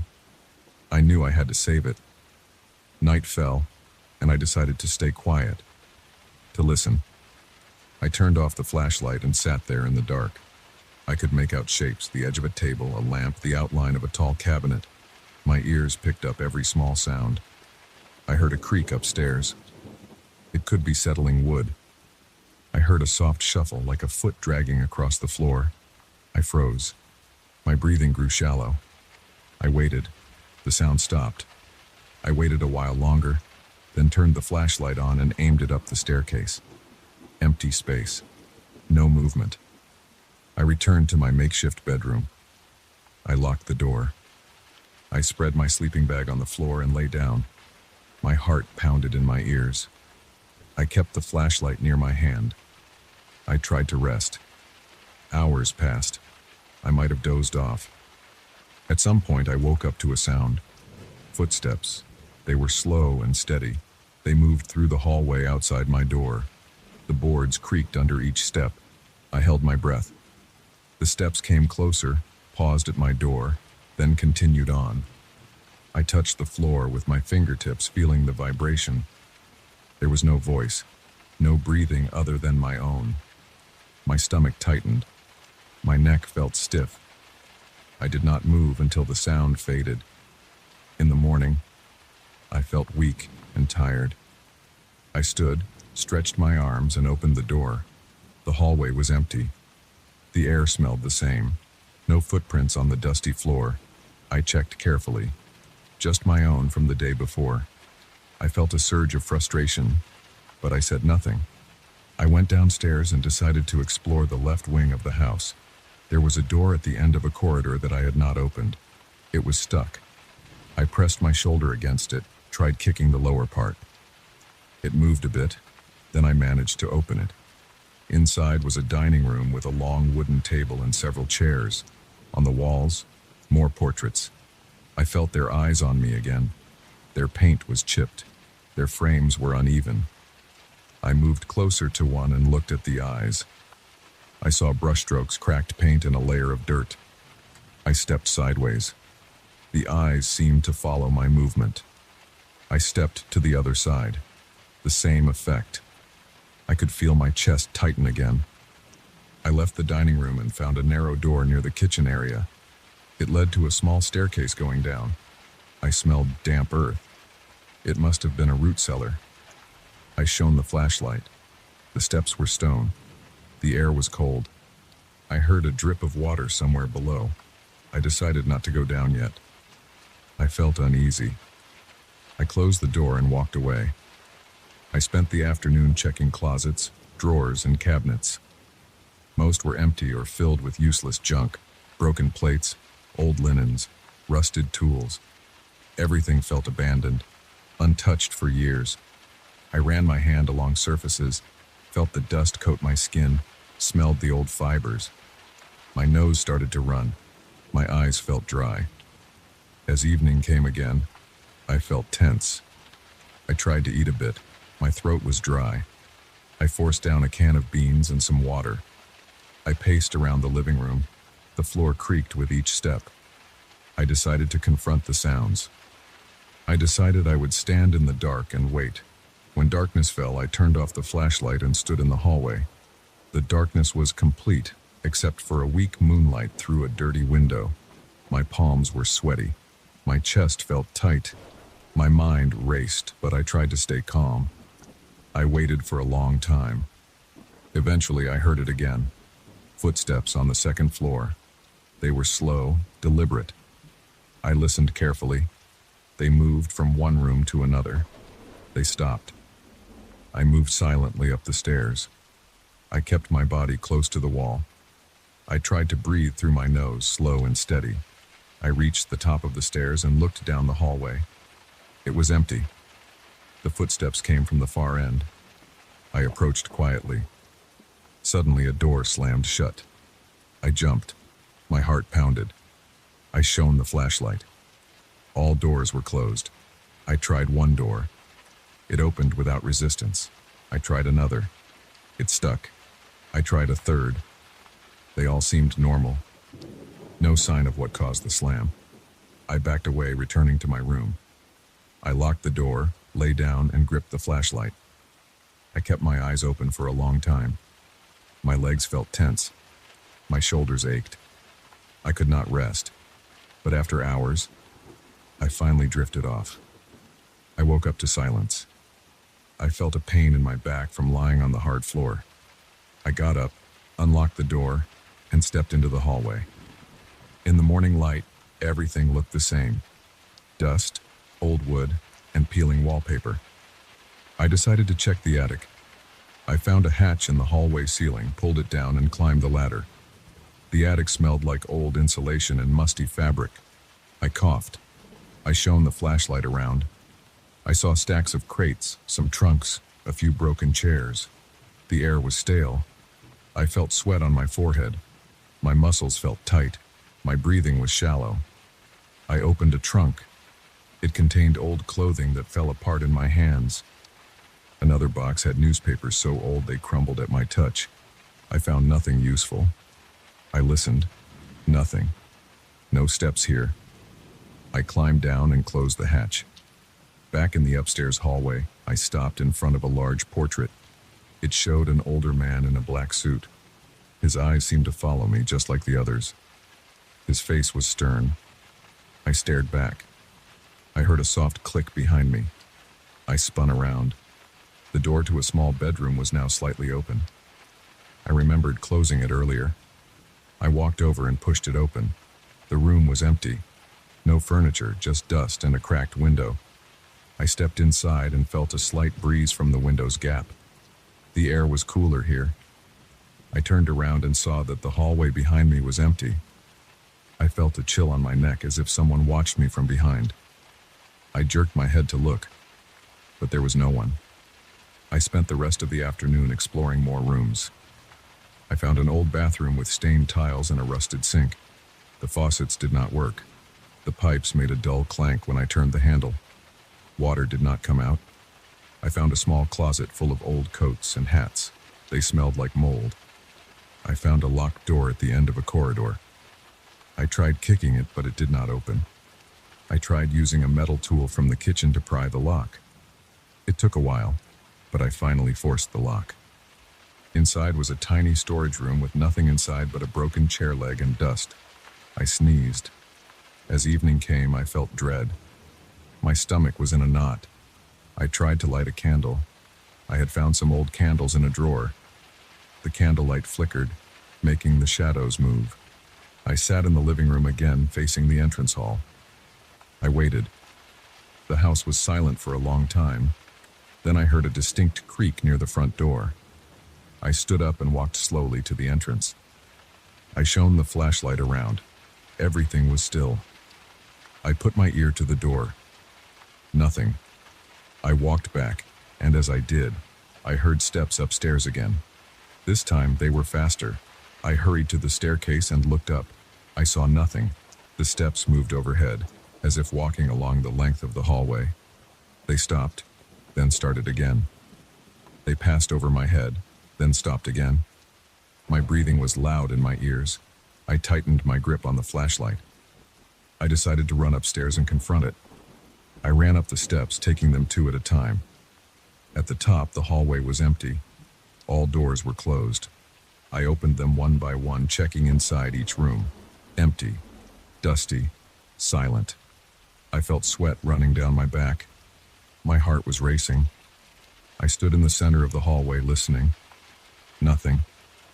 I closed the doors and went back downstairs. I felt shaky. My legs felt weak.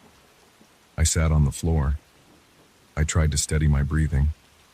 The silence pressed in. I thought about leaving. I had the option. The front door was right there. But I had inherited this place. It was mine. I could not just run. I forced myself to stay. The next morning, I decided to clean a bit. Maybe I could make the place feel more normal. I found some old rags and a broom in a closet. I swept the dust in the living room. I wiped surfaces. The dust rose and made me sneeze. My eyes watered. I tried to open a window. The frame stuck. I pushed until it finally opened with a screech. Fresh air came in. It smelled like wet leaves outside. I felt relieved. While cleaning, I heard a soft thump in the corner. I turned around. A picture frame had fallen from a shelf. I walked over to pick it up. It was just an empty frame. I set it back.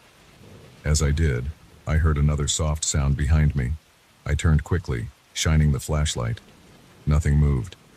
I went back to cleaning. I did not relax for a second. My muscles felt tight the whole time. I decided to check the basement. I returned to the small door near the kitchen. This time I would go down the stone steps. I held the flashlight in one hand and a long metal pipe in the other. The steps were cold. I felt moisture on the stone. The basement smelled like earth and decaying wood. My breathing echoed. I reached the bottom. The floor was dirt. The walls were stone. There were shelves with empty jars. I ran the light around. I saw a shape in the corner. I stepped closer. It was just a pile of cloth and a broken stool. Nothing else. I listened. The basement was quiet. My footsteps sounded dull on the dirt. I climbed back up.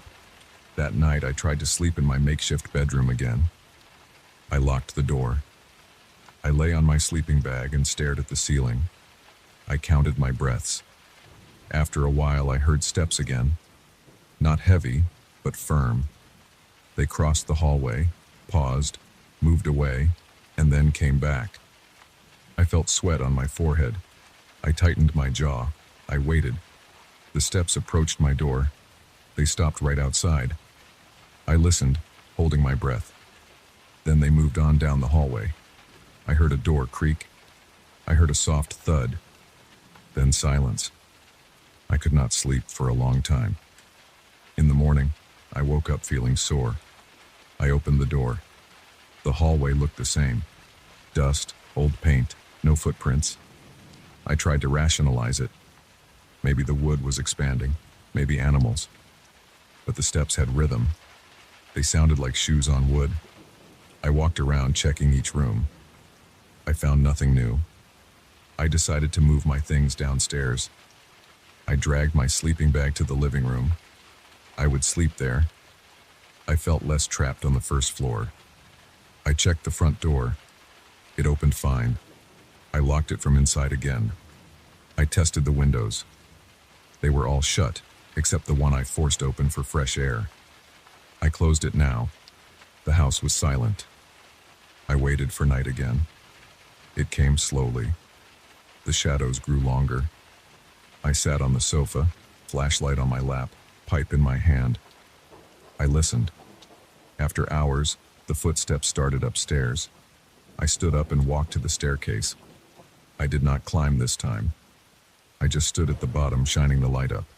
The steps moved back and forth. I said nothing. I just watched the empty space. The sound continued, steady. It went from one end of the hallway to the other. No shape, no figure, nothing I could see. Just the sound of careful, intentional steps. My chest tightened. My throat felt dry. I stayed there until the steps stopped. Then I backed away into the living room and sat down again. I stayed in this house for several days. The pattern repeated. During the day, silence and dust. At night, footsteps in the hallway. Sometimes a door slammed. Sometimes a thump came from upstairs. Sometimes a portrait fell. I never found a person or any sign of one. I checked every room more than once. There was nothing. Yet the sounds continued. My nerves felt raw. My head ached. My hands shook sometimes. My mouth felt dry and my stomach cramped. I tried to ignore it. I tried to remain calm, but my body reacted. My heart raced each time darkness fell. Each time I heard the footsteps, I felt my skin prickle. I swallowed hard. I gripped the flashlight until my knuckles hurt. I did not sleep well. I woke up sore and tired every morning, but I stayed. I did not run. I had inherited this place. It was mine. I repeated that to myself. The house offered no comfort, no warmth, only silence, dust, and these sounds at night. The footsteps never showed themselves. I never felt a hand on my shoulder or a breath on my neck. Only the steady creaking of the floorboards and doors that opened or closed on their own. This went on. I became used to it in a way. I walked through the house each morning, checking each room. I found nothing changed except maybe a door was now open when I left it closed, or a portrait slightly tilted. I fixed what I could, moved on, and waited for the next night. The footsteps returned every time. After a week, I accepted it. The house was never empty. It tested me, forced me to listen, to watch, to wait. My body felt tense, my mind was exhausted, but I remained. I slept lightly, woke often, ate simple meals, paced the floors. No children, no neighbors, no visitors, no deaths. Just me and the house. And the footsteps, the quiet doors, the watchful eyes in the portraits, and the lingering smell of old wood and dust.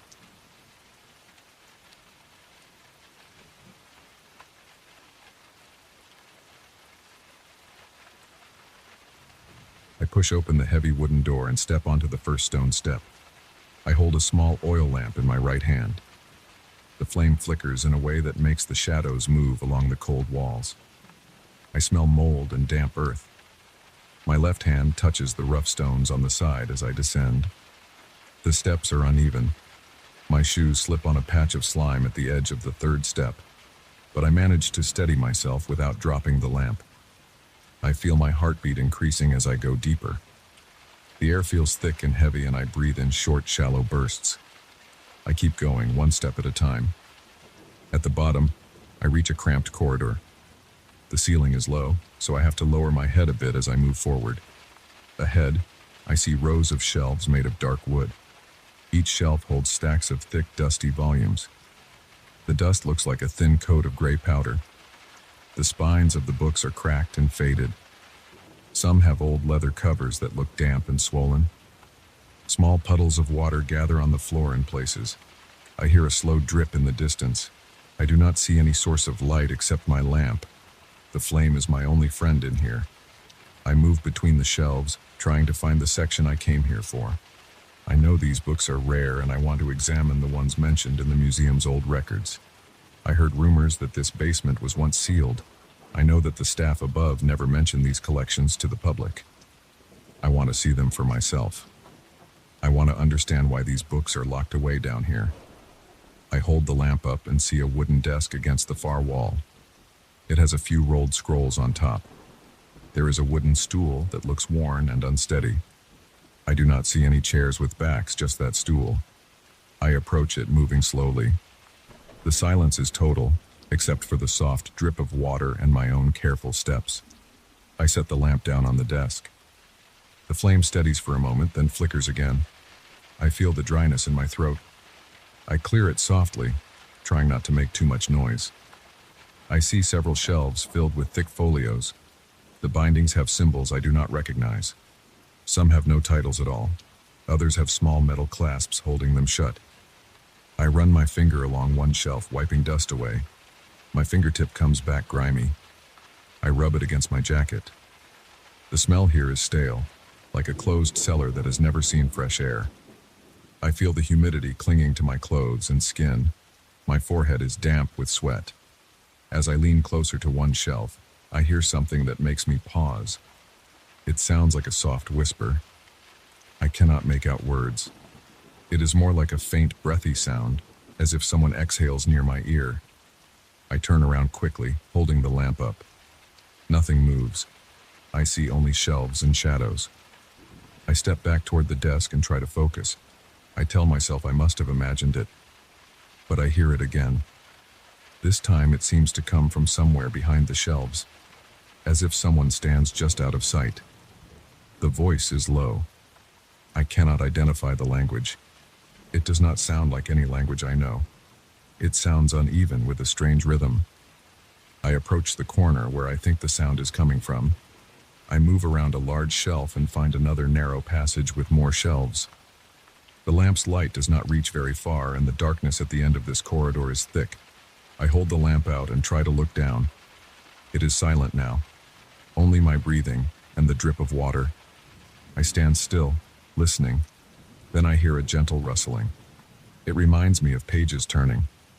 I see nothing in front of me that moves. The shelves are still. I move the lamp closer to the books. I see one thick volume lying open on a lower shelf. Its pages shift slightly, as if moved by a small draft, but I feel no breeze. The pages turn once, slowly, then stop. I step back. My heart is beating harder now. I whisper to myself that it could be a trick of air currents. Maybe my own movement stirred the air. I lean closer to examine the book.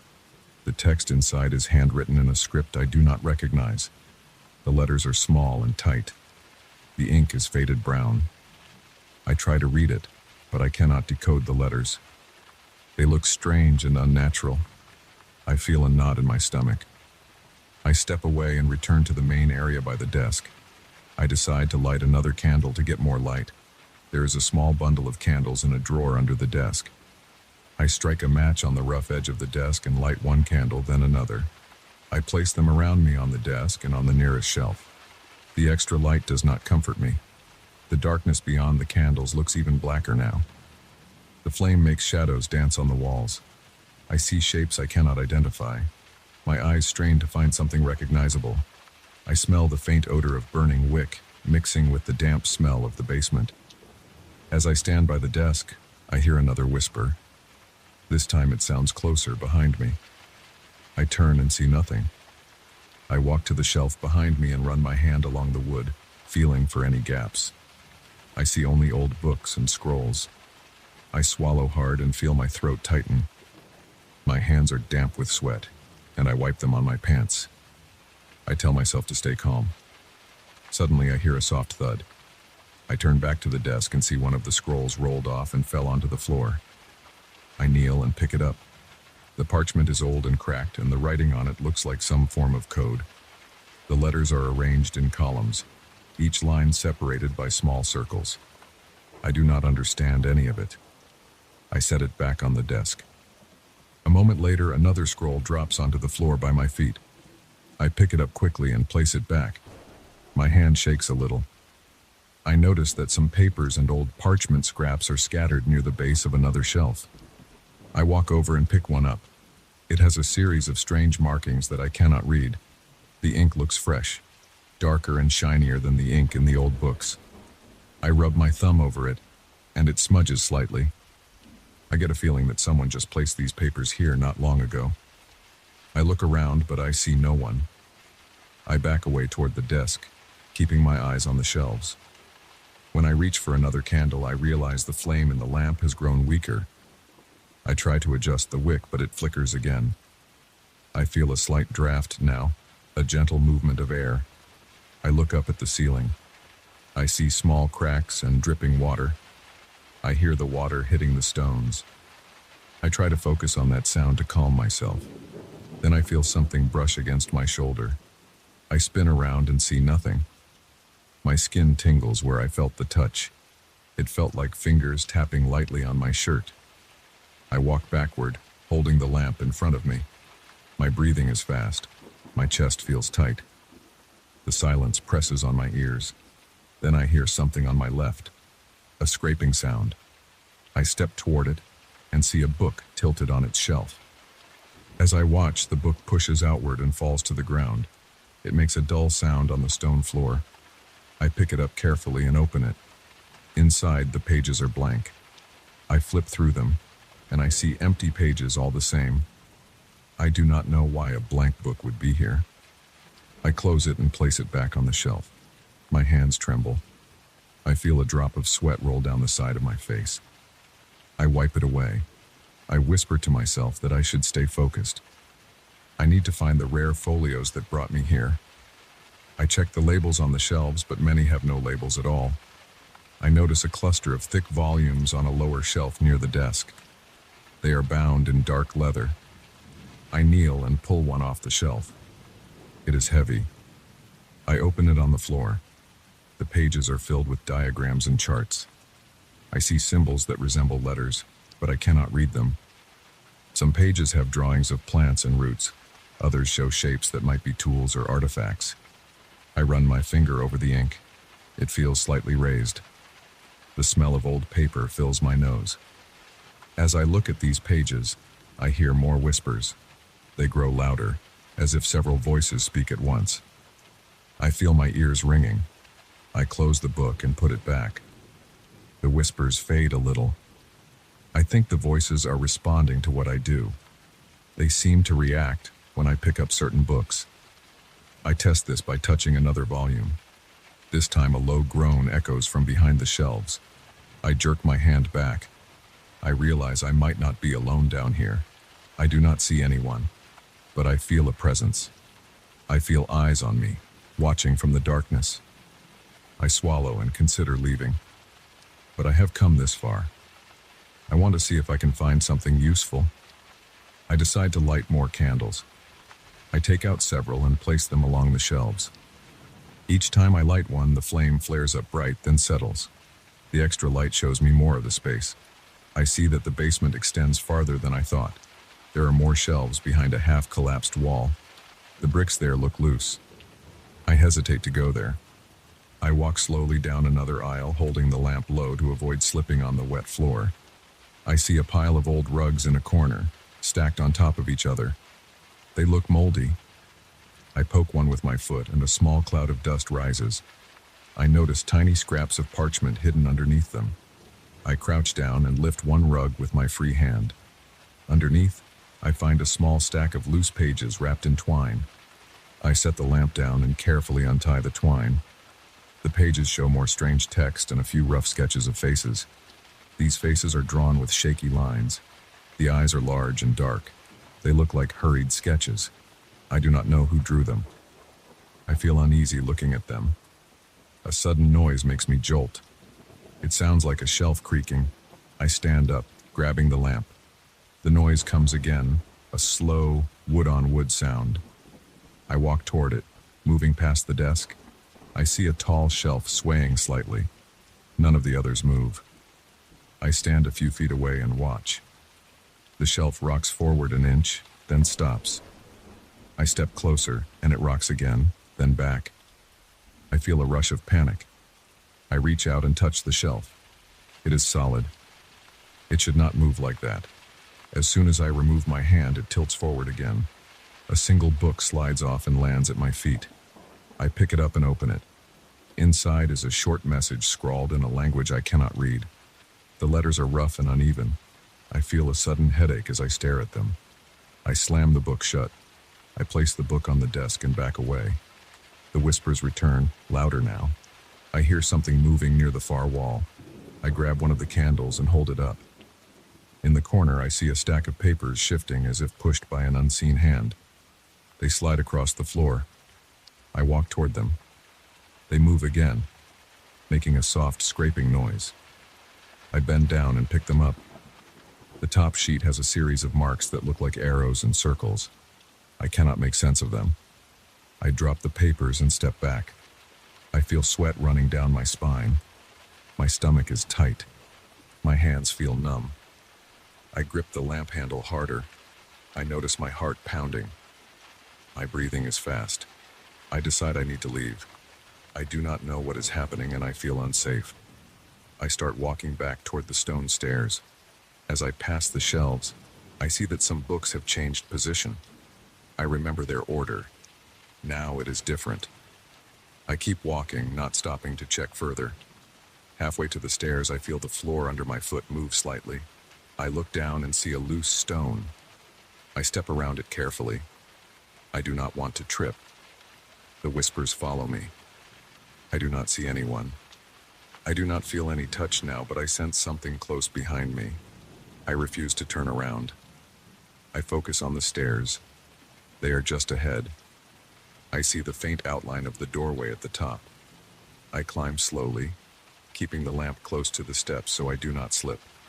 I do not look back. The whispers continue, but they fade as I climb. I hear them change pitch, growing softer. When I reach the top, I open the door and step through. I close it firmly behind me. My hand is shaking so much that I struggle with the latch. Back upstairs, I stand for a moment in the corridor of the museum. The air is drier here.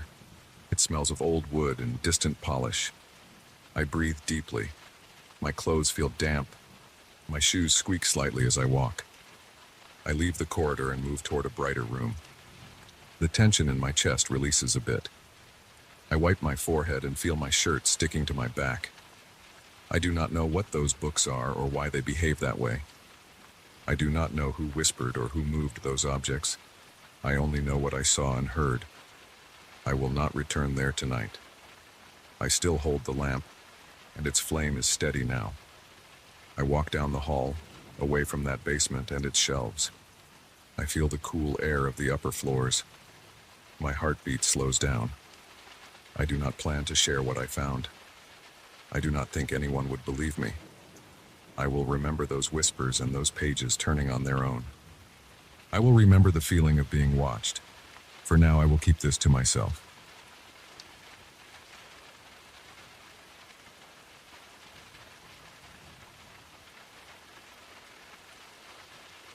I remember stepping into that old hotel's lobby on my first evening. I was tired from a long trip, my head aching from hours of cramped travel. I approached the check-in desk and waited while the clerk looked for my reservation. The reception area smelled of dust and old furniture polish. There was no one else there. The lights were dim. The man behind the desk gave me a single key attached to a heavy brass keychain. He spoke in a low voice, told me my room number, and pointed me toward a hallway. I walked through a narrow corridor with faded wallpaper and small framed paintings. The carpet under my shoes felt thin and worn. I carried a single suitcase and a laptop bag. I found my room at the end of the hall, a door with peeling paint and a loose handle. I turned the key, stepped inside, and closed the door behind me. The room was larger than I expected. The bed was wide with a high wooden headboard. The curtains were thick and heavy, a dull shade of red. The windows overlooked a small courtyard with a single street lamp. The furniture looked old and heavy, with carved details and chipped edges. On the left side, near the entrance, there was a tall, narrow mirror mounted on the wall. Its frame had gold accents and dark cracks in the wood. The glass looked clear at first glance, but the surface had tiny imperfections, like bubbles or scratches. I noticed it as soon as I entered because it stood directly on my path toward the main part of the room. I stopped in front of it without meaning to. I could see my reflection from head to toe. As I stood there, I noticed something odd. My face in the mirror looked strange. I wasn't making any unusual expression, but my reflection's mouth seemed twisted, as if it were opening slightly and closing again without producing any sound. I moved my jaw and lips to check if I was doing that. I wasn't. My face in real life felt neutral, but in the mirror my reflection's features were distorted.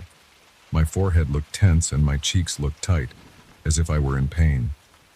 I frowned, lifted my hand, and ran my fingers over my face, pressing my skin.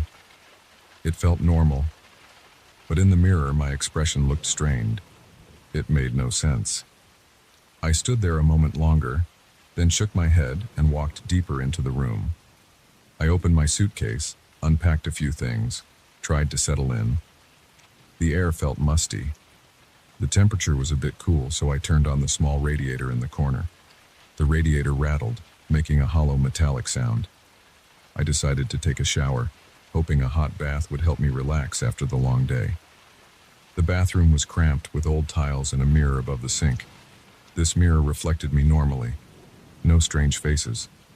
My eyes looked tired, but that was expected. I took my shower and dried off. When I stepped back into the main room, I glanced at the corridor mirror again. I saw myself walk past it. This time my reflection's eyes seemed a bit off, as if looking at something behind me, but I refused to focus on that. I tried to ignore it. That night I slept restlessly. I heard creaking noises from the wooden floor. I couldn't tell if the sounds came from nearby rooms or from somewhere inside my own walls. The sound was soft but persistent. At one point, in the early hours, I woke up shivering. The radiator was still on, but the room felt colder than before. I got up to check the window. It was closed and locked. I looked at the mirror in the corridor. I couldn't see my reflection clearly from the bed, but I thought I saw movement in the glass. I told myself it was a trick of the light, maybe a passing car outside. I went back to bed and pulled the blanket tighter. The next morning, I went downstairs for breakfast. The hotel's dining area had a few small tables and a weak buffet selection. Some bread, ham, cheese, and lukewarm coffee. I ate quickly and returned to my room to grab my laptop. I had meetings all day. Before leaving, I dared a quick glance at the mirror. My reflection showed my tie crooked and my hair slightly out of place. That seemed normal. I adjusted my tie, fixed my hair, and left, relieved that maybe the weirdness was just in my head the previous night. All day I sat through long meetings in a nearby office building. I was distracted, thinking of the mirror. I felt silly about it. I was just tired, maybe. When I finally got back to the hotel, it was late. The corridors were quiet and dimly lit. I let myself into my room and flipped on the lights. I looked around slowly. Everything seemed ordinary. The bed was made, my suitcase rested on a stand by the window, and the radiator was off. I walked up to the mirror and stared at it again. I raised my hand and touched the glass. It felt cold, much colder than the surrounding air. The reflection looked normal at first. I moved from side to side and watched the angle of the reflection change. After a few minutes, I noticed a faint discoloration in the corner of the glass, as if a dark shape stood just out of sight. I leaned closer. The surface of the mirror felt smooth, but the image looked slightly off.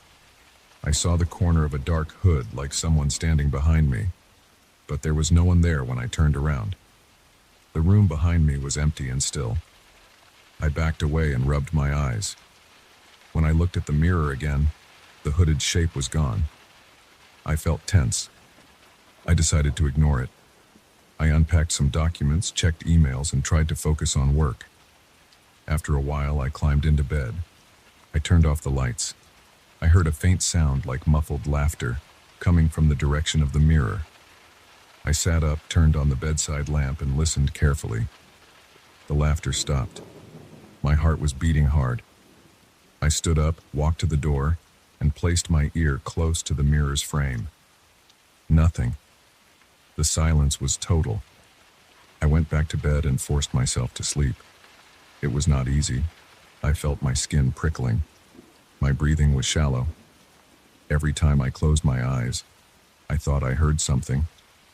Eventually, I drifted off. The next morning, I felt drained. I got ready quickly.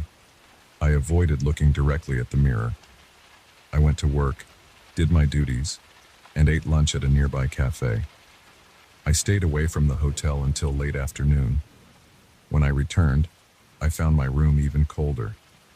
I adjusted the radiator, but it made only a slight difference. The mirror looked the same at first glance. I decided to inspect it carefully. I turned on all the lights. I stood in front of it and watched. After a few minutes, the reflection's version of my face began to shift again. My mouth in the reflection opened slightly. The corners of my lips pulled back, exposing my teeth. I was not moving my mouth at all.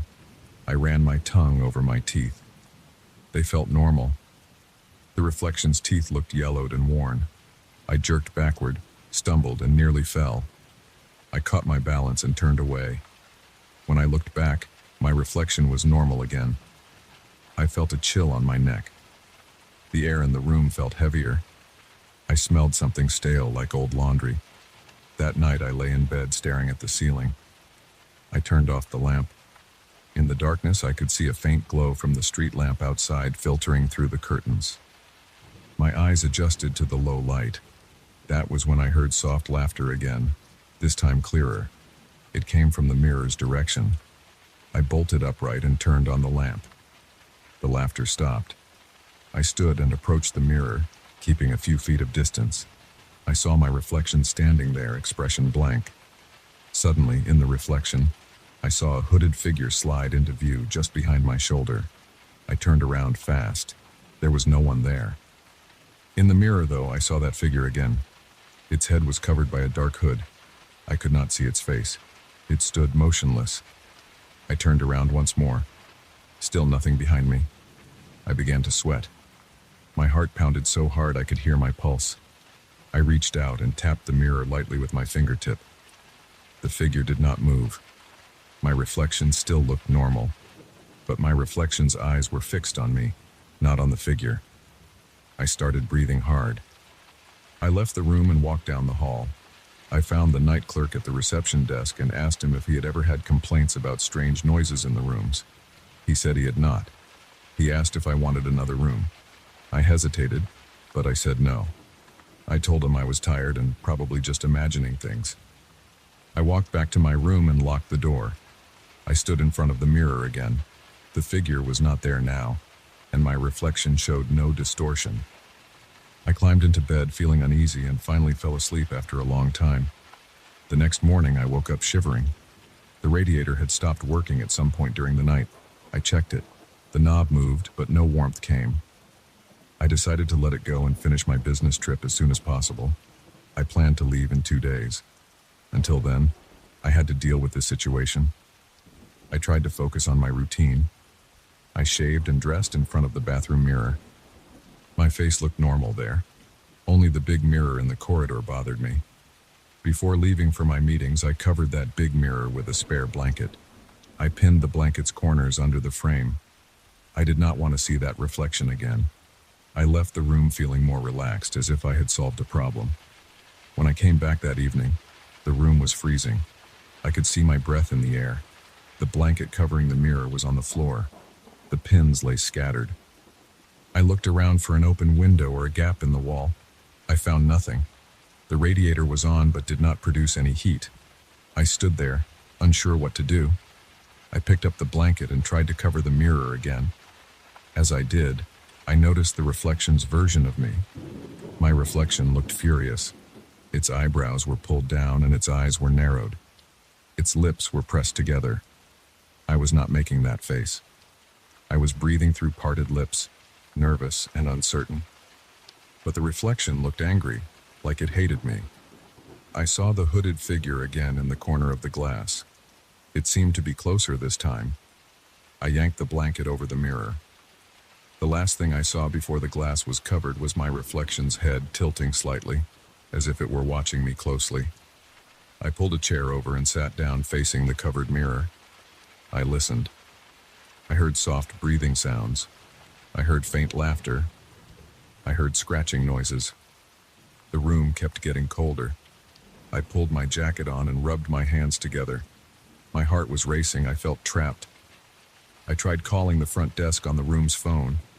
I wanted someone to check the radiator or help me move to another room. The line was dead. There was no dial tone. I checked my cell phone. The signal was weak. I managed to send a single text to a colleague telling him I might leave the hotel early. I did not explain why. I just wanted to know I had a way out in the morning. I decided to sleep with the lamp on. I settled into bed, facing away from the covered mirror. After a while, I heard a soft rustling sound. The blanket was moving. I dared not look. I closed my eyes tight. My breathing was shallow. I clenched my fists. After a few minutes, I turned my head slightly. The blanket was sliding down, slowly, as if pulled from behind. I watched it drop to the floor. The mirror was uncovered again. I sat up and looked directly at it. I saw the hooded figure filling more of the reflection now. It stood right behind my reflection's shoulder, a few inches away. My reflection stared at me with rage. Its teeth were visible, clenched. Its eyes seemed to flicker. I leaned forward, my forehead damp with sweat. My throat felt tight. I wanted to get out of that room. I reached for my suitcase, kept my eyes on the mirror, and started packing. As I threw my clothes into the bag, I saw the figure raise a hand inside the reflection. It pressed its hand against the glass from the inside. I heard a faint tapping sound. I zipped my suitcase and approached the door. The door would not open. The key worked.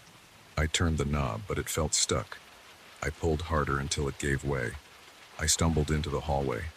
I closed the door behind me. For a moment, I considered leaving right then and there. It was late, maybe past midnight. The hallway was silent and dark.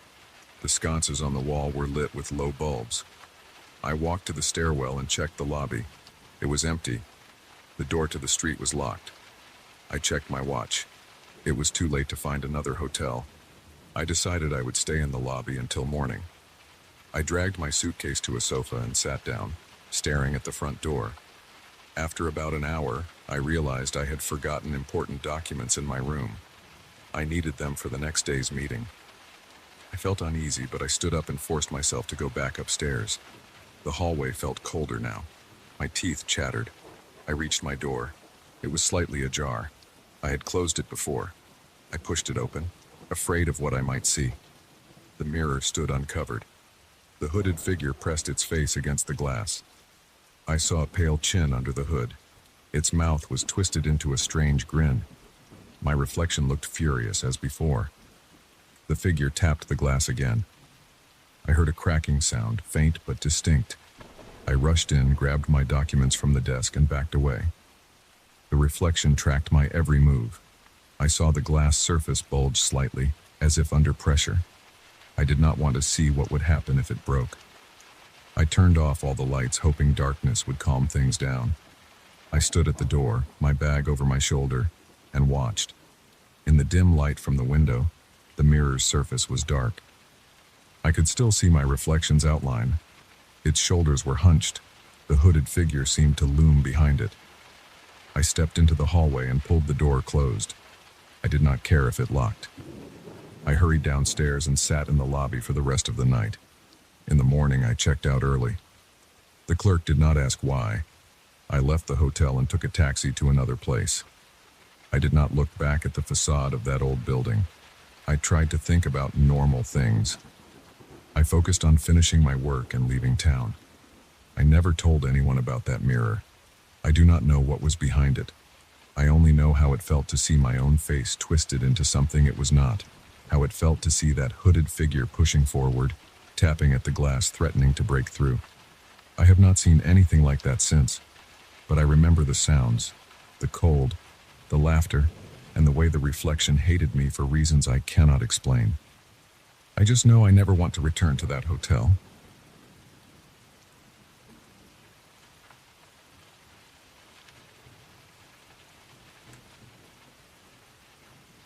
I was about halfway through a long drive on a quiet, empty highway. There were no other cars around. The sky was dark, and I could only see what my headlights revealed. The asphalt stretched ahead like an endless black line. I had been driving for hours without stopping. I felt stiff and a little anxious. I wanted to get somewhere safe and familiar, maybe a cheap motel or a gas station with some lights, but nothing was ahead, just more darkness. I noticed the engine making a strange sound. It was a faint knocking noise coming from beneath the hood. At first I tried to ignore it. I turned on the radio to distract myself. I got mostly static. No music, no clear station, just that crackling sound. I twisted the dial left and right. At one point there was a burst of odd laughter and then some words I couldn't make out. I tried to tune it again, but the station was gone. Just the hiss and pop of static remained. A few minutes later, the engine noise got worse. It rattled, then coughed, and then the car began to lose speed. I pressed the gas pedal harder. Nothing changed. The car slowed down until I had to pull over. I eased onto the shoulder and switched on my hazard lights. There was no one coming in either direction, but I still felt the need to mark my spot, as if someone might appear out of nowhere and slam into me. The engine died completely. I sat there with my hands on the steering wheel, feeling my heart beating harder. I didn't like being stuck out here. The night was silent, and the radio still produced static. I shut it off to clear my head, but that felt worse. Total silence bothered me even more, so I clicked the radio on again. The static returned, but at least it was something. I tried the ignition once. The engine cranked but didn't start. I tried again. Same thing. I popped the hood release and stepped out of the car. The air was cold. My breath formed small clouds as I walked around to the front. I pulled up the hood and aimed my flashlight inside. I'm not a mechanic, but I know a few things. The belts looked intact. The hoses were all connected. I checked the battery terminals. They were tight. Nothing obvious jumped out at me. I closed the hood and stood there, listening to the ticking of cooling metal. The highway was silent except for a faint breeze. My eyes struggled to see anything beyond the edge of the road. The beam of my flashlight showed only dry dirt and weeds. I felt uneasy. I didn't have a phone signal out here, and I hadn't seen a passing car in a long time. I walked back to the driver's side door and got in. I turned the key again. The engine tried but failed. The radio static changed when I did that. For a split second, I heard a voice. It sounded distant, like it was far away or buried under layers of interference. It spoke a few words I couldn't understand, then faded back into hissing. I tapped the radio, fiddled with the dial again. Nothing but that broken noise. I leaned my head against the headrest and took a slow breath. I tried to think calmly. Maybe if I waited a bit and tried again, the engine would catch. Maybe I flooded it or something simple like that. While I was sitting there, I became aware of a strange smell. It reminded me of old damp fabric. I checked the back seat, but everything looked normal. I smelled the vents, but the heater was off. I looked up at the rearview mirror out of habit. For a moment, I saw something standing behind the car. It was just a shape, like a tall figure. No clear details. I blinked and looked closer. It was still there. My heart started pounding. I turned around fast, twisting my body to look out the rear window. There was nothing there. The shoulder of the road was empty. Just darkness. When I turned back to the mirror, I saw nothing but the faint red glow of my own taillights against the ground. I tried to tell myself I was seeing things. The dark can play tricks. My eyes were tired. I faced forward again and tried the ignition. It made a weak, grinding sound. The radio crackled. I heard soft laughter coming through the speakers. It wasn't my laughter. It sounded like a man, but the tone was all wrong. It came in short bursts and then cut out. I turned the volume knob to 0, but the laughter stayed at the same level. It didn't go away. I pressed the power button. The radio clicked off. The laughter disappeared. I sat there in silence. My heart wouldn't slow down. I could feel my pulse in my neck. After a few seconds, I tried the car again. Without warning, the engine roared to life. The car shook. The headlights brightened the road ahead. I hadn't done anything different. I didn't even finish turning the key all the way. It just started on its own. I glanced at the dash. The RPMs were steady, no warning lights. It looked normal now. I reached for the radio. It was still off. I relaxed a little. I moved my hand to the gear shift, ready to put the car in drive and leave. Then I heard a whisper. It came from the speakers, even though the radio was off. At first I thought it was more static, but it formed my name. It said it slow and quiet. It sounded almost like my own voice saying my name back to me. I froze and stared at the dashboard. The whisper repeated my name a few times, then stopped. I pressed every button on the radio. I turned it on and off. I scanned stations. I tried to disconnect it by pulling at the knobs. Nothing changed. The whisper didn't return immediately. I put the car in drive and pulled forward slowly. The engine sounded normal again. The wheels rolled over the rough shoulder and back onto the smooth pavement. I tried to calm down. The car was moving. I could get out of here. I told myself to focus on that. I drove about a minute. The headlights lit up the empty road. I saw no signs, no buildings, nothing. The darkness pressed in from both sides. My shoulders were tense. My hands gripped the wheel too tight. I eased off a bit and cracked my neck. I looked in the mirror again, forcing myself to check. Nothing was behind me. No silhouette. Just an empty road. Suddenly, the radio emitted a soft click and turned itself on. Static poured out. I reached out and turned the volume all the way down, but it stayed the same volume. The static grew louder. It crackled, popped, and then a voice said a few words I couldn't catch. I listened carefully. It sounded like someone breathing heavily into a microphone. I could hear the rush of air. Then I heard my name again. It was faint and drawn out. The voice stretched it, then laughed in short bursts. I felt goosebumps on my arms. I tried to ignore it. I focused on driving. The car felt fine now. The only problem was the radio. I considered pulling over and yanking the fuse, but I didn't want to stop again. I wanted to get out of this empty stretch. I wanted to find any sign of other people. A gas station, a diner, even a closed shop with a payphone outside. Anything. The radio kept whispering my name. It repeated it with different tones. Sometimes it sounded like a question, sometimes like a command. I tried turning it off again, but the power button did nothing. I tapped the screen and knobs. No response. The voice was calm, not hurried, not angry, just slow and deliberate. I rolled down the window. Cold air rushed in. I felt it on my face. It cleared my head a bit. The smell from before was gone. Just fresh air now. The wind hissed against the frame of the car. The voice kept going. I thought maybe I could drown it out by playing with the balance or fade controls, but nothing worked. The voice didn't change. It was as if the radio controls were fake. I gritted my teeth. "Who's there?" I said out loud, feeling stupid immediately. There was no one who could answer. The radio static hissed. The whisper stopped. I waited, my eyes shifting between the road and the dashboard. The highway was still empty. The radio remained silent for a while. Only static. I felt a small bit of relief. Then something tapped on the rear passenger window. I heard a short, sharp knock like a fingertip on glass. I turned my head slightly and glanced in the rearview mirror. I saw nothing. I checked the side mirror. Nothing. I slowed down a bit. My heart raced. The knock sounded real. I gripped the wheel and tried to breathe slowly. Maybe a rock kicked up by the tires. Maybe something fell in the back seat and hit the door. I glanced over my shoulder. The back seat was empty, just a jacket and an old paper bag. They weren't moving.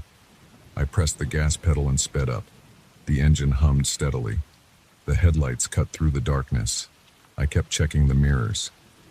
At one point, I thought I saw movement on the side of the road, something disappearing behind the beam of light as I passed. I didn't stop. I kept going. The radio clicked again. The voice returned, repeating my name. This time it sounded closer, like it was coming from right beside me. I looked at the passenger seat. Empty. just the worn fabric and a few receipts on the floor. I listened carefully. The voice said my name twice, and then breathed heavily. I felt the hairs on my neck stand up. I pressed the radio power button harder, but it did nothing. I even tried to turn the car stereo off at the fuse box under the steering wheel, but I couldn't do that while driving. I thought about pulling over, but I was afraid of stopping again. I decided to talk to it. "What do you want?" I said quietly. The voice didn't answer. The static hissed. I heard some faint words that made no sense. It sounded like random syllables. Then laughter again. That same short burst of laughter that had no warmth or humor, just a dry sound. I kept driving. The road showed no signs of ending. The speedometer read a steady 55 miles per hour. My fuel gauge was still okay. I had over half a tank. I considered turning around, but something about going back felt wrong. I stuck to my direction. I told myself that eventually I would find a rest stop or a town. The tapping sound returned. This time it came from the roof. A soft but distinct tap, tap, tap. I felt my muscles tighten. I tried not to look up because I couldn't see anything through the roof, but it bothered me. The taps sounded too controlled to be random debris. They were spaced out like someone was testing the metal. I gripped the wheel and just kept going, hoping it would stop. It did after about 5 taps.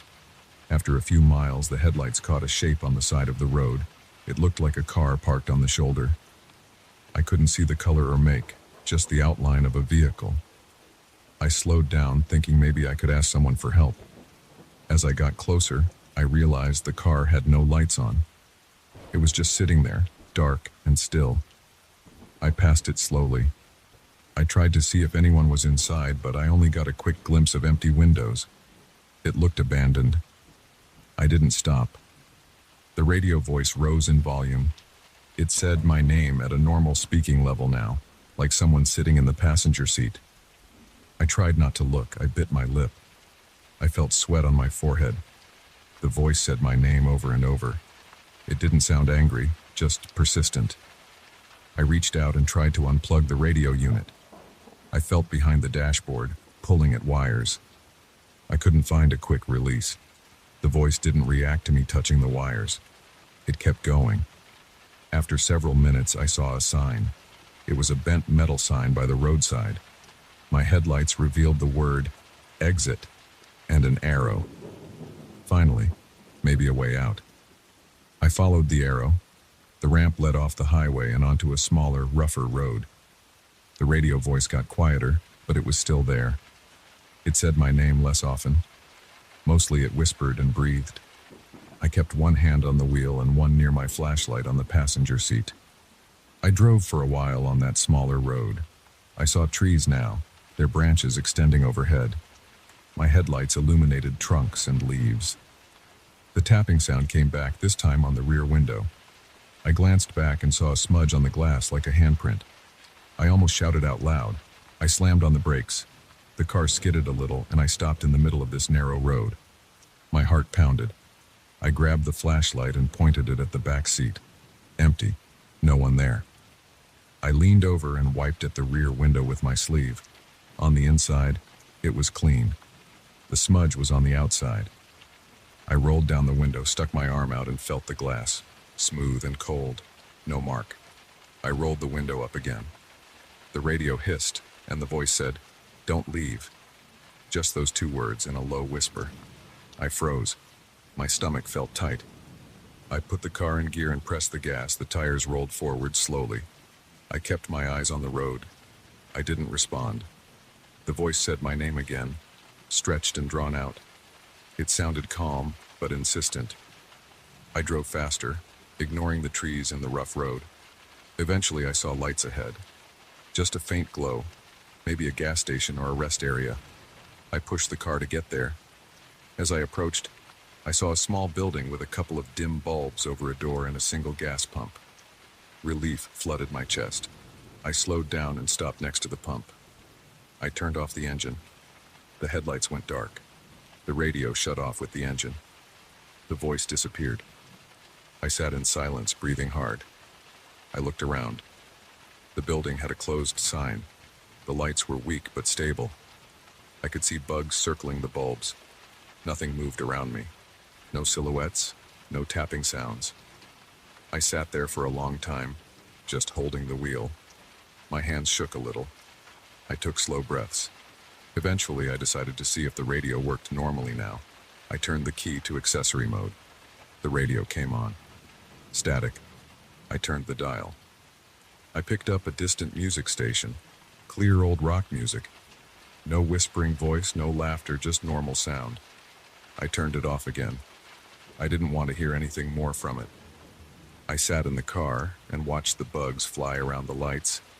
I listened to my breathing. My heartbeat slowed down to normal. After a while, I felt calmer. The strange presence, or whatever it was, seemed to be gone. I didn't know what happened out there on that highway. I didn't know why the radio acted like that, why I saw that silhouette, or why the tapping happened.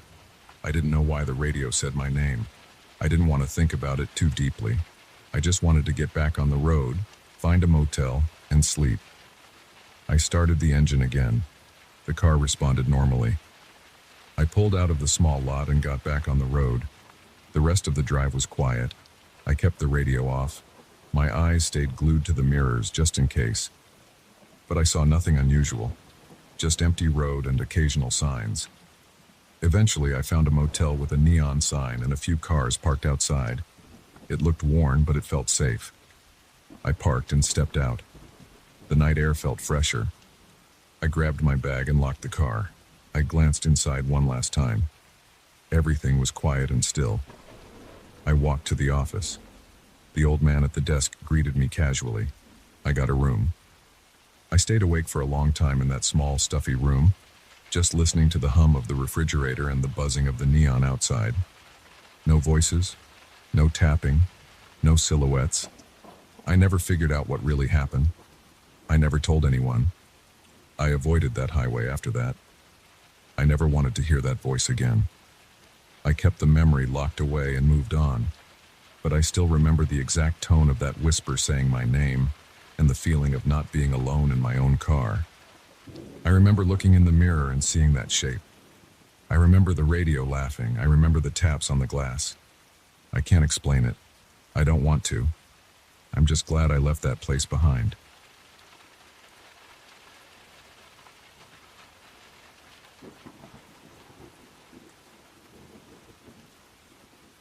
I remember the day I found that chair. It happened about a month ago. I was visiting an antique shop on the outskirts of town. The place was quiet, and the owner let me wander around without bothering me.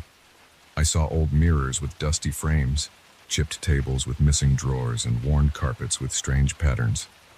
Then I noticed a rocking chair tucked in a corner. It looked like it belonged to the 19th century. The wood had scratches and stains, and the seat's upholstery looked dirty and old. The armrests were smooth in places and rough in others, and one of the chair's legs had a tiny crack near the base. I don't know why I wanted it, but I did. I asked the price, and the owner told me it was cheap. He seemed glad to get rid of it. He wrapped it in some old blankets and helped me carry it to my car. I remember the weight and the feel of it as we pushed it into the trunk. It felt solid but not heavy. I drove home, brought it inside, and climbed the steps to my attic with the chair balanced on my shoulder. I almost slipped once, but managed to keep my grip. My attic is a small space with wooden beams and a single window at the end. There's not much up there. I keep a few boxes and some old tools, but it's mostly empty. I placed the rocking chair near the window and stepped back to look at it. I wanted to see if it added something to the space. It looked fine. It fit that corner well. I left it there and went downstairs. That first night I was in bed trying to sleep. It was late, maybe after midnight. I heard a noise coming from above. It sounded like wood moving. I recognized it as the slow, uneven sound of a rocking chair moving back and forth. I lay there, listening. It was a clear, steady creak. I could picture the chair in my mind. I stayed in bed at first, hoping it was just the old floorboards contracting or something simple. But the noise kept going. I got up, turned on a light, and walked up the stairs.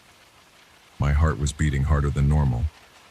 I wasn't scared yet, but I felt uneasy. The attic door creaked when I opened it. I stood on the threshold and aimed my flashlight around. The rocking chair was still near the window. It was not moving. The room was silent. I checked the window. It was closed and locked. There was no draft. The attic was warm, stale, and still. I stood there for a while, waiting, then turned and went back to bed. The next night I heard it again. The same creaking noise woke me up. This time I got up faster. I didn't waste time listening from bed. I climbed the stairs and pushed open the attic door. The chair was in the same spot, not moving. No sound. Nothing out of place. I approached it and touched the backrest. The wood felt cool and smooth. I pressed my hand against the seat. Nothing unusual. The upholstery felt rough under my fingertips. The fabric looked dirty and worn.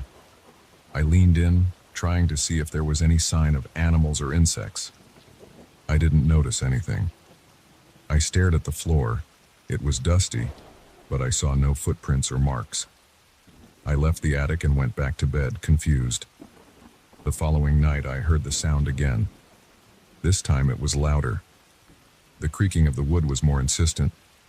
It woke me more suddenly. I felt a dull ache behind my eyes, probably from lack of sleep. I climbed the stairs again, breathing heavily. My throat felt dry. When I opened the attic door, the chair was still near the window facing out, but something felt different. I stepped closer. The chair seemed angled slightly. The front left leg looked a bit rotated. I couldn't be sure. I placed my palm on it and tried to rock it. It moved back and forth without trouble. I let go and watched it settle into stillness. I decided to inspect it more closely in the morning. The next day, I went up with a small lamp and a magnifying glass I keep for reading old inscriptions on antiques. I placed the lamp on a nearby box and leaned in. The upholstery was grimy, with stains in irregular shapes. I saw small dark hairs stuck deep in the fabric.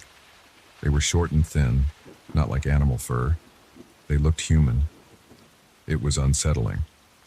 I pulled at one of the hairs and it came loose with a slight tug.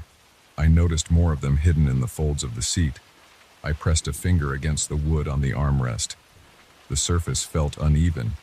I tried to see better. There were small scratches and marks in the wood.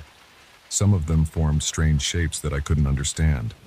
They looked like random lines, but when I followed their pattern, I noticed a kind of repetition.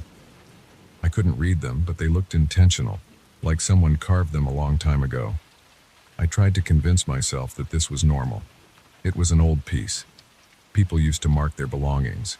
Maybe the previous owner had a habit of scratching symbols. The hair could belong to someone who sat there often. I told myself that this was not a big deal. That night I lay in bed and tried not to think about it. I failed. I couldn't stop picturing those hairs and marks. My mind kept drifting back to the way the chair seemed to face the window. I fell asleep late. I woke to the sound again. The rocking was louder now. It had a sharper, more grating quality. I felt my heart pounding as I sat up. I could feel sweat on my forehead and under my arms. I tried to stay calm, but I couldn't ignore it. I got out of bed and stood at the bottom of the attic stairs, listening. The chair was rocking. The sound was steady. I could hear the wooden legs scraping against the floor. It sounded like someone pushing it with a firm, consistent force. I climbed the stairs, each step feeling heavier. At the top, I paused before opening the door. The sound was clear on the other side. I opened the door quickly and aimed my flashlight. The chair stopped moving the moment I looked at it. I caught a glimpse of the chair's backrest still swaying slightly, like something had been in motion seconds before. The air smelled stale.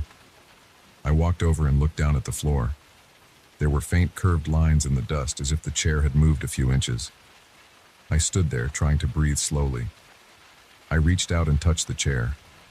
It felt warm this time. My hand jerked back. I pressed my palm against it again, harder, trying to sense something rational. It just felt like wood that had been rubbed. I couldn't explain the warmth. I checked the window. It was still locked. The glass was cool to the touch. I turned my attention back to the chair. It looked unchanged except for its position. It seemed to face slightly toward the door now, not the window. I didn't like the idea that it had turned toward me. I felt a tightness in my chest. I left the attic and shut the door behind me. The next morning I went upstairs again to examine the symbols. I took a notepad and a pen. I tried to copy the shapes. They were small and rough. Some looked like triangles or crosses with extra lines. Others were just scratches that overlapped. I counted about 10 distinct marks. I searched the rest of the chair for similar signs. I found a few more at the back of the seat and under one armrest. I ran my hand along the upholstery and felt grit.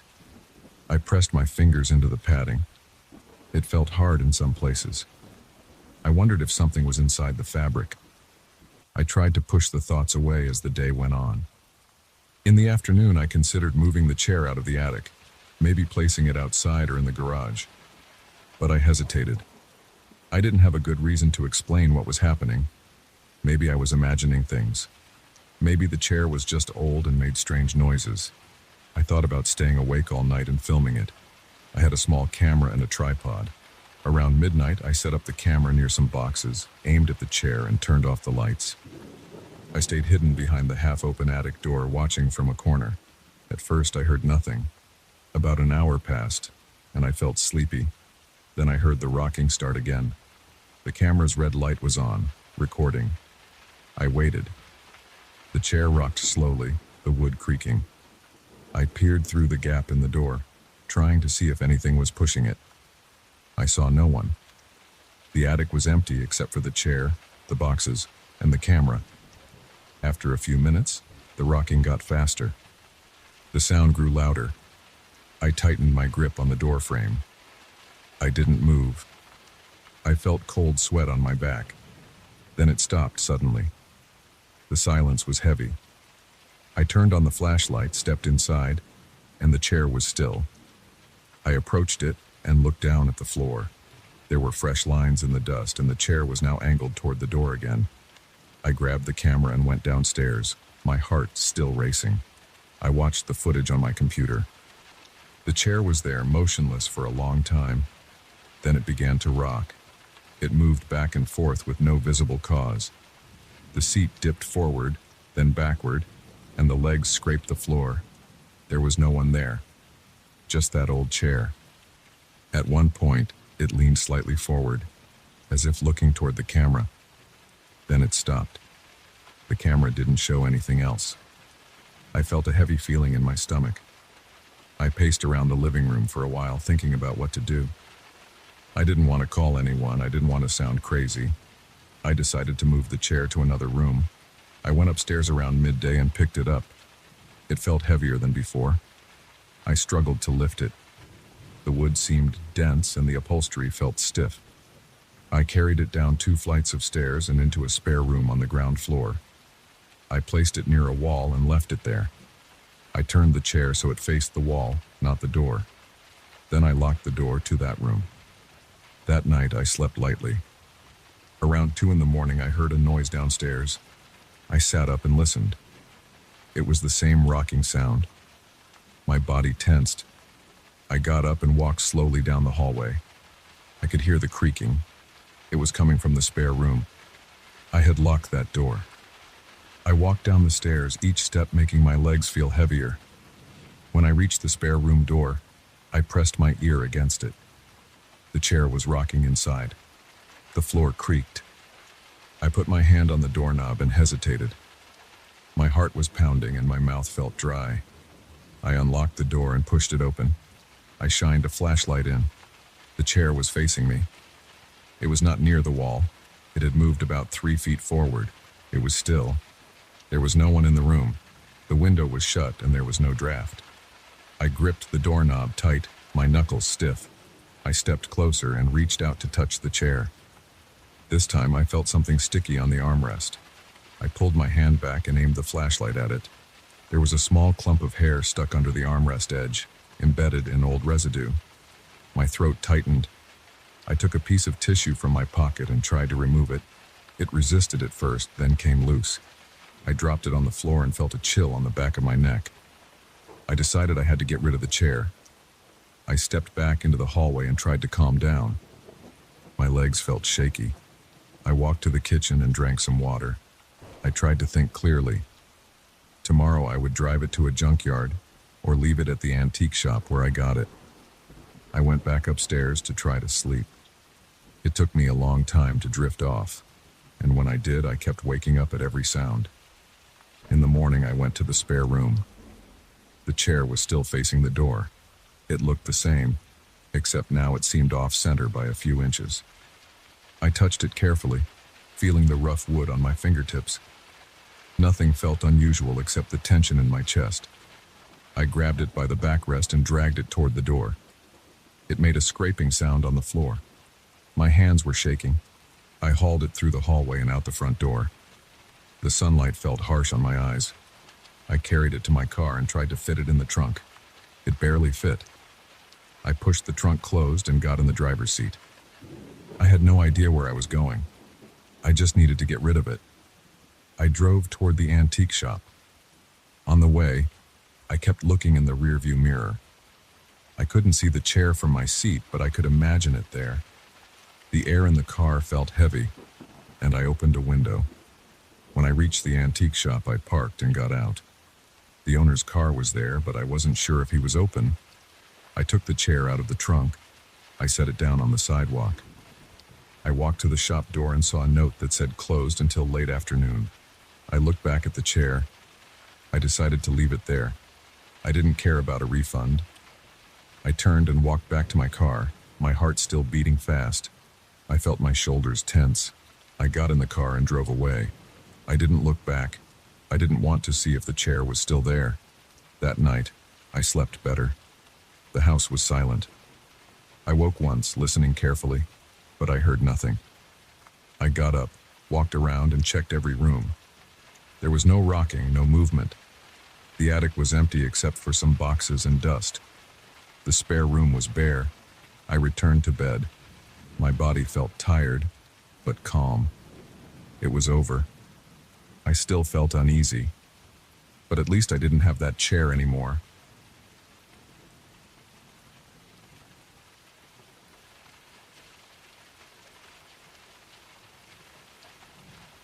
It started when I walked into the building's lobby that night after work. I felt tired, and my legs ached from standing all day. The overhead lights were dim, as usual. The landlord never fixed the lighting. I stepped onto the stairs and climbed up to my floor. The building was old and the floors were uneven, so I kept my hand on the rail. I reached my floor after a few flights and I could feel my own breathing through my nose. The hallway was narrow and smelled of stale air. The paint on the walls always looked the same pale color, and the floor tiles were scuffed and chipped. Normally, I would walk about 15 steps and find my apartment door on the left side, about 3 doors down. But that night, I took 15 steps and saw more doors, each door looking exactly like the others. I stopped and looked around, confused. I turned around and looked back toward the stairwell door. I expected to see it right there behind me, but it wasn't. I only saw more corridor and more doors. I rubbed my eyes and took a few careful steps forward. The doors were all the same color and had the same cheap round doorknobs. The numbers looked smudged and unreadable. The light fixtures hummed and flickered overhead. I could see small insects around the bulbs, but I couldn't tell if they were flies or moths. I felt sweat forming under my arms. I took a deep breath and tried to calm down. I told myself I might be tired or maybe I missed my door. I often worked late shifts and sometimes got home disoriented. I counted my steps again, one by one, slowly. I passed one door, then another, then another. The hallway stretched out in front of me like a straight line. I didn't see any turns or corners. I reached what I thought should be my apartment door, but the label was blurred and I couldn't make out the number. I tried the knob. It turned. I swallowed hard and pushed the door open. Instead of my small apartment's living room, I saw another hallway. It looked the same, narrow, with the same walls, the same flickering lights, and the same worn floor. I could hear a faint moan coming from somewhere behind the thin walls. It was a muffled sound like someone in pain or struggling to breathe. I released the doorknob and stepped back. My heart pounded. I could feel my pulse in my neck. I tried to steady my breathing. I didn't know what was happening, but I knew it wasn't normal. I closed the door and stood in the corridor. I pressed my ear against the wall. I heard more of those muffled moans. It sounded like more than one person, but I couldn't be sure. There was a dull thump now and then, like someone kicking or hitting something soft. I called out. I said, "Hello?" and waited. No one answered. My own voice sounded hollow and faded. There was no echo, but it felt like the sound didn't travel very far. I decided to walk back toward the direction I had come from. I turned around, facing what I believed to be the way to the stairs. I walked quickly, counting doors, trying to find any detail that would stand out. All the doors looked identical, the same cheap paint, the same cheap metal knobs. The hallway didn't end. The ceiling light fixtures buzzed. The bulbs flickered every few seconds, making it hard to keep my eyes focused. I felt my back tense up. I was sweating more. I could smell my own body odor mixed with the musty smell of the corridor. The air felt thick and my throat felt dry. I tried another door. Locked. I tried another one. Also locked. I tried 3 more in a row. All locked. I knocked hard on one of them. I hit it with the flat of my hand. I yelled for help. I waited. I listened. I heard the muffled moans again. I tried to figure out if the sounds were coming from inside the rooms. I pressed my ear to one of the doors. My ear touched the wood, and it felt smooth, but grimy. The moans were behind the walls, not directly behind the door, as if in the space between the apartments. I knocked again, harder this time until my knuckles hurt. I got no response. I walked again. My legs felt weak. I decided to try my phone. I took it out of my pocket and turned it on. No signal. I tried to call someone anyway. The call didn't go through. I tried texting a coworker, but nothing happened. My battery was at 50%. The screen's light hurt my eyes in that dim corridor. I turned it off and put it back in my pocket. I kept moving, looking over my shoulder from time to time. I didn't see anyone behind me, but sometimes I felt like something moved in the corner of my vision. A shape in the darkness, maybe something crouching near a door frame or standing against a wall. But when I turned to look directly, there was nothing. I heard a soft chuckle once. It was low and breathy. It made the hair on my neck stand up. I tried to say something, to ask who was there, but my voice came out shaky and low. My mouth felt dry. I checked the walls. I ran my fingertips along the surface. It felt solid, but hollow. I tapped lightly. The sound was dull. I tried another door. Locked. I tried to force the knob, twisting it hard. It didn't give. I kicked the door. My toes hurt, and I barely made a dent. I felt stupid and desperate. I didn't know where I was going or what I was doing. After walking for what felt like a long time, I tried to mark my place. I took off my jacket and placed it on the floor beside a door. I took a good look at it, remembering the position of the sleeves and the collar. Then I walked on, counting steps, about 30 this time. I turned around and walked back. After another 30 steps, I reached the spot where I placed my jacket. It wasn't there. The floor was empty. I checked the doors around me. No sign of my jacket. I felt a knot in my stomach. I wanted to throw up. I took several deep breaths. The air tasted stale. I felt my knees shaking. I tried the original door I had opened, the one that led into another hallway.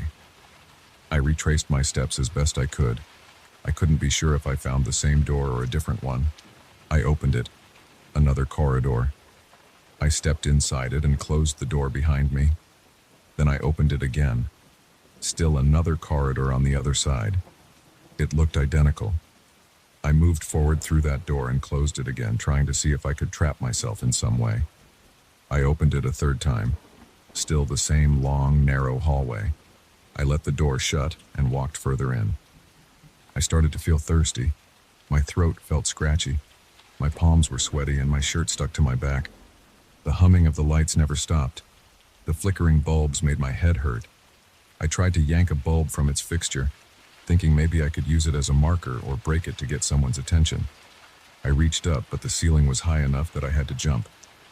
I jumped a few times, slapped my hand against the light fixture. It burned my palm a little. I couldn't unscrew it. The light kept flickering. I cursed and let my arms drop to my sides. I thought about breaking down a door using something heavy. I had nothing except the keys in my pocket, my phone, and some loose change. I tried kicking a door at the point near the latch. I kicked hard 3 times. The door barely budged. It made a dull thud, and some dust fell from the frame. My foot hurt, and I bent forward, breathing hard. I gritted my teeth. No one answered from inside. The muffled moans continued. Sometimes they grew louder, then faded. Sometimes I heard light tapping or scratching on the other side of the wall. I pressed my ear against the wall again. It sounded close, as if someone stood right behind it, sliding their fingernails against the surface.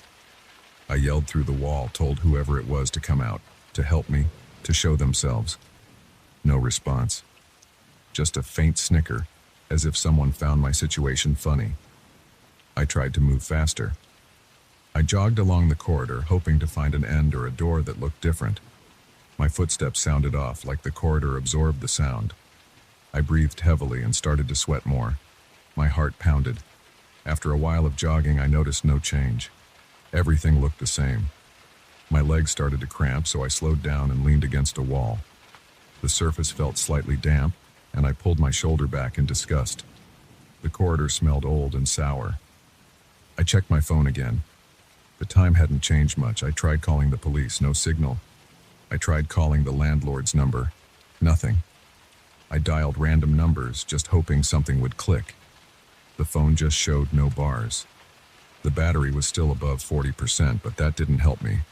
I put the phone away. I considered shouting until my voice gave out, but I didn't want to lose my voice entirely. Still, I called for help again, yelling as loud as I could. My voice sounded flat and tired. I yelled a few times, then listened. I heard the chuckle again, that soft laugh from somewhere behind me. I spun around, looking down the corridor. The lights flickered, and for a second I thought I saw a shape at the far end, standing still. It looked like a person. The shape was dark and still. I raised my hand and waved, hoping they would see me. The shape didn't move. The lights flickered again. The shape was gone. I bit my lip hard until I tasted a bit of blood. My lips were chapped. I decided to try every door I passed, hoping one might open. I tried about 6 doors in a row, all locked. I tried knocking on one and pressing my face against it. I could hear faint breathing sounds from inside. They were slow and steady. I banged on the door and demanded that the person inside open it. No answer. Just that slow breathing. I pounded harder, yelling. The breathing remained steady, ignoring me. I moved on and tried a different door. Locked. Another one. Locked. Another. The knob turned slightly but didn't open. I rattled it until my wrist hurt, but it wouldn't give. I kicked it. Nothing happened. I felt sweat dripping down my face. The corridor's air felt thicker, heavier. I wiped my forehead with my sleeve. I looked up at the ceiling. It looked low and yellowish, with specks of dirt near the light fixtures. I tried jumping again, just to see if I could reach something. Nothing useful. I wiped my palms on my pants. I tried to focus on something simple. I tried to remember how many steps I took since I first entered. I counted in my head, but it all became a blur. I noticed my stomach growling. I hadn't eaten since before work. I felt lightheaded. I leaned against the wall and tried to breathe slowly. I didn't smell food or anything like that, just the stale, musty odor. My temples throbbed. The moans behind the walls kept coming and going. Sometimes I thought I heard whispering. I pressed my ear against a door, listened carefully. I heard faint voices mumbling something, but I couldn't make out words. I called back, asking what they were saying. No reply. I stepped back, turned around, and tried walking in the opposite direction. After a while, I noticed no change. Everything looked the same. My footsteps sounded dull. I tried to keep track of the number of light fixtures. 1, 2, 3. After counting about 20, I realized it made no difference. The hallway just stretched on. I felt panic rising in my chest. My breathing became rapid. I clenched my fists. My fingernails dug into my palms. I thought about trying to break a piece of the wall. I kicked the wall, then slammed my shoulder into it. It was painful, and the wall didn't give. I kicked it again, then again until my foot hurt too much. I considered using my keys to scratch the paint. I took out my key and tried scraping a small mark on the wall. The paint chipped a little, leaving a small scratch. I moved forward and kept walking. After a minute, I went back to see if my mark was still there. I couldn't find it. All the walls looked the same. I ran my fingers along them, feeling for the scratch. There was no difference. I felt watched. I turned around slowly, scanning the corridor. The lights flickered. My shadow looked odd against the wall. For a moment, I thought I saw a different shadow move, as if someone else was standing behind me. I spun around, but saw no one. I shouted again, demanding whoever was there show themselves. Just silence, then a soft, muffled laugh that made me shiver. My arms felt cold despite the stale air. I decided to try one more door and face whatever was on the other side. I picked a door at random and grabbed the knob. Locked. I tried another. Locked. I kept trying doors until I found one that turned slightly. This one felt loose. I pressed my shoulder against it, pushing with all my strength. The door creaked, and I felt it give a bit. I pushed harder, groaning, my jaw clenched. Finally, the latch snapped and the door swung open, hitting something inside. I stepped in carefully. Inside, I found no room. There was just another corridor identical to the one I left. I turned around to check the door I came through, but it was gone. Behind me was more hallway. I realized I was stuck in these corridors, moving from one to another. My breathing sped up again, and I felt my hands shaking. I tried walking again. My legs were tired. I felt a slight pain in my chest from all the tension. I stood still for a moment, listening. The moans were still there. The breathing sounds, the faint thumps. The laughter was quieter now, but I still sensed someone was there watching me. I spoke out loud, asking what they wanted. No reply. I kept moving forward, step by step. My shoes squeaked on the floor. The lights buzzed. I passed door after door. Nothing changed. My throat burned from thirst. My back ached from tension. I wiped sweat from my face again. I tried another door. Locked. Another one. Locked. I kicked it once without any real hope. Just another dull thud. I noticed my vision blurring a bit. My eyes felt dry. I blinked a few times. I couldn't tell how much time had passed. My phone still had some battery, but no signal. I took it out and turned it on. The screen glowed, showing the time, but it was meaningless. I tried the flashlight. It worked, shining a bright beam on the wall. I looked closely at the texture of the paint. It was chipped and uneven. I dragged my finger along it. Nothing new, just the same corridor. I turned off the flashlight, saved the battery. I stood there, breathing slowly, trying not to panic. I knew that panicking wouldn't help, but I couldn't help feeling afraid. My stomach clenched and my neck felt stiff. I had no idea how to escape. Everything looked the same. I felt alone, trapped, watched by something I couldn't see. The laughter and moans never stopped, always behind thin walls, always out of reach. I tried running again, hoping that if I kept going, I might find something different. I ran until my legs burned and my lungs ached. I slowed down and stopped, panting. Still the same corridor.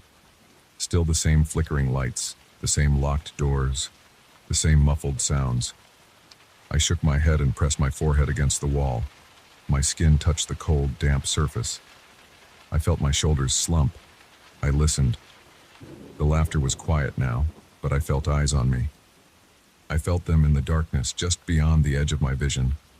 I pulled myself away from the wall and took a few shaky steps forward. I tried one last door. Locked. I tried another. Locked. I tried a third. locked. I stood there, in the silent corridor, my heart pounding, my body tense, my throat dry, my head throbbing. Nothing changed. I realized I was stuck. I waited, listening. The corridor hummed with the sound of the lights. My own breathing sounded loud in my ears. I stood still, not knowing what else to do. I felt sure that something watched me, pleased with my helplessness. I couldn't see it, but it was there, silent, patient, enjoying my frustration. I gripped the doorknob in front of me, pressed my forehead against the door and squeezed my eyes shut. I felt trapped, tired, thirsty, and afraid, and the corridor went on, unchanging, unending.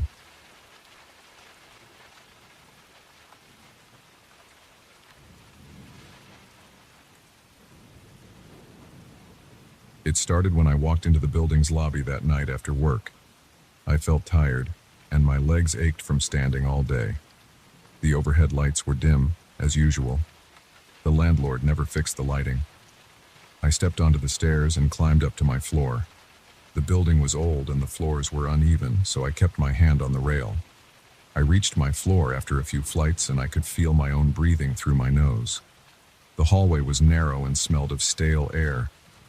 The paint on the walls always looked the same pale color, and the floor tiles were scuffed and chipped. Normally, I would walk about 15 steps and find my apartment door on the left side, about 3 doors down. But that night, I took 15 steps and saw more doors, each door looking exactly like the others. I stopped and looked around, confused. I turned around and looked back toward the stairwell door.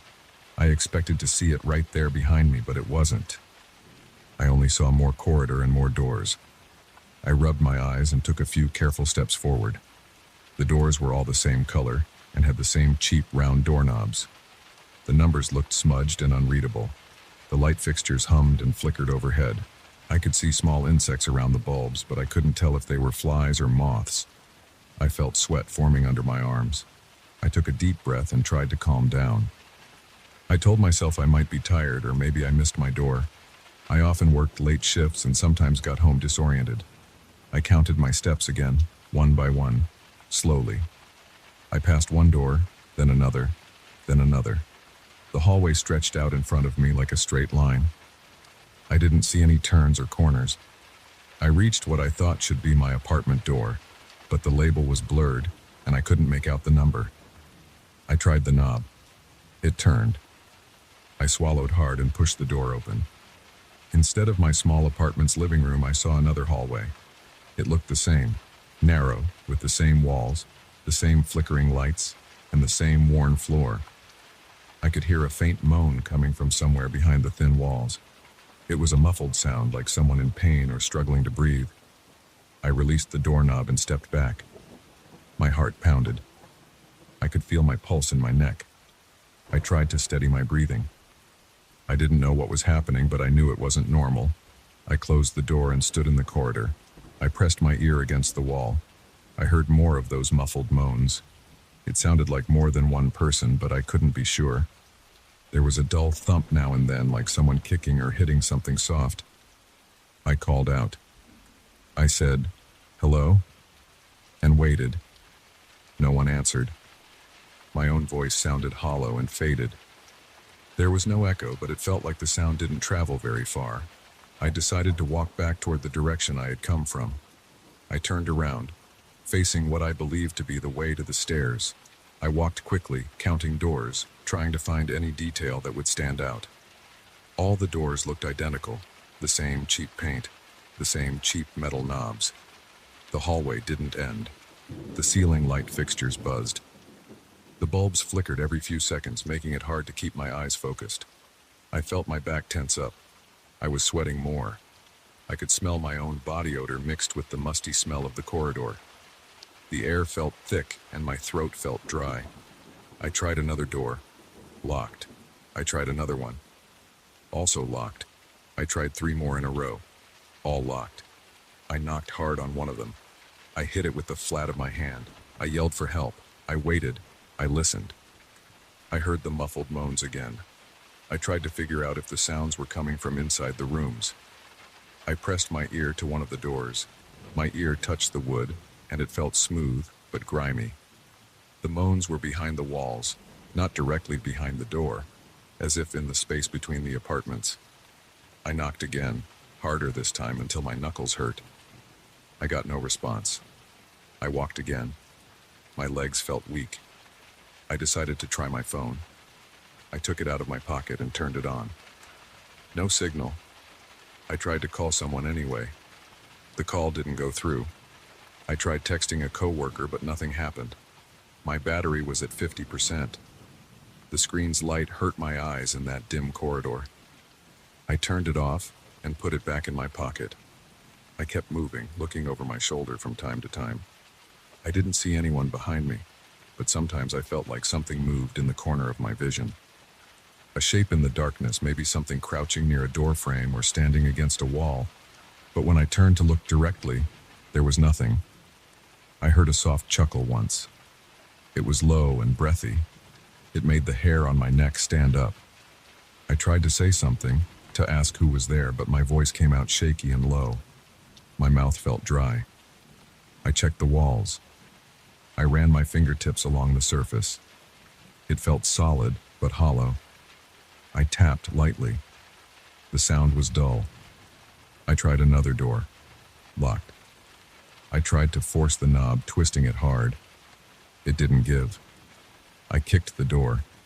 My toes hurt, and I barely made a dent. I felt stupid and desperate.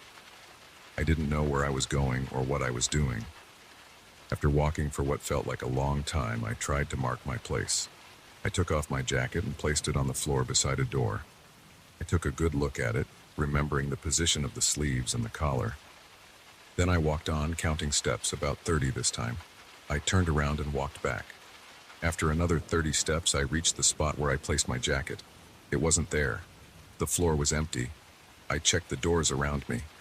No sign of my jacket. I felt a knot in my stomach. I wanted to throw up. I took several deep breaths. The air tasted stale. I felt my knees shaking. I tried the original door I had opened, the one that led into another hallway. I retraced my steps as best I could. I couldn't be sure if I found the same door or a different one. I opened it. Another corridor. I stepped inside it and closed the door behind me. Then I opened it again. Still another corridor on the other side. It looked identical. I moved forward through that door and closed it again, trying to see if I could trap myself in some way. I opened it a third time.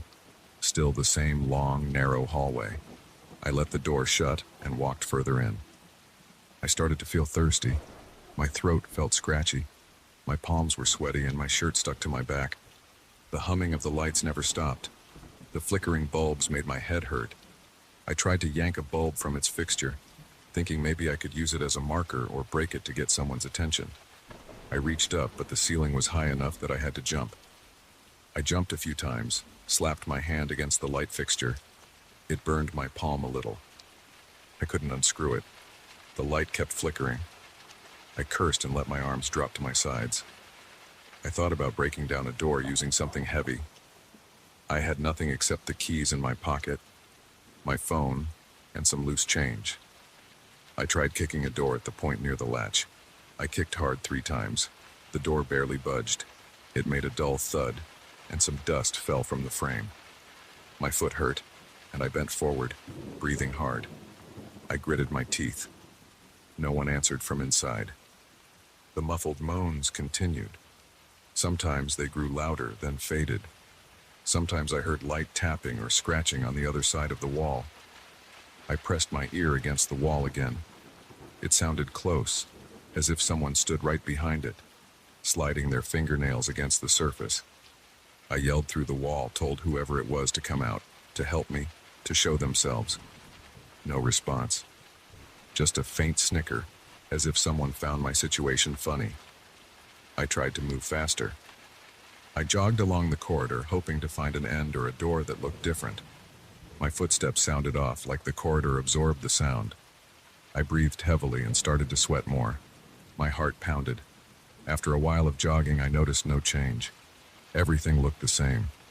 My legs started to cramp, so I slowed down and leaned against a wall.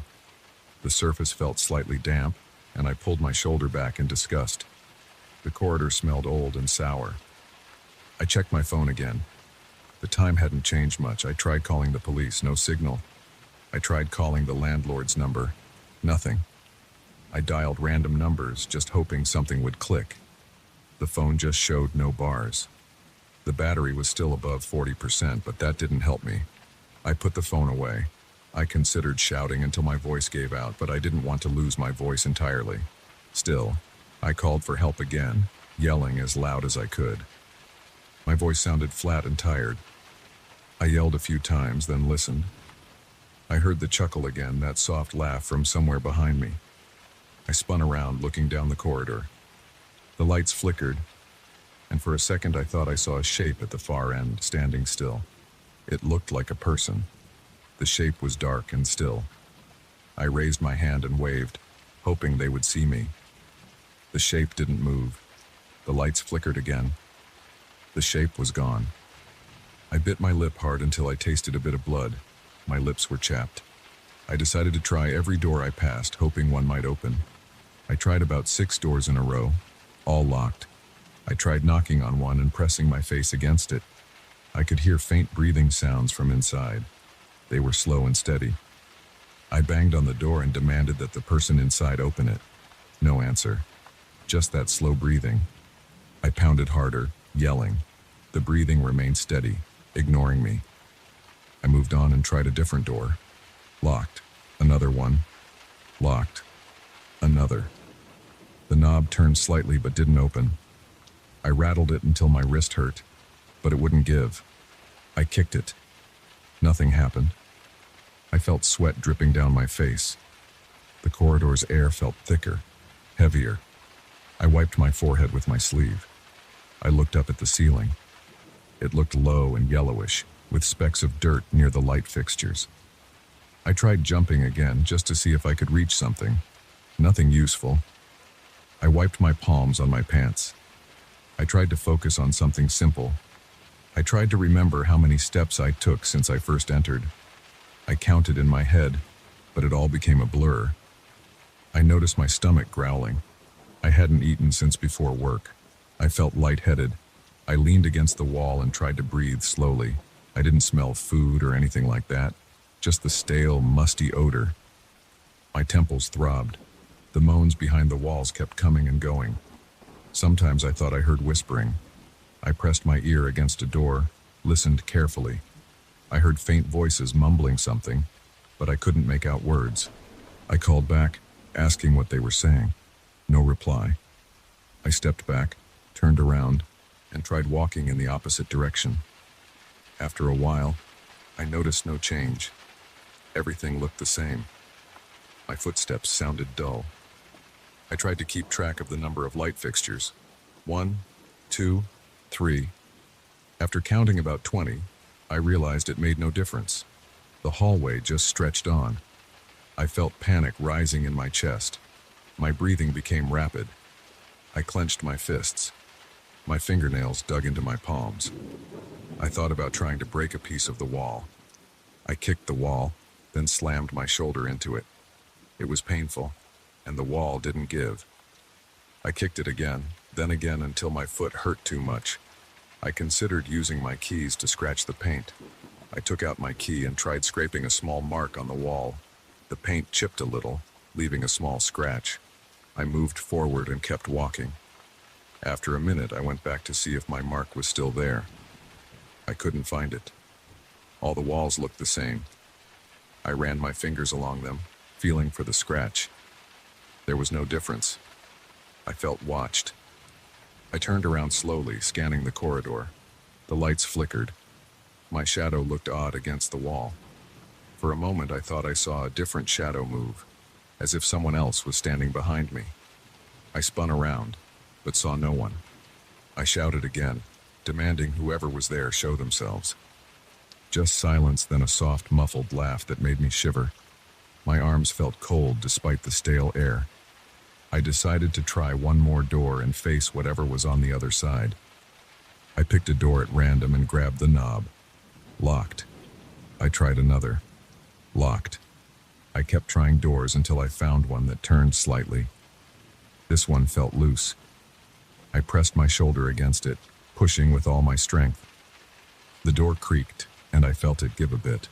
I pushed harder, groaning, my jaw clenched. Finally, the latch snapped and the door swung open, hitting something inside. I stepped in carefully. Inside, I found no room. There was just another corridor identical to the one I left. I turned around to check the door I came through, but it was gone. Behind me was more hallway. I realized I was stuck in these corridors, moving from one to another. My breathing sped up again, and I felt my hands shaking. I tried walking again. My legs were tired. I felt a slight pain in my chest from all the tension. I stood still for a moment, listening. The moans were still there. The breathing sounds, the faint thumps.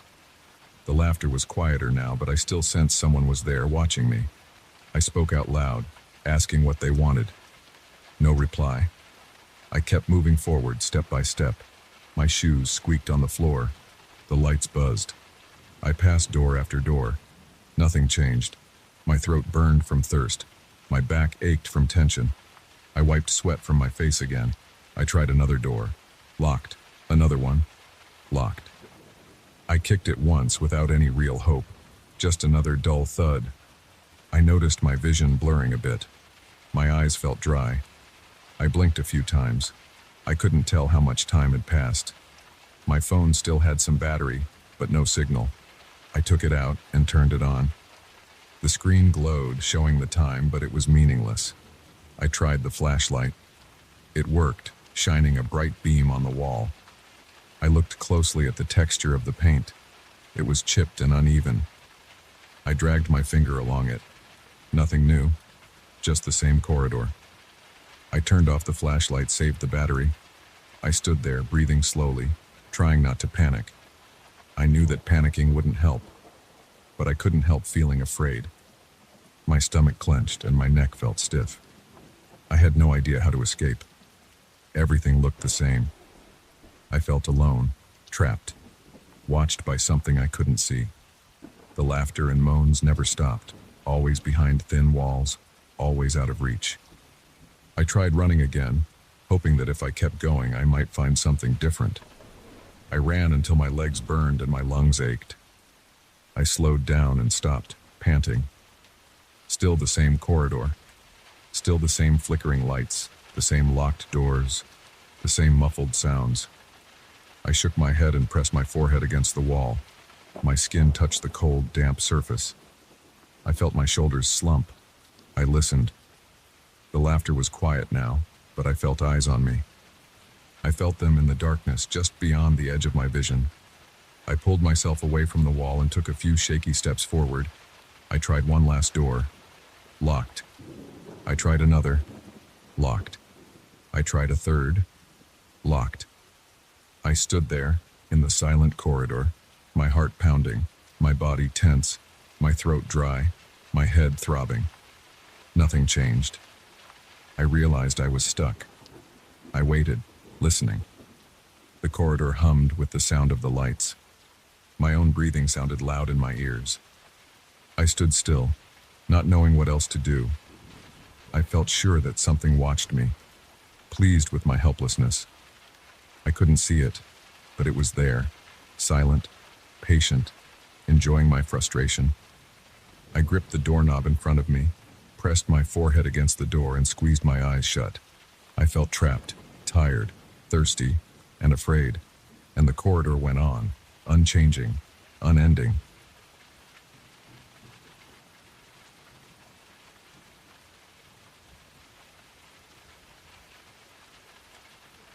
I arrived at the old country house on Friday afternoon just before sunset.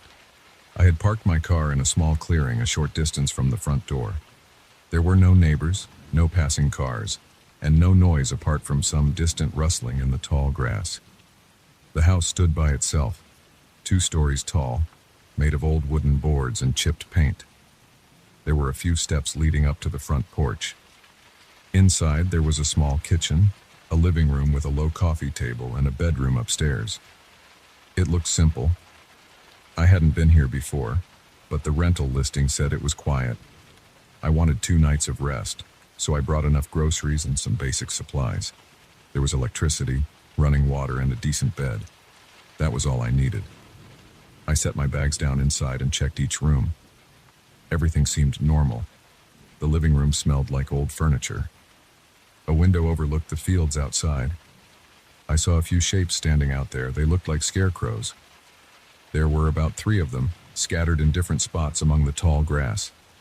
Each one wore old clothes. Their hats were tilted forward. Their faces were made of straw and cloth. I remember noticing they had odd features. Some kind of black stitches around the mouths, small circular patches for eyes, and a few scraps of old fabric hanging from their sleeves. Nothing alarming, just old scarecrows. I planned to rest that evening, so I fixed a quick meal. I boiled some pasta, ate it with some canned tomato sauce, and drank water. The kitchen was small but functional. Afterward, I decided to go for a walk to get some fresh air before settling in. I stepped outside and headed toward the fields. The sun was low. The grass brushed against my legs. I walked carefully, avoiding uneven ground. While I approached the nearest scarecrow, I noticed something about its face. Its mouth was twisted in a strange way, and the black stitches around it looked tight. The eyes were just empty holes covered by thin fabric. I could see straw inside. The hat leaned forward and the shoulders slumped. I saw some dirt and bugs crawling around the base. There was a slight smell of old burlap. I stepped back and looked around. The other scarecrows had similar clothes, old jackets and pants stuffed with straw. Some wore hats, some wore hoods. All of them faced the house at an angle, as if placed randomly, but they seemed oddly focused. I felt a slight chill on my arms, but I told myself it was normal. Scarecrows are just objects stuck into the ground, nothing more. It was getting dark. I returned to the house. The door closed fine, and the locks worked.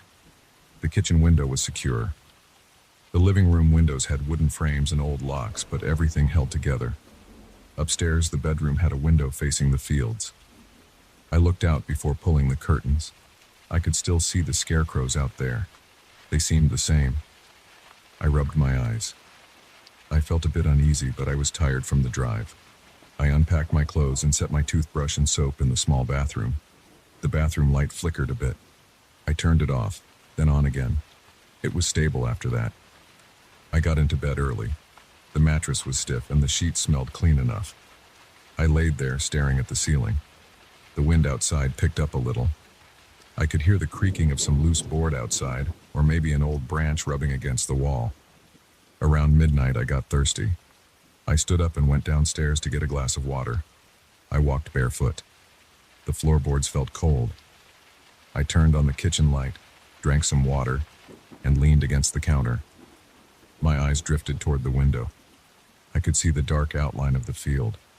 I couldn't see the scarecrows from there, but I remembered their positions from earlier. I tried not to think about it. I turned off the light and went back upstairs. I climbed into bed again. This time I looked out the bedroom window before lying down.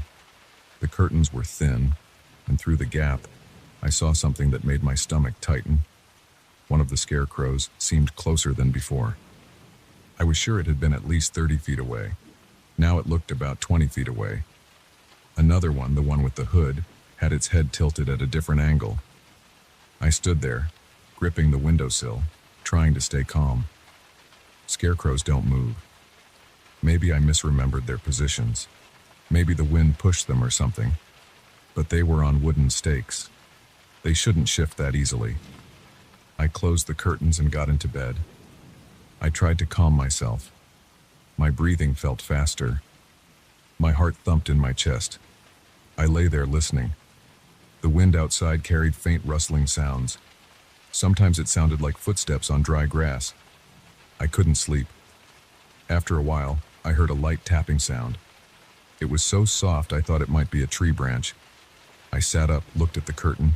I could see a faint shape behind it. I reached for the switch and turned on the bedside lamp. The tapping stopped. I stood up and walked toward the window. I pulled the curtain back just an inch. Outside, right below the window, I saw a shape leaning against the wall, a dark outline of straw and old fabric. One of the scarecrows was now almost right under my window. I stepped back, breathing through my mouth. I tried to think of something logical. There must be a person outside moving these things, but why? I didn't see anyone else arrive. No vehicles, no lights. I kept the lamp on, hoping that would discourage whoever was doing this. I waited by the window for several minutes. Then I heard a scraping sound along the wooden walls outside. It sounded slow and uneven. I thought I saw a thin straw arm reach upward. I stepped back further, my back hitting the bedpost. My legs felt weak. My hands shook. I felt sweat on the back of my neck. I couldn't see a face clearly from this angle, just the top of a hat and the edge of a stitched cheek. I closed the curtain quickly and turned around, trying to control my breathing. I decided to check the house. I grabbed a flashlight from my bag and went downstairs. I tested the front door lock. It was secure. I checked the windows in the living room. They were locked. I looked outside from a corner of the window, trying to remain hidden.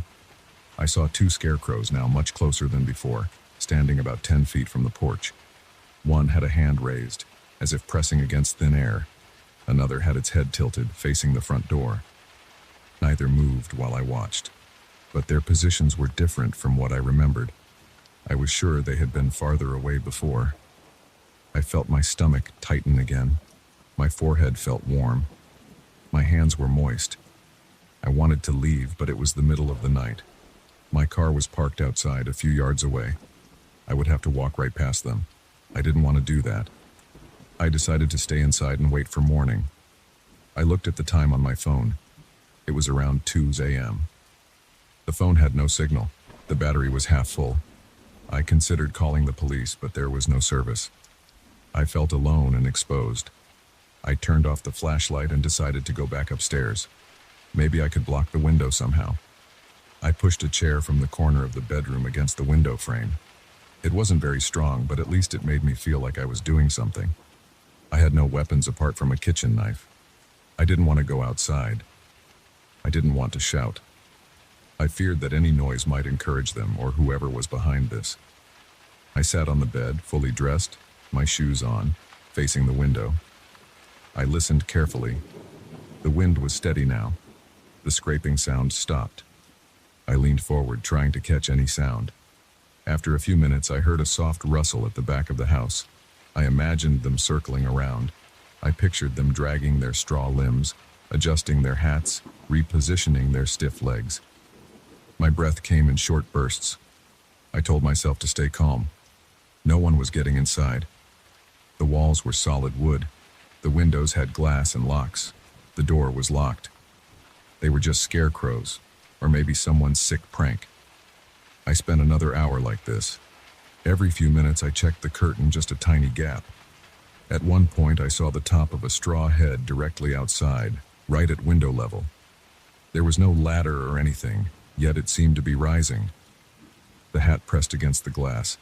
I pulled the curtain closed immediately. I backed away. My heart pounded. I thought I heard a faint scratching sound, like straw fingers rubbing the glass. My throat felt dry. I took sips of water from a bottle I had brought upstairs. I bit my lip, trying not to panic. A few more minutes passed. I heard footsteps on the roof. They were light and uneven, like someone walking with stiff legs. I saw dust falling from a small gap in the ceiling boards. Something was on the roof, pacing slowly. I considered running outside to my car, but I pictured them waiting at the door. I didn't want to face those stitched faces and straw arms up close. I tried to remember if I had locked the back door. Yes, I had checked all doors and windows. I was sure. I heard a light tapping on the bedroom window again. I refused to look this time. I just sat there, breathing through my nose. My hands were clenched into fists. My legs shook. My chest felt tight. The tapping grew louder. It sounded like something scraping the glass, then tapping lightly, like it was testing it. I kept my eyes on the floor. My phone's screen lit up as I pressed it. No service. The time read 3:30 a.m. I had to hold out until sunrise, maybe around 6 a.m. or so. That felt like forever. The tapping stopped. I waited. straining my ears for any other sound. Minutes passed. Then I heard something at the front of the house, a slow, sliding noise. I thought maybe one of them was dragging something along the porch floor. I bit my lip harder. I considered opening the window and shouting at them, but I had no idea how they would react. They were too quiet, too persistent. Suddenly, I heard a dull thump against the wall outside, then another thump on the opposite side. It was as if two of them were signaling to each other. I stood up and went to the staircase. I looked down into the living room. It was dark. The front window showed only blackness outside. I turned on a small lamp and then turned it off quickly, worried I might attract their attention to that window. I cursed under my breath. I was trapped. Around 4 a.m., something new happened. I heard a soft voice-like sound, very faint. It wasn't words, just a low humming. It came from outside, near the back window in the kitchen. I moved slowly down the stairs, step by step, trying not to make noise. I reached the kitchen. I stood by the doorframe listening. The humming sound stopped. I carefully reached for the kitchen window and raised a corner of the curtain. There was a face staring back at me. It was close to the glass, maybe an inch away. It had no real eyes, just stitches and straw. Its head seemed tilted. I couldn't see it move, but I felt it was aware I was looking at it. I jerked back, knocked into the table, and made a noise. I heard a light scraping outside as it pulled away. I wanted this night to end. My legs felt weak. My body was tense and my neck was sore from stress. I didn't see a way out. I checked the back door lock one more time. It was still secure. I considered turning on every light in the house, but I worried they might get bolder if they saw me clearly. The next hour was quiet. I stayed in the living room close to the stairs where I could run up or down if I needed. I listened for footsteps, tapping, or scraping. I didn't hear anything. By 5 a.m. I began to hope they had left. Maybe they lost interest. I went to the window once more. I saw no shapes in the darkness. I waited another 15 minutes. Nothing. I climbed back upstairs. The bedroom window was still covered by the curtain, and the chair pressed against it. I moved the chair aside and checked outside. The field was still dark, but I could see the shapes of the scarecrows back where they had been originally. They stood in their old positions as if they had never moved. My eyes strained to confirm what I was seeing. They were all spread out again, at least 20 or 30 feet away. There were no arms raised, no heads tilted against the glass. Everything looked still and quiet. I waited until the first light of dawn started to show. Around 6:15 a.m., I saw a pale light creeping over the field. The scarecrows remained in place, unmoving. The silence outside felt different now. I decided not to stay another night. I packed my bags quickly. I didn't make breakfast. I didn't even shower. I just grabbed everything, went downstairs, and checked the windows and doors again. I looked outside. With more light, I saw the scarecrows clearly. They looked ordinary again. I stepped outside onto the porch. The air was cool and smelled like damp grass. I scanned the area. No one was around. I walked toward my car, keeping an eye on the scarecrows. They didn't move. I didn't see any footprints, at least none that looked human. The ground was uneven and covered in dry grass. I unlocked the car, tossed in my bag, and got inside. I started the engine and looked back at the house one last time. It stood quietly. The scarecrows were still there. I didn't feel safe until I was driving down the dirt road, putting distance between me and that field. I never figured out what happened that night. I told myself maybe it was a series of weird coincidences or my imagination under stress. But I know what I saw. I know what I heard. I know those scarecrows were not where I left them.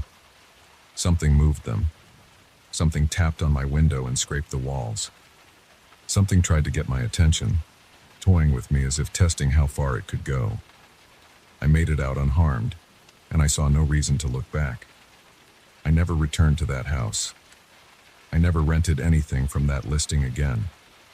As I drove back toward the city, I kept checking the rearview mirror. I expected to see something behind me, standing in the distance by the roadside. But there was nothing, just empty fields. I got home by midday, locked my door, and sat in my apartment, thinking about the night I spent there.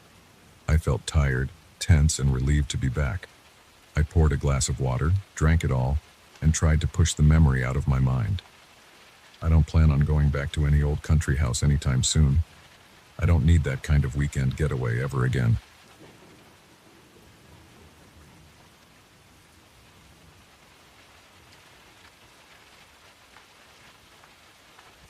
I moved into this house 3 days ago. The place is big, empty, and quiet. The main floor feels normal enough. Clean wooden floors, walls without decorations, boxes stacked in the corners. The upstairs rooms are all bare, a few old furniture pieces left behind by the previous owner, mostly dusty chairs and a heavy desk. There is a wide hall at the top of the stairs that leads to small bedrooms, all unlocked and empty. Everything upstairs is ordinary. The basement is where things feel off. I noticed it on the first day. The basement walls have old paint, the floor is rough concrete with some cracks, and there are a few shelves with old cans of paint and cleaning supplies.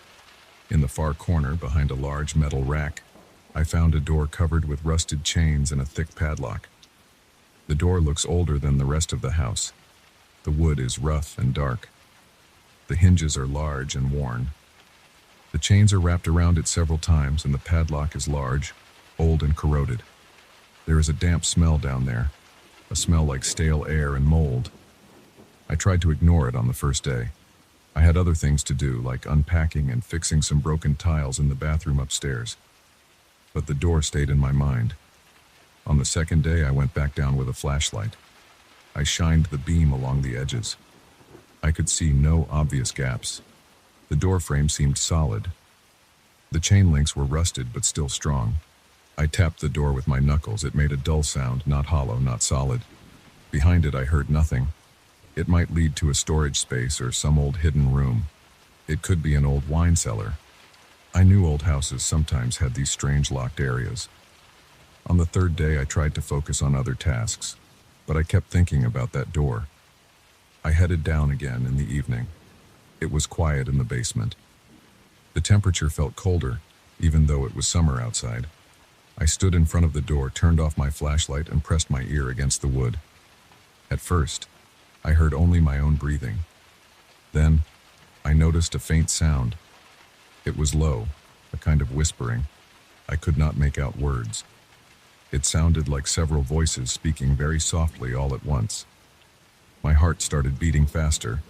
I leaned in harder, pressing the side of my head against the door. The whispers grew louder. The voices were weak, as if they had not spoken in a long time. They sounded desperate, but I still could not understand the words. It felt like they were begging for something. I spoke in a low voice. "Hello? Is someone there?" There was no clear response. The whispers continued. I pulled back and turned on my flashlight. I grabbed the chain and pulled on it. The chain rattled. I heard a thud from behind the door, like something hitting it from the other side. I waited. My hands felt clammy and my legs felt tight. I pulled the chain again. Another thud. Then more whispers, faster and louder. I still could not understand the words. The smell was getting worse. I noticed a thin layer of mold on the walls near the door. The mold formed strange shapes. They were just random patches, nothing I could identify, just dark spots and fuzzy clusters. I coughed and backed away. I did not feel comfortable staying close, but I also felt a strong urge to find out what was behind that door. I decided I would try to break the lock. I went upstairs to find my tools. I had a crowbar, a hammer, and a metal file. I also grabbed a small flashlight to hold in my mouth if I needed both hands. I walked back down step by step, feeling a growing tightness in my stomach. When I reached the basement floor, I noticed the air felt heavier. It was as if the space behind the door was affecting the rest of the basement. I stood in front of the door and put the crowbar against the chain. I tried to lift it and pry the padlock. The metal scraped, and a bit of rust flaked off. Then I heard a solid hit from the other side, as if someone banged on the wood with their fist or an object. I stopped. The whispers turned into a rattling sound, quick breaths or muffled speech. My heart was beating hard. I could feel a thin layer of sweat on my neck and forehead. I cleared my throat and spoke again. "Who's there?" I'm just trying to see what's inside." No answer, just that strange whispering. I pressed my ear against the door again. The voices sounded angry now, or at least agitated. They were not just begging. They sounded like they wanted out. I wondered if there was someone trapped in there. But how could that be? The chains looked ancient. The padlock was coated in rust. There were no signs that anyone had opened it in years. The room on the other side probably had no exit and no windows. I could not imagine someone surviving back there. I tried the crowbar again. I wedged it under the loop of the padlock and applied pressure. The metal groaned. I heard more banging on the door. The door shook in its frame. I stepped back, holding the crowbar in front of me. My shoulders felt tense. I listened to the sounds from behind the door. They grew louder, more frantic. It sounded like multiple hands hitting the wood. The chain rattled on my side as the door shook. I tried to shine my flashlight through any crack, but there was no gap wide enough to see through. I decided to try a different approach. I needed to break the chain. I placed the file against a link and started sawing. It made a sharp, scraping noise. As soon as I started, the pounding from behind the door got stronger. It was as if the thing or things inside knew what I was doing. They seemed excited by it. The whispers turned into low moans. It was not a scream, but it sounded urgent. The smell got worse, like old wet wood and decaying leaves. I kept filing. The link was thick. My arm got tired. I stopped for a moment and took a few deep breaths. The basement was quiet again, except for a faint scraping sound from behind the door. It sounded like nails on wood, slow and steady. I shined my flashlight on the mold patches. They were larger than before, spreading over the corners. I could see small droplets of moisture on the concrete floor. My throat felt dry. I rubbed my hands together and went back to work on the chain. This time I placed the crowbar at an angle and hit it with the hammer. The lock gave a bit, but not enough. While I hit the lock, the door shook. The thing inside hit back in rhythm with my hammering. Every time I swung, I heard a loud hit from the other side. I began to sweat more. My shirt stuck to my back. The basement lights were dim, and my flashlight beam jumped around as I moved. My breathing was fast and shallow. After several hits, the lock bent slightly. Rust fell to the floor. The whispers were now mixed with heavy breathing. I said, "I'm going to open this. Just don't do anything crazy." No response. I kept hitting the lock. After a few more tries, the padlock cracked on one side.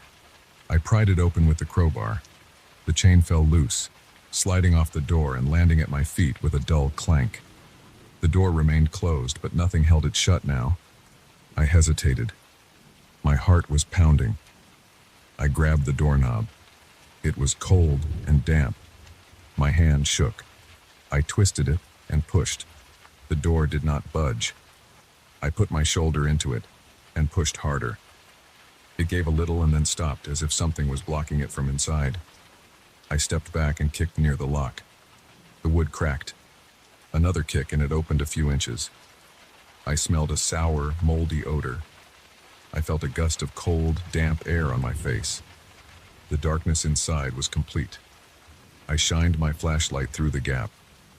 I saw rough stone walls, patches of mold, and dirt on the floor.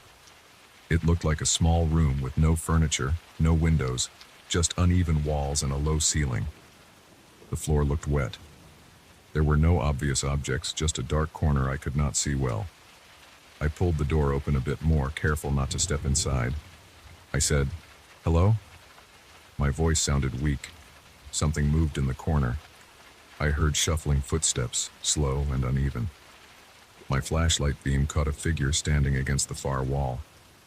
It was a man, or at least it looked like one. His clothes were old and torn.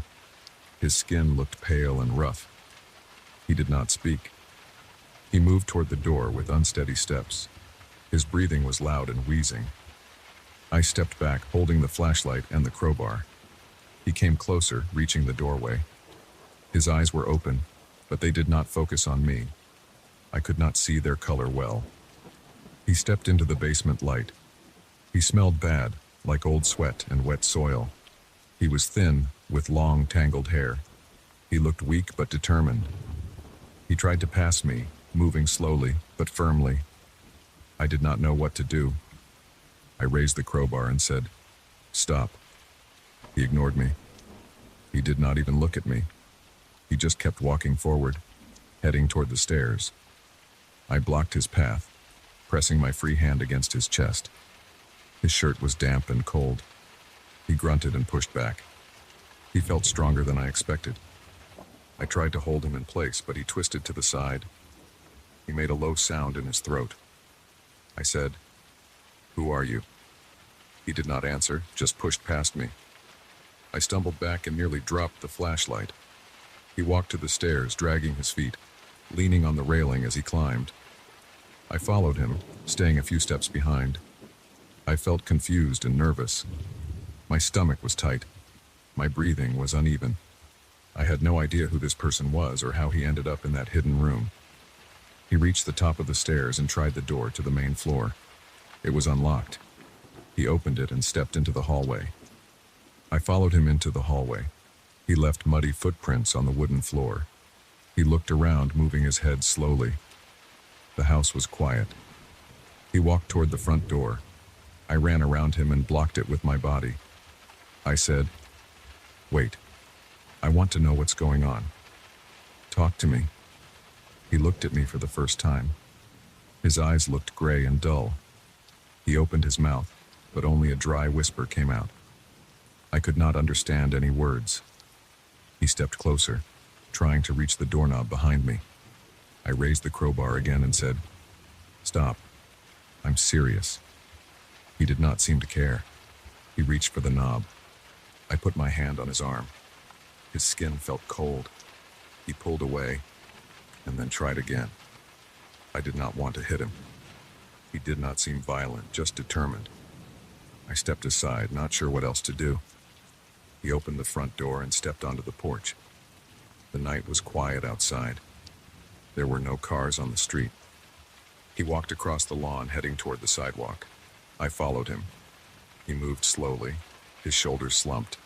He left a trail of muddy footprints on the grass. His breathing was still rough. I said, "Where are you going?" He did not respond, just kept moving.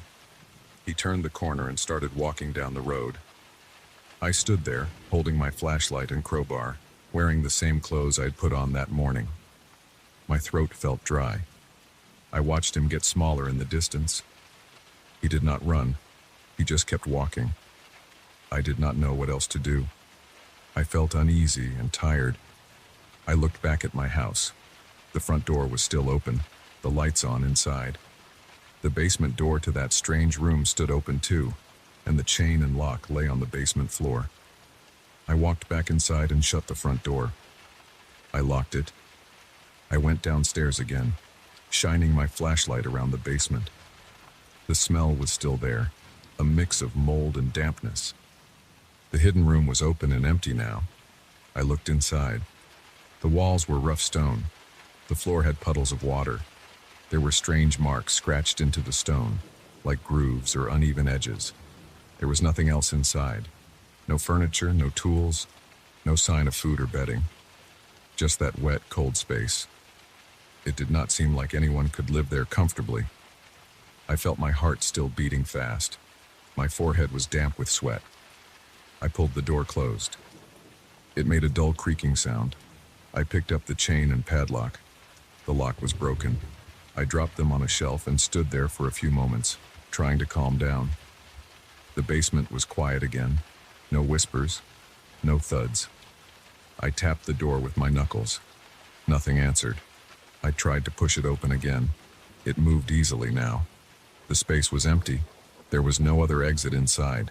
Just 4 stone walls and a small, low ceiling. I wondered who that man was. He looked old, but I could not tell his exact age.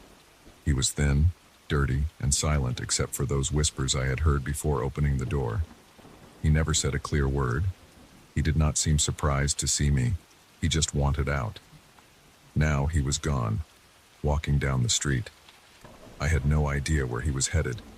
I considered going after him, but I felt uneasy and weak. My legs were shaky, and my arms felt heavy. I went back upstairs and closed the basement door behind me. I washed my hands in the kitchen sink. The water was cold. I watched the dirt and rust run off my skin. My hands were still trembling. I dried them on a clean towel. Then I walked to the front door and made sure it was locked. Everything was quiet outside. I checked the house. The main floor was in order, except for the footprints and some dirt near the basement stairs. Upstairs was the same as before. I returned to the living room and sat down on a wooden chair. My body felt tense and my head throbbed slightly. I took deep breaths and looked around. The house felt different now, not just empty. It felt uncertain and unstable. I had let something out. I had no idea what had happened or who that man was. He was gone now, and I was alone again, but it did not feel normal. It felt strange. I stayed there for a while, listening to the silence. The house made small, creaking sounds. The refrigerator hummed quietly. The air still smelled faintly of mold from the basement. I considered cleaning that room or calling someone to seal it up, but I did not feel ready to go back down there again. I felt tired and needed to rest. I needed time to think about what to do next. For now, I would leave it alone. There was nothing else inside that room. It was empty now, just an open space with mold and damp stones. I placed the flashlight and crowbar on the kitchen table. I washed my face at the sink. The water felt cold on my cheeks. I dried off and stepped into the hallway again, listening carefully. No sounds came from below. Everything was still. The front door was locked. The windows were closed. The man was gone. I had set him free. I could not explain it, but that was all I knew. He had been trapped behind that door, and now he was not. I shut off some lights and headed upstairs to my bedroom. It was late. The house was dark and quiet. I did not feel safe, but there was nothing to do now. I would try to sleep and figure it out in the morning. If I ever saw him again, I would ask him who he was. But I doubted I would. There was no reason for him to return. I left that thought alone and tried to calm my breathing. Nothing else moved in the house that night.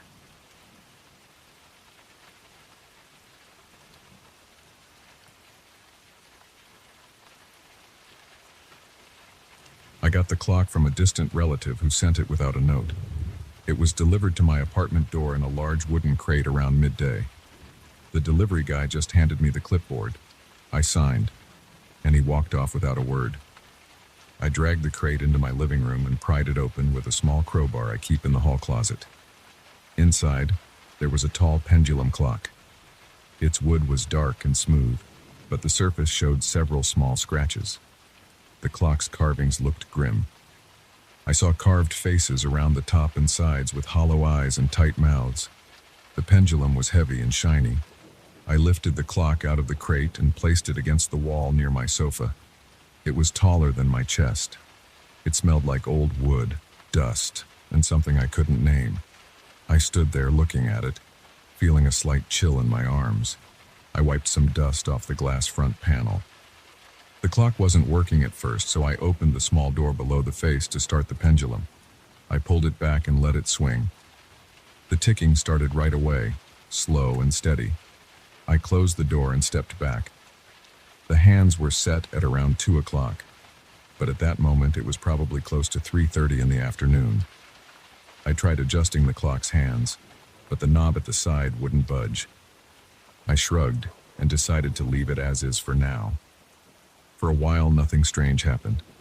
I sat on the sofa, looked at the clock, and listened to the steady tick. I opened a beer and took a few sips. My apartment was quiet except for that subtle ticking sound. I had no reason to suspect anything was wrong. It was just an old clock, maybe a bit creepy in style, but that was all. Later that day, as the light outside became dim, I noticed something off about the clock's chimes. Instead of chiming on the hour like I expected, it chimed when the sun was halfway below the horizon. I happened to glance at my watch when it started. My watch read 6:43 p.m., but the clock's chimes came out slow and heavy. I counted the chimes. There were 4. The clock's hands showed some odd time, not anywhere near a quarter to anything. The sound rattled in my chest. It wasn't loud, but it felt heavy. After the chiming stopped, the pendulum's reflection looked strange. I got up and moved closer. I saw something inside the reflection that didn't match my own face. It showed a distorted face with sunken cheeks. I stepped back and shook my head, blinking hard. When I looked again, I only saw my own confused face. That night, I turned on the living room lamp and tried to read a magazine on the sofa. The clock's ticking felt louder in the quiet room. Every time I looked at it, I saw the pendulum swinging slowly. I noticed my chest felt tight. I took some deep breaths. I felt a strange sense of being watched. I looked behind me. Nothing was there. I stood up and walked around the room to check if something was casting a shadow. Nothing unusual. I tried turning off the lamp to see the reflection in the glass again.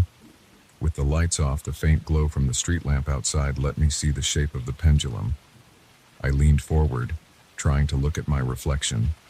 My breath felt warm against the glass. I saw something flicker. It looked like a face that didn't belong to me. I jerked back and hit my elbow on the wall. I cursed under my breath. When I looked again, I only saw the pendulum and my own outline. Over the next few days, the clock behaved oddly. Instead of chiming on the hour, it chimed at random times. Just after sunset, around midday when the room felt still, and sometimes in the middle of the night. I woke up once at around 2 a.m. to the sound of it chiming 3 times. I got up, checked my watch, and saw it was 2:07 a.m. The clock's hands were pointing somewhere around 7 and 11, not making any sense. Its pendulum never stopped swinging, and it never matched real time. One afternoon, I sat in front of the clock and studied it. I watched the pendulum carefully, trying to catch any strange reflection. It was quiet in my apartment. I could hear my own breathing. I leaned close, hands on my knees, staring into the pendulum's polished surface. I saw something moving in the reflection. It looked like a dim room with wooden chairs and a fireplace. The scene looked old, like a place from another century. I moved my head slowly to see if it was just an angle trick. The scene stayed. I saw shapes that looked like people standing in that old room, but I couldn't see their faces clearly. I felt my heart beat faster. My forehead got damp. I tried touching the pendulum's surface. It felt cold. The image flickered and disappeared. I stood up and circled the clock. I touched the carvings along the sides. My fingertips felt shallow grooves. I noticed tiny faces carved near the edges that I hadn't seen before. They had blank eyes, sharp noses, and narrow foreheads. They felt rough under my fingertips. I pulled my hand away, feeling uncomfortable. I tried to move the clock a bit closer to the wall. It was heavier than it looked. I managed to shift it a few inches. The pendulum swung unevenly for a moment, then returned to its steady pace. The ticking resumed without delay.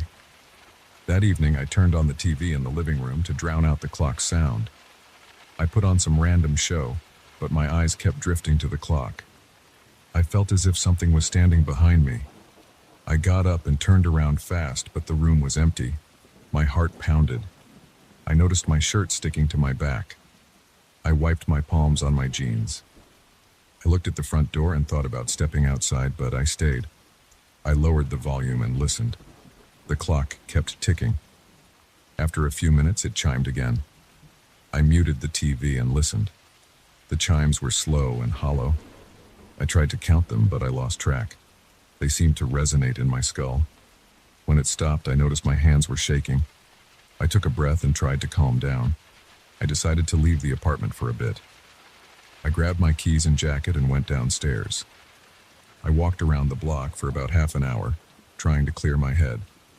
When I returned, it was late. I entered the apartment and switched on every light in the living room. The clock stood there against the wall, quiet. The pendulum swung gently. I walked right up to it and checked its face. The hands were pointing to an impossible time again, something like 10:27, but my watch said it was almost midnight. I tapped the glass. The pendulum's reflection looked normal. I stared at it for a few seconds. Suddenly, I felt a presence at my shoulder, as if someone was standing close enough to breathe on my neck. My skin prickled. I spun around and saw nothing but the lamp and my armchair. My stomach felt hollow. I clenched my teeth and moved away from the clock. In the following days, the clock's behavior got worse. I started hearing its chimes at random hours, not just when the sun was setting or rising. Sometimes I'd hear them when I was in the kitchen, heating up soup, and I'd rush to the living room to see what time it was. The hands never matched. Once I tried to stop the pendulum. I opened the front glass panel and grabbed the pendulum with my hand. It felt cold and heavy. The ticking stopped the moment I touched it. I held it still for maybe a minute, letting my arm tense. When I let it go, it started swinging again on its own. I didn't wind it. I didn't do anything, but the clock just carried on as if nothing happened. I tried to ignore it. I stopped looking at the pendulum. I kept the TV on more often. But at night, when everything was quiet, I could hear the ticking and it sounded louder. I could feel it in my pulse. I tried moving the clock into the hallway outside my apartment, but it was too big and heavy, and I was worried I'd damage the walls. I considered covering it with a sheet. One evening, I did just that. I took an old white sheet and draped it over the entire clock, covering everything but the bottom. For a while, I felt better. The pendulum's sound was muffled. I could still hear it, but it was softer. Then the chimes started again, this time while it was covered. The chimes made the sheet tremble slightly as if there was a draft. I stepped closer and held my breath. I could see the outline of the pendulum through the thin fabric. I saw movement that didn't match the pendulum's simple swing. I pulled the sheet off quickly. The pendulum shone bright under the living room light. I could see my reflection clearly. Behind me in the reflection, I saw a figure standing near the sofa. I turned around fast. No one was there. I turned back to the pendulum. My reflection showed only me in the room. No figure. I backed away and sat down on a chair. I could feel sweat on my forehead. I wiped it with the back of my hand and stared at the floor. That night, I tried sleeping with the bedroom door closed. I hoped the door would block out the clock's sound. I lay in bed, listening. The ticking was faint, but still there. I closed my eyes and tried to relax. After what felt like a long time, I heard a muffled chime. It wasn't a full chime, more like a half ring that got stuck. I sat up in bed, straining my ears. Nothing else. I waited. Eventually, I heard the normal ticking again. I kept the door closed and stayed in bed. In the morning, I walked out and found the clock's door slightly ajar. I hadn't left it open. I rarely touched it. The pendulum kept swinging. I decided to call someone. I called a friend who deals in antiques, hoping he could tell me how to fix the clock's timing problem. He came over in the afternoon. I told him it was an old family piece sent to me without instructions. I didn't mention the strange reflections or the presence I felt.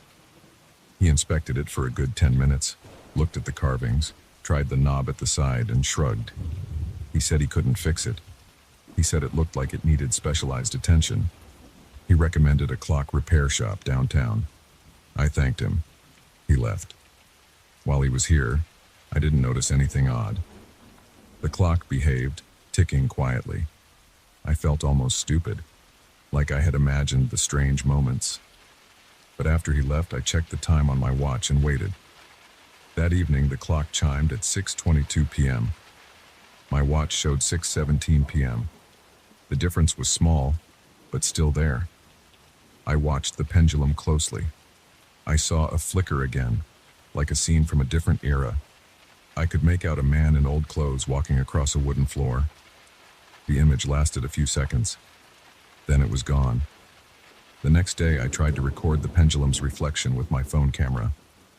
I set up the phone on a stool, angled it carefully, and pressed record. I watched the pendulum through the camera's screen. At first, I only saw my living room. I recorded for about 5 minutes. I played the video back.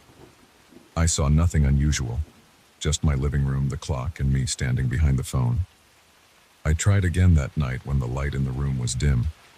I recorded for a full 10 minutes. When I played it back, I noticed a brief flicker at around 7 minutes. The reflection in the pendulum seemed to show a figure behind me. I paused the video and looked closely. It was blurry, but it looked like someone standing there. I froze the frame. I didn't recognize the person. They seemed tall, wearing old-fashioned clothes with a serious expression. I felt my stomach tighten. I glanced behind me in real life. I saw no one. I put my phone down and breathed heavily. I decided I needed to get rid of this thing. I tried to move it out of my apartment. I got gloves, I removed the pendulum piece and tried to lift the main body. It was too heavy. I couldn't do it alone. I tried to disassemble parts of it. The screws were rusted. I gave up after struggling for over an hour. I pushed and shoved until I managed to move it closer to the door. I planned to call someone to help me carry it out the next day. I left it there, slightly angled in the hallway inside my apartment. That night I heard a muffled voice. It wasn't clear words, just a soft sound that resembled a voice trying to whisper without forming actual words. I approached the clock, my heart pounding. I pressed my ear against its side. I heard ticking and something like a scraping sound. The wood felt cold. I pulled away. I stood there in my hallway, staring at the carvings. The little faces carved into the wood seemed different. I couldn't be sure, but it looked like their mouths were slightly open now. I ran my finger over them. They still felt rough and old. I stepped back, keeping my eyes on the clock's face. The hands spun slowly, not in the normal direction. They made a soft clicking noise. I watched them spin for about a minute before they stopped at a random time. I tried sleeping again, but now the sound felt like it was coming through the walls. I put on headphones and listened to music until I fell asleep from exhaustion. In the morning, I woke up and checked the living room. The clock was still there, silent. The pendulum kept swinging. I tried ignoring it. I brewed coffee, turned on the news, and pretended life was normal.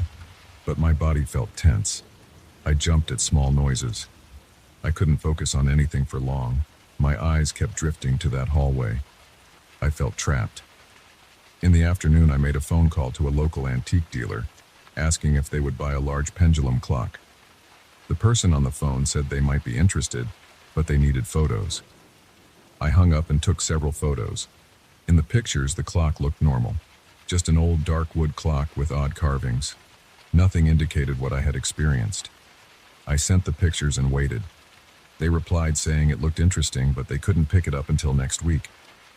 I felt my mouth go dry. I didn't want this thing in my home any longer, but I had no immediate way to remove it. As evening fell, I noticed the pendulum swinging slower than before. I watched it carefully. My shoulders were stiff, and I kept swallowing hard. I leaned in close to see if there was another image inside. The pendulum's surface looked dull now, not as reflective. I saw only a blurry outline of my face. As darkness filled the apartment, I turned on the hallway light. The clock began to chime. I stepped back and counted the chimes. They came at irregular intervals, sometimes a few seconds apart, sometimes almost overlapping. My ears rang. When it finally stopped, I took a deep breath and placed a hand on my chest. I felt my heart thumping. I walked into the kitchen, grabbed a towel, and wrapped it around my hand. I returned to the clock and tried to stop the pendulum again. I held it firmly. The ticking stopped. The apartment fell silent except for my breathing. I stood there holding the pendulum still for several minutes until my arm started aching. I thought if I kept it still long enough, maybe the clock would reset or break. Finally, I let go. It started swinging again right away. I let out a shaky breath and wiped sweat from my face. At that moment, I heard a creaking sound behind me. I spun around and saw no one. I checked my front door. It was locked. I turned back to the clock. Everything looked normal, but I didn't feel normal. My neck was stiff, my back hurt, and my skin felt clammy. I grabbed a chair, pulled it into the hallway, and sat there watching the clock until midnight. The clock never chimed at midnight. It remained silent.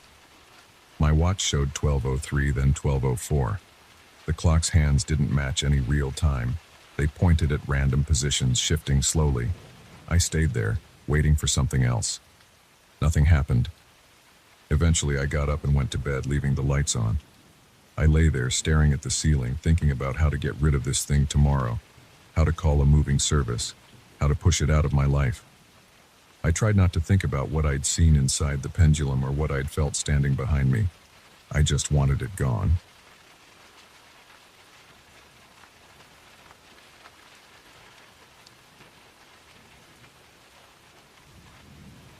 I found the chest on a Saturday morning when I was alone.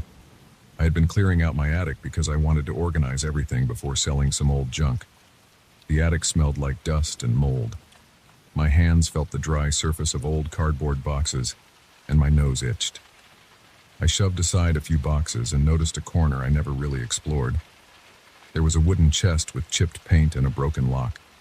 I touched the lid, and it felt rough. I lifted it, expecting nothing important. Inside, I saw a set of wooden puppets lying on top of old rags. Their arms and legs were thin, and their joints were made of small pegs. Each puppet had a face carved into old wood. Their eyes were made of glass, but the glass was cracked and chipped. Some had crooked smiles. Others looked like they were trying to grin, but their faces ended up twisted. A few had torn clothing that looked like cheap fabric. Dust stuck to their clothes and hair. They smelled stale, like old furniture and dried glue. I picked one up. It felt lighter than I expected. Its head rolled to one side, making a soft click. I moved its arm and it stayed where I put it. I placed it back and wiped dust off my hands. I decided to leave them in the attic because I had no reason to keep them downstairs. I closed the chest and dragged it near a stack of boxes. Then I left it alone. That night, after dinner, I tried to relax in my living room. I turned off the television around midnight and headed to bed. As I lay in bed, I noticed a faint sound above me. It sounded like something tapping lightly on wood. I listened for a moment, breathing quietly, and then I heard a small click. It was soft, like a piece of wood knocking against another piece of wood. I got out of bed, stood still, and listened again. The sound stopped. I waited a few minutes. Nothing. I told myself it might be something outside or the attic settling. I went back to bed. The next morning, I went back up to the attic because I needed to continue organizing. I saw the chest in the same place I left it, but the lid looked slightly open. I remembered closing it all the way the day before. I walked closer and lifted the lid. I saw that the puppets were not arranged the same way. They were not stacked in a neat line anymore. Some of them were sitting upright, facing each other. One was leaning against the side of the chest, its arm raised. Another had its head tilted back as if it were looking at the ceiling. Their eyes, even with the cracked glass, pointed in different directions now. I felt my neck stiffen, and my stomach felt heavy. I knew I had placed them back in a careless but simple pile. Now they looked arranged in a rough circle. I tried to remain calm. Maybe I accidentally moved them more than I realized. Maybe I forgot. I adjusted them again, placing them flat and facing upward, arms by their sides. I made sure I closed the lid completely. I even placed a box on top to keep it secure. Then I left the attic and kept busy with other tasks. I tried not to think about it too much. That night I couldn't sleep well. I sat in the dark, listening for noises. Around 1 in the morning, I heard it again. A light tapping sound from above. It was a soft click and a faint scraping noise like a small wooden piece sliding against a rough surface. I sat up in bed. My mouth felt dry. My shoulders were tense. I got out of bed and walked quietly toward the attic door. I flicked on a hallway light. The noise stopped. I climbed the ladder into the attic, flashlight in hand, and aimed it at the chest. The box I placed on top was on the floor.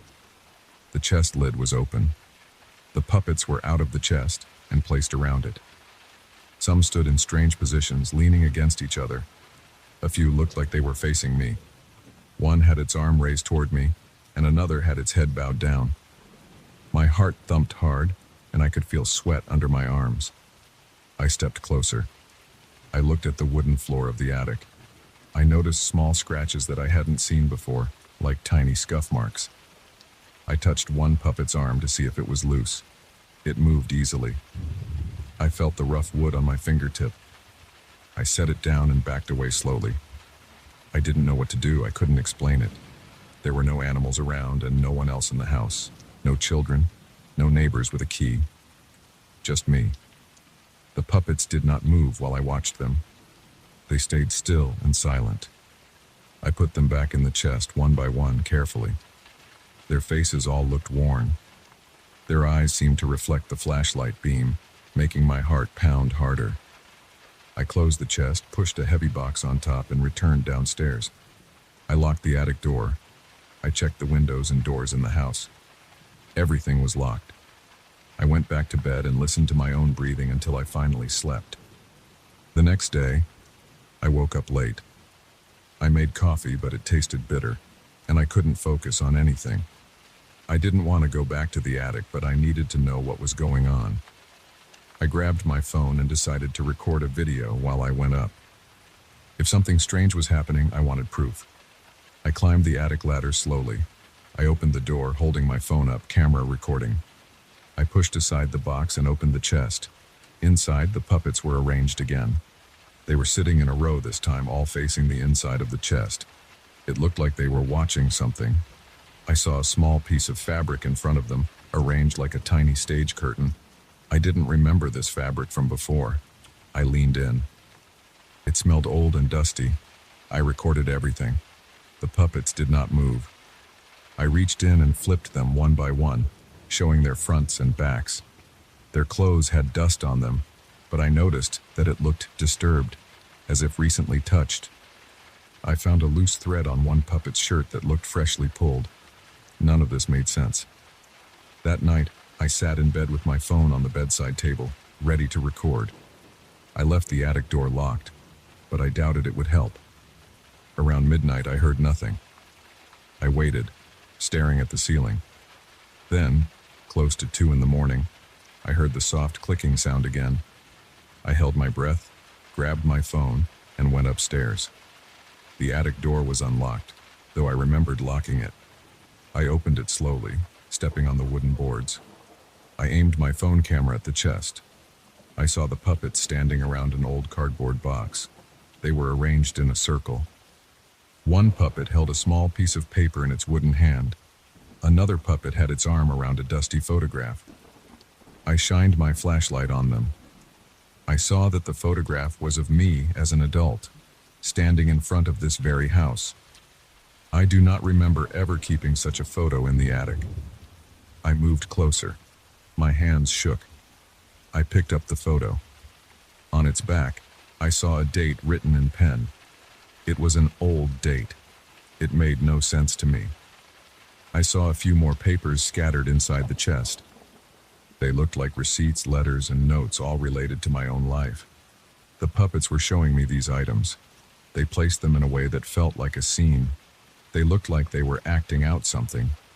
Each puppet faced another puppet, as if they were in a conversation. I stood there, sweat gathering on my forehead. I knelt down and touched one puppet's hand. It felt smooth and old, with slight cracks. I picked up one of the letters. It mentioned my name. It also mentioned a time in my past when I lied about something. I saw my handwriting on a piece of paper I didn't remember writing. It was a note I must have written long ago, admitting I had taken money from a relative's drawer. I never told anyone that. Yet here it was, a private note that I forgot existed. The puppets presented it to me as if performing a silent play. My stomach felt tight, and my pulse throbbed in my temples. I felt ashamed and confused. I tried to speak, but my voice came out weak. I said, "What do you want?" There was no answer. I picked up the puppets and put them back into the chest. They felt like ordinary puppets, just wood, fabric, and glass eyes. But I could not ignore what I saw. I shoved the letters and photos into a folder and took them downstairs. I locked the attic door again. Over the next few days, it continued. Every night, I heard the clicking and tapping. Every morning, I found the puppets arranged in different poses. Sometimes they were grouped around a small item from my boxes. Other times, they formed a line that looked like a silent performance. They always showed me something related to my past. I found old bank statements, old receipts, a ring I lost years ago, a set of keys I never remembered owning. and other small objects that belonged to me or my family. The puppets acted as if they were putting on a show, but they never moved when I watched them directly. They only changed positions when I left them alone. I tried moving the chest to another spot, but every night it ended up back in its original corner. I tried nailing the chest shut, but the next morning the nails were pulled out and placed neatly on a shelf. I felt tired and on edge.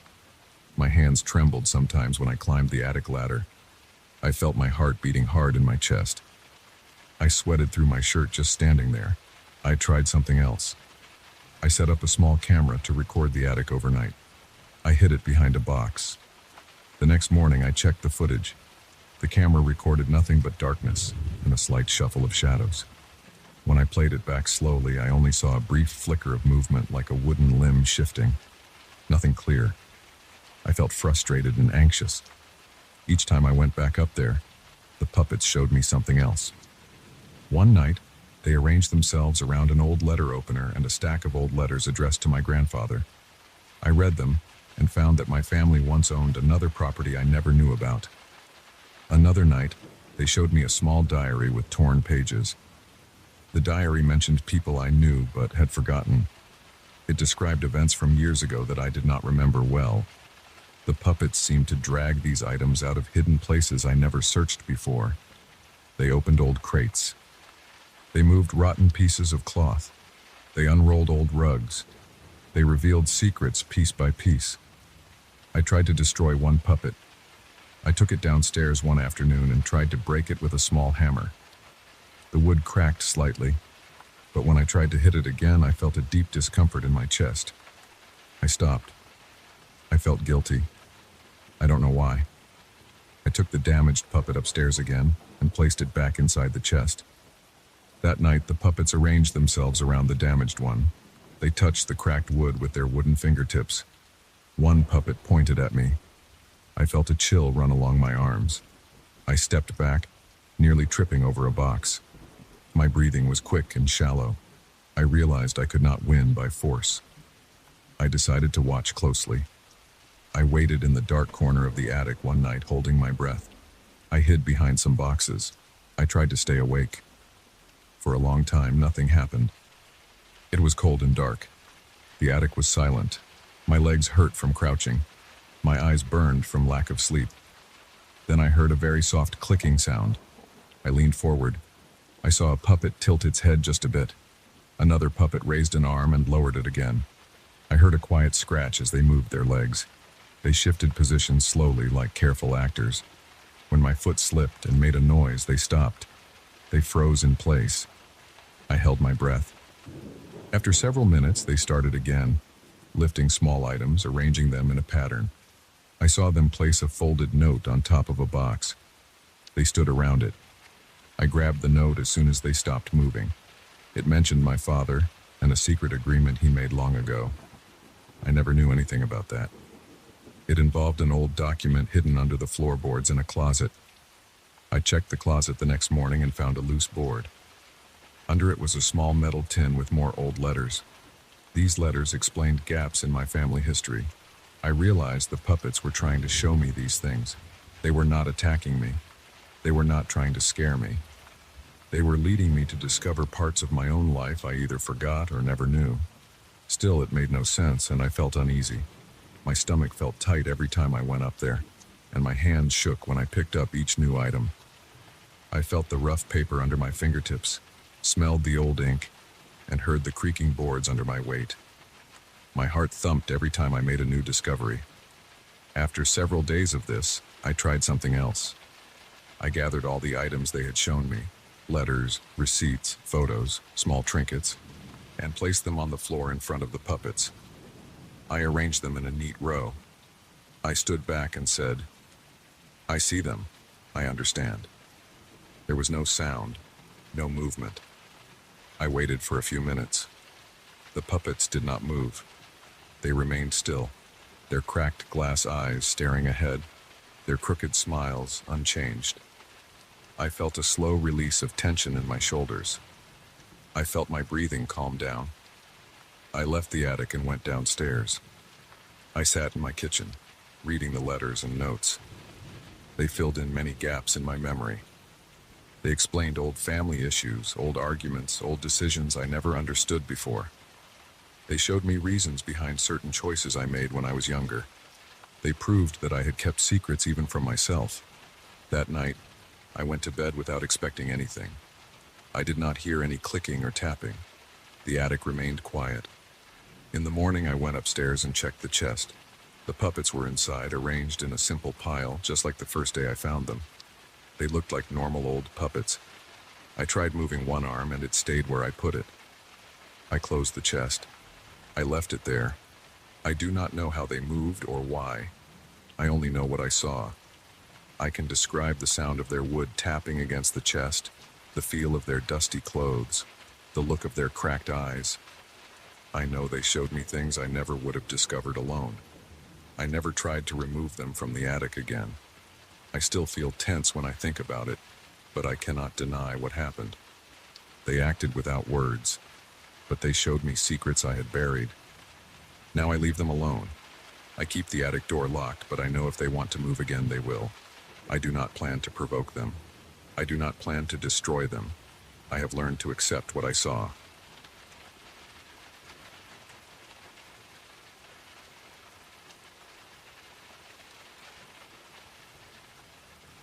I never liked looking at the barn after midnight. Tonight I could see a thick fog crawling around it.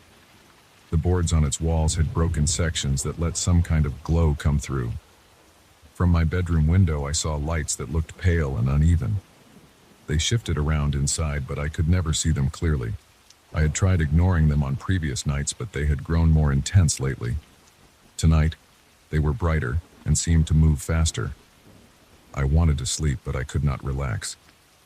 My chest felt tight and the quiet inside my house felt unnatural. I got up, put on my boots, and decided to check what was going on. I left my house and walked straight toward the barn. The path between my front door and the barn entrance was damp. I felt a slight chill against my face. The grass under my boots felt soft and slippery. I heard nothing else but my own breathing. My hands shook a bit and my mouth felt dry. I pressed my lips together and tried to stay calm. I saw the fog around the barn's walls and roof. It hung there without moving much, like a heavy curtain of moisture. I smelled something stale in the air, like old leaves and wet soil. I reached the barn door and paused. The door looked warped. The wood felt rough under my fingertips. There were rusted hinges that did not seem reliable. As I pressed my ear against the door, I caught a faint moaning sound. It sounded muffled, like it came from somewhere deep inside, passing through old hay and wooden beams. I listened for a few seconds. The sound rose and fell without any clear pattern. I took a step back, pulled on the handle, and the door creaked open.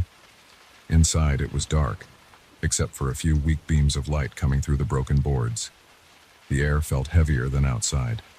It smelled like damp earth and old metal. My boots scraped against the floor, which felt uneven. I could see old farming tools on the walls and scattered around the ground. Most of them were covered in rust. A few pitchforks leaned against a beam, and some shovels lay on the ground. I recognized some hand scythes and old hammers.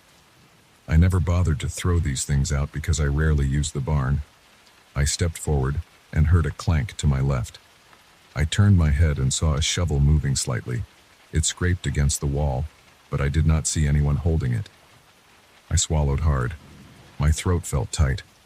I moved closer and reached out, but the shovel fell to the floor with a loud thud. I jumped back and banged my elbow against a wooden pillar. My heart beat faster. I tried to breathe slowly, but my breaths came out short and shaky. I whispered to myself that maybe it was just loose and fell on its own. But as I thought that, I saw one of the pitchforks shift. It slid across the floor, its tines scratching the wood with a sharp noise. I held up my hands and tried to see if there was a draft or something pushing it. The air felt still. My skin prickled on my arms and neck.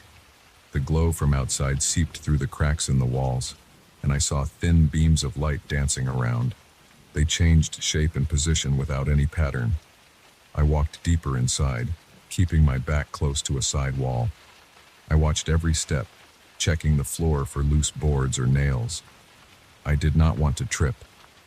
As I moved farther in, I heard the moaning sounds again. They seemed to come from behind a stack of old crates. The crates smelled like mold and rotting hay. I approached them and peeked around. Nothing was there except a few broken planks and a bent metal hook. I turned around to face the main space of the barn again, and I saw movement near the center. An old wooden ladder that had always been leaning against the wall was now lying flat, and a rake I had not touched in years stood upright. Its handle looked worn out, but it was standing on its end without anyone holding it. It trembled a bit, then fell sideways and hit the ground with a dull sound. I rubbed my eyes and tried to focus on what I could see. I heard a scraping sound behind me. I turned and saw a hoe sliding across the floor. It made a low, dragging noise. My heart pounded and I felt sweat on my forehead. I wiped it away with my sleeve. My breathing was fast and shallow.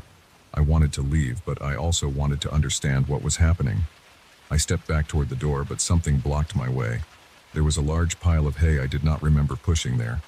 It smelled musty and damp, and it was stacked too high. I tried to walk around it, but I tripped over a small stool that had moved right behind me. I landed on my knees. My knees hurt against the hard floor. I pressed my hands down and pushed myself back up. When I stood up again, I noticed something else. The shadows in the barn were strange. There were shadows on the ground and walls, but I could not find their sources. Some looked like long, thin shapes moving slowly across the floor. Others were smaller and flickered near the corners. I spun around, trying to find what was causing them. The faint lights that came through the cracks were not bright enough to cast such distinct shadows. My stomach tightened, and my chest felt heavy. I heard a soft whispering sound coming from above. I looked up at the rafters and saw nothing, just old beams and dusty cobwebs. As I lowered my gaze, I felt something on my neck. It was cold and firm, like a hand with no warmth. I jumped and reached back, swatting at the air. I felt nothing there. But as soon as I lowered my arm, I felt it again. It pressed against my skin, then moved across my shoulder and disappeared. I stepped away, swinging my arms around me, feeling foolish but too afraid to think clearly. I tried to find a path out. I looked at the door, but the hay pile and some old carts had somehow shifted in front of it. I did not remember them being there when I came in. I walked toward a side window, but it was boarded up from the outside. I tried pulling on the boards, but they were stuck. I looked at the other side of the barn. There was a small door that led to an equipment shed. Maybe I could get out that way. I moved slowly, keeping my eyes on the floor and walls, watching for any more moving tools. As I got closer to the equipment shed door, I noticed a pitchfork lying in my path. Its handle pointed toward me, and its tines pointed away. I stepped around it carefully. As soon as I passed it, I heard it scratch the floor. It moved behind me. I turned and saw it slide toward a pile of grain sacks. I tried to ignore it. My breathing was fast. My mouth felt dry. I could taste sweat on my upper lip. I reached the small door and tried the latch. It was stuck. I pulled harder, and the latch made a grinding sound, but it would not open. I kicked the door. It rattled, but stayed closed. I looked around for a tool I could use to pry it open, but I did not trust the tools in this barn anymore. I heard another moan, this time louder. It rose up from under the floorboards, or maybe it came through the walls. I felt the hair on my arms stand up. My heartbeat throbbed in my ears. I tried to move some crates out of the way, thinking I could find another window or a weaker spot in the wall. As I lifted a crate, I felt something brush past my leg. It felt like a rope or a cord trailing against my calf.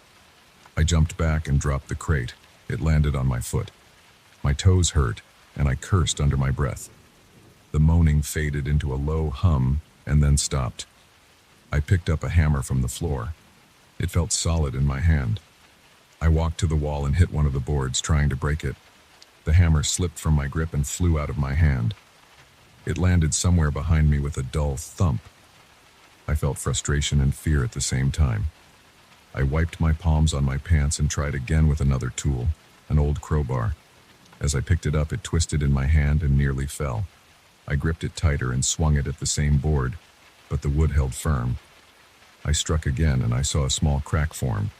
I hit again and a splinter broke off. I tried to pull at the crack with my fingers, but it was too small. I heard a scraping sound next to me. I looked and saw a rake dragging itself across the floor. It moved in jerks, scraping loudly. I backed away, keeping my eyes on it. The rake stopped. Something else fell from a shelf, a metal bucket. It landed upside down and rolled in a half circle. I felt trapped. I tried to remain focused on getting out. I still had the crowbar. I pressed the crowbar into the crack and pushed. The board creaked and split a bit more. I pushed harder. The board snapped, leaving a small opening. I looked through it. I could see the outside. The fog was still thick, but I saw the faint light of my porch lamp in the distance. I tried to break another board to make the hole bigger. I wedged the crowbar into the next board. I struggled with it, pulling and pushing. I felt a chill on my neck again. I did not look back this time. My hands shook, and my wrists felt sore. I forced myself to keep working. I managed to loosen the second board. I tore it off with my hands, ignoring the splinters. Now I had an opening big enough to squeeze through if I crouched. I heard a sudden metallic clang behind me. I turned my head just enough to see a pitchfork rising up on its end. It tilted forward. I dropped to the ground and crawled toward the hole. My knees hurt against the floor. My shoulders grazed the broken wood. I felt the edges scratch my arms. I pushed through. My back scraped against a nail. I clenched my teeth and kept going. As soon as my head and shoulders were out, I heard the moaning again, louder than before. It sounded angry or upset. I kicked my legs to get through the hole, and something grabbed my boot. I felt a pull. I kicked harder. The grip slipped off. I slid out of the barn and fell onto the wet grass outside. I coughed and spat. My lungs felt heavy. I rolled over and lay on my back, looking up at the night sky. The fog covered most of it, but I could see a patch of dark sky with no stars. I got up on my feet and moved away from the barn. My legs were shaky. My arms hurt. My neck felt cold where that invisible hand had touched it. I did not look back at the barn right away. I just kept walking until I reached my front door. My boots left damp footprints on the porch.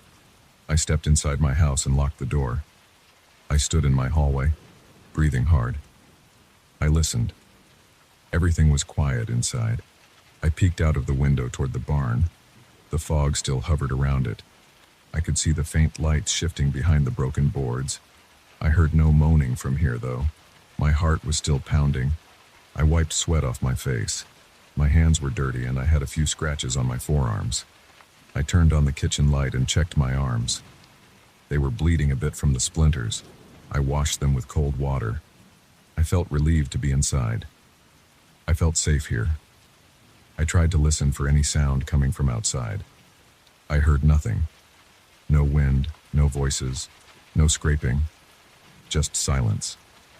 The barn was only about 50 yards away, but from inside the house it seemed distant. I closed the blinds and sat down at the kitchen table.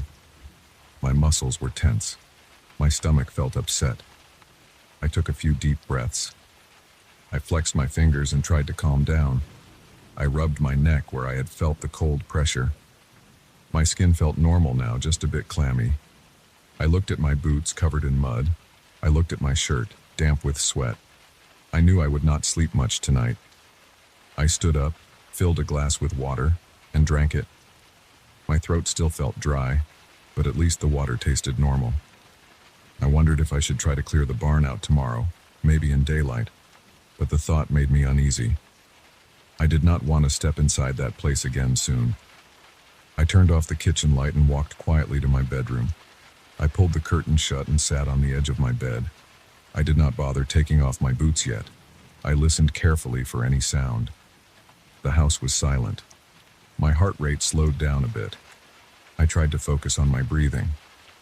In the darkness of my bedroom, I thought about the tools moving on their own.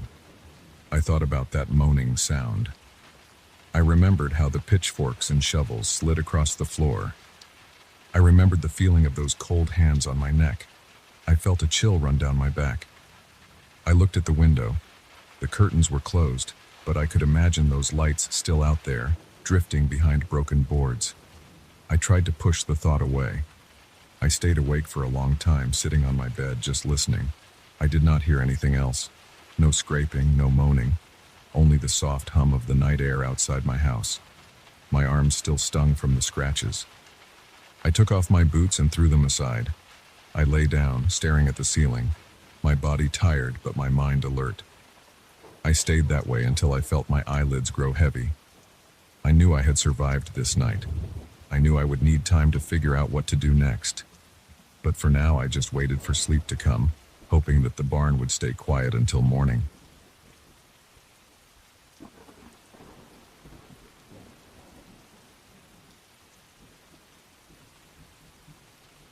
I found it late in the afternoon. I was behind my house cleaning up the backyard. There were old planks stacked against a corner of the fence.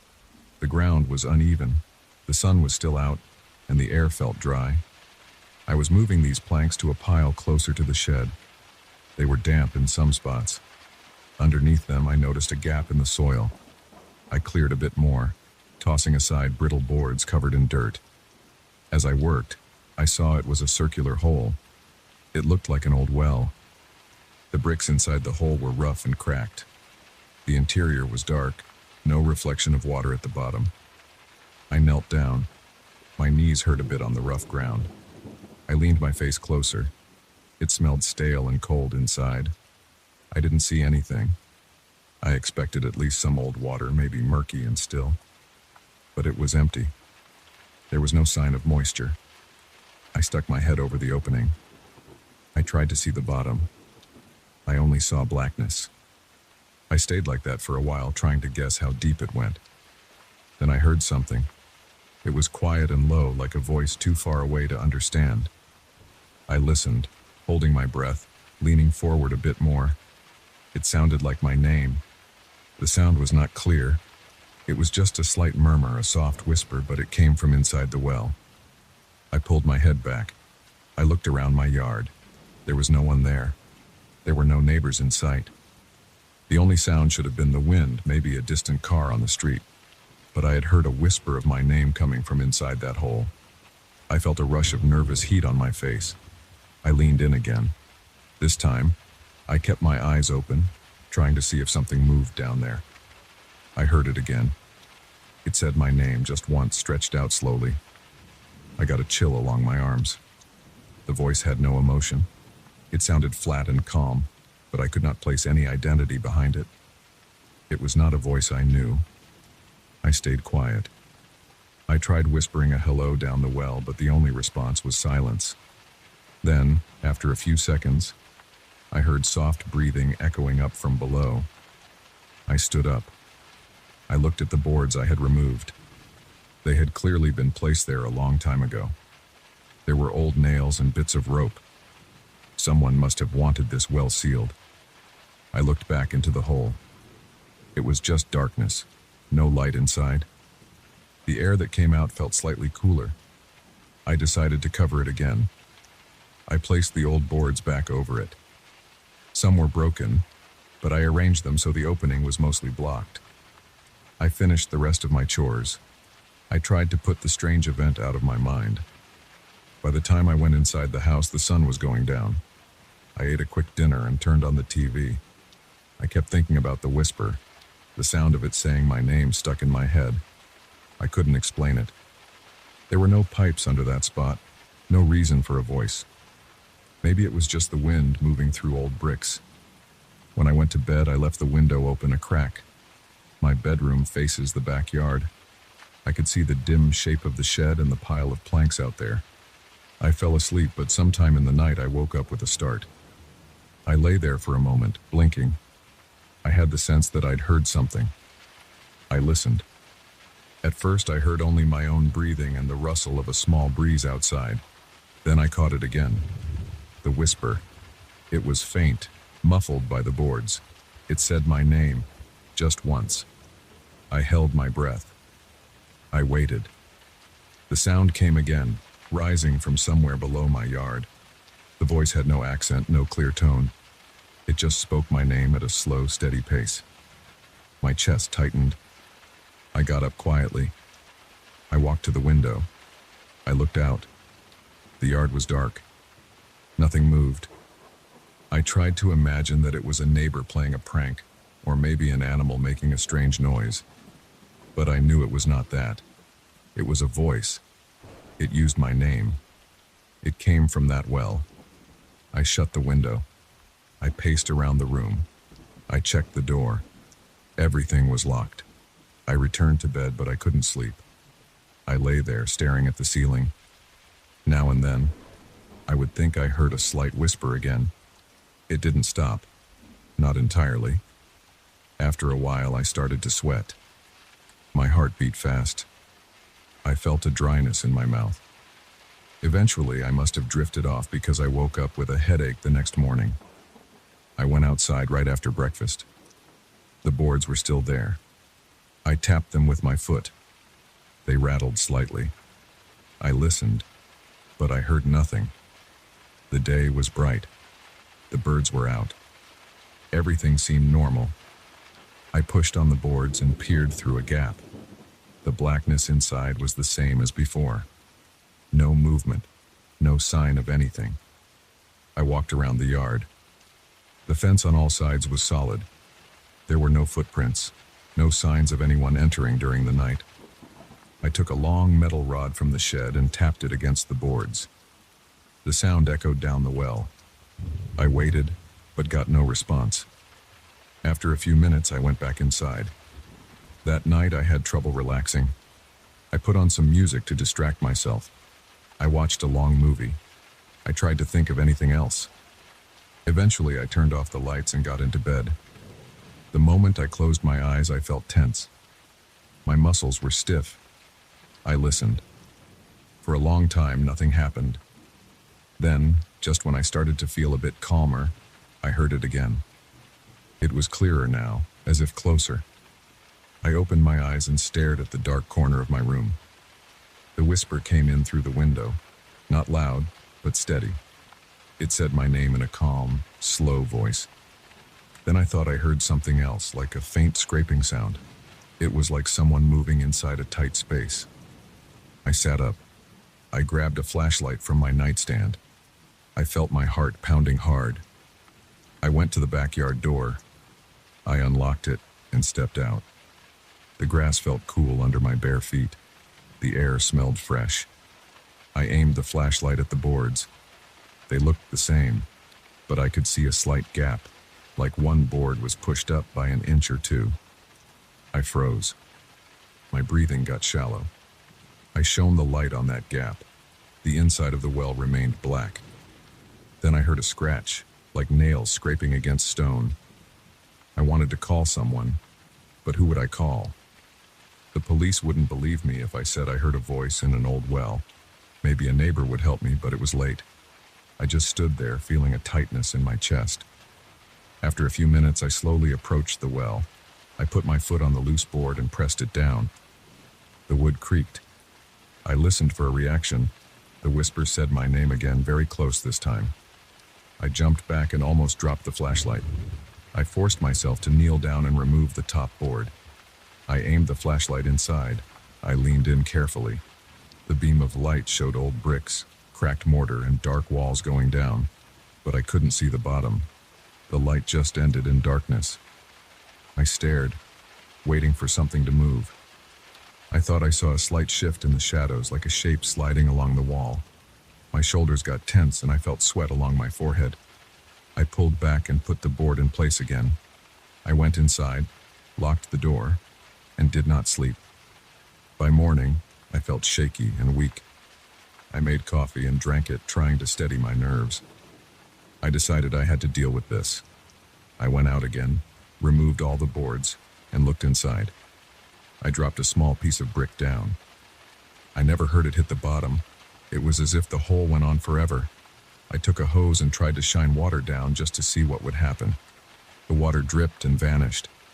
There was no splashing sound. I checked my watch and listened for a full minute, but heard nothing. Then, right when I was about to cover it again, I heard breathing. It was not my own. It came from inside. It was steady and slow. I felt a chill run down my arms. I pulled away and put the boards back, placing a heavy stone on top this time.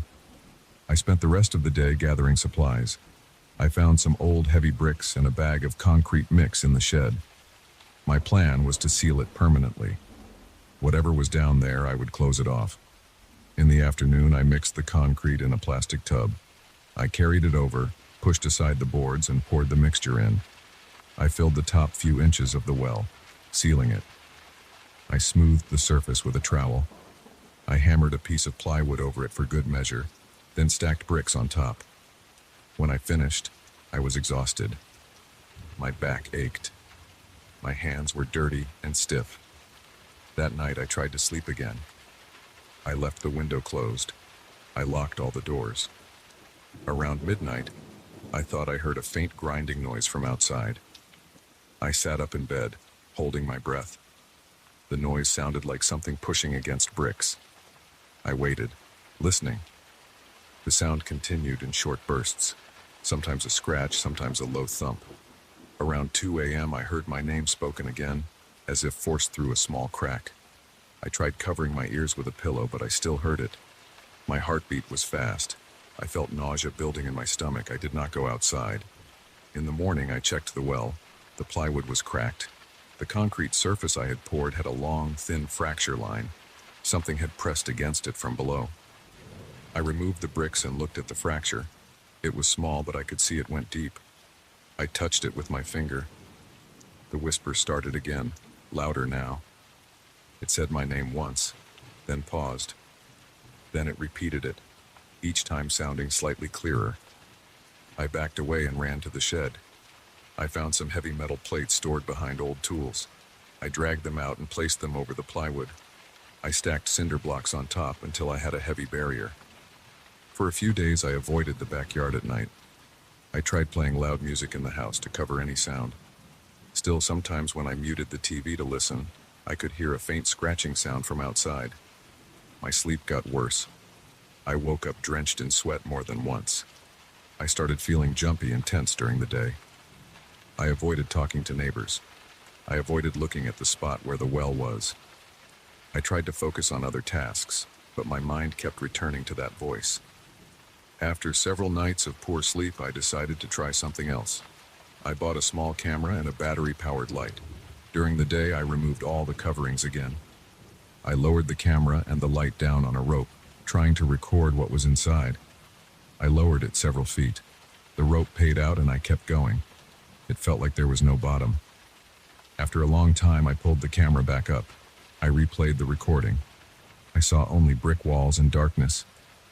The walls seemed to go on and on. There was no open space, just endless brick going deeper. The sound on the recording was just static and a faint breathing noise. My name repeated once near the start. I had trouble breathing after watching that. I set the camera aside and covered the well again. That night, I heard louder scraping. I got up and stood by the back door listening. It sounded like something heavy moving against the inside of the well. I heard the metal plates shift. I heard my name again, louder now. I picked up a flashlight and opened the door a crack. The backyard was dark and quiet. The stack of cinder blocks was still there, but I could see one had tilted slightly. I held my breath and stepped outside. The air smelled damp. My feet felt unsteady on the grass. I crept closer. The sound stopped. I shone the flashlight on the cover. Nothing moved. I put my ear to the metal plate and listened. I could hear a rough sound like large hands or claws running along stone. I felt my stomach tighten. I pictured something climbing slowly up the inside wall, pressing its weight against the barrier I had made. I pressed my hand against the metal plate to feel if there was movement. It felt steady for a moment, but then I felt a small push from below. It was slight, but it was there. I almost dropped the flashlight. I stepped back, breathing hard. I stacked another heavy object on top, a large paving stone I found near the fence. I went back inside. I sat on the floor in the living room, trying to calm down. I drank water and waited for morning. At dawn, I went out again. Nothing had changed, but I knew it was still down there. I could feel its presence even though I could not see it. For the next week, I barely slept. I kept hearing the whisper at random times. It never stopped calling my name. Sometimes it sounded annoyed, sometimes calm, but it never sounded human. The scratching sounds were more frequent. The metal plate sometimes shifted slightly, making a dull clang. I added more weight each time I heard this. Eventually, I had a small mountain of heavy things piled on top of the well. I tried ignoring it, but I felt the tension inside my chest every time I listened closely. The voice was always there, just under the surface. Sometimes I stood by the back door and listened. Sometimes I thought about calling someone, but I was too embarrassed. What would I say? That I found a hole in my yard that whispers my name and tries to push its way out? It sounded insane, so I managed on my own. I kept the cover secure. I stayed indoors at night. I wore earplugs to bed. Still, through the plugs, I often sensed a faint vibration, like distant breathing. It made my skin crawl. A few days ago, I woke up and found that the top block had shifted again. I added more weight. Now there's a stack of heavy debris over that sealed opening. I can barely see the original spot. It's just a mound in the yard. I avoid going near it after dark. When I do, I sometimes hear my name so close it makes my throat tighten. The voice never leaves. It's quiet during the day, but at night, it is always there. It whispers at uneven intervals. It calls me. The scratching and the pushing continue. Sometimes the metal plate creaks. Sometimes I think I see the mound move slightly when I shine a light on it. I haven't let it out. I don't know what it wants, but it keeps climbing, keeps pushing, keeps saying my name. I feel sweat on my face every time I think about it. My hands tremble when I remember that first day, when it was just some old boards covering a hole. Now I'm stuck with this. It's in my yard, and I can't get rid of it. I can only wait, keep piling weight on top and hope that it never breaks through to the surface.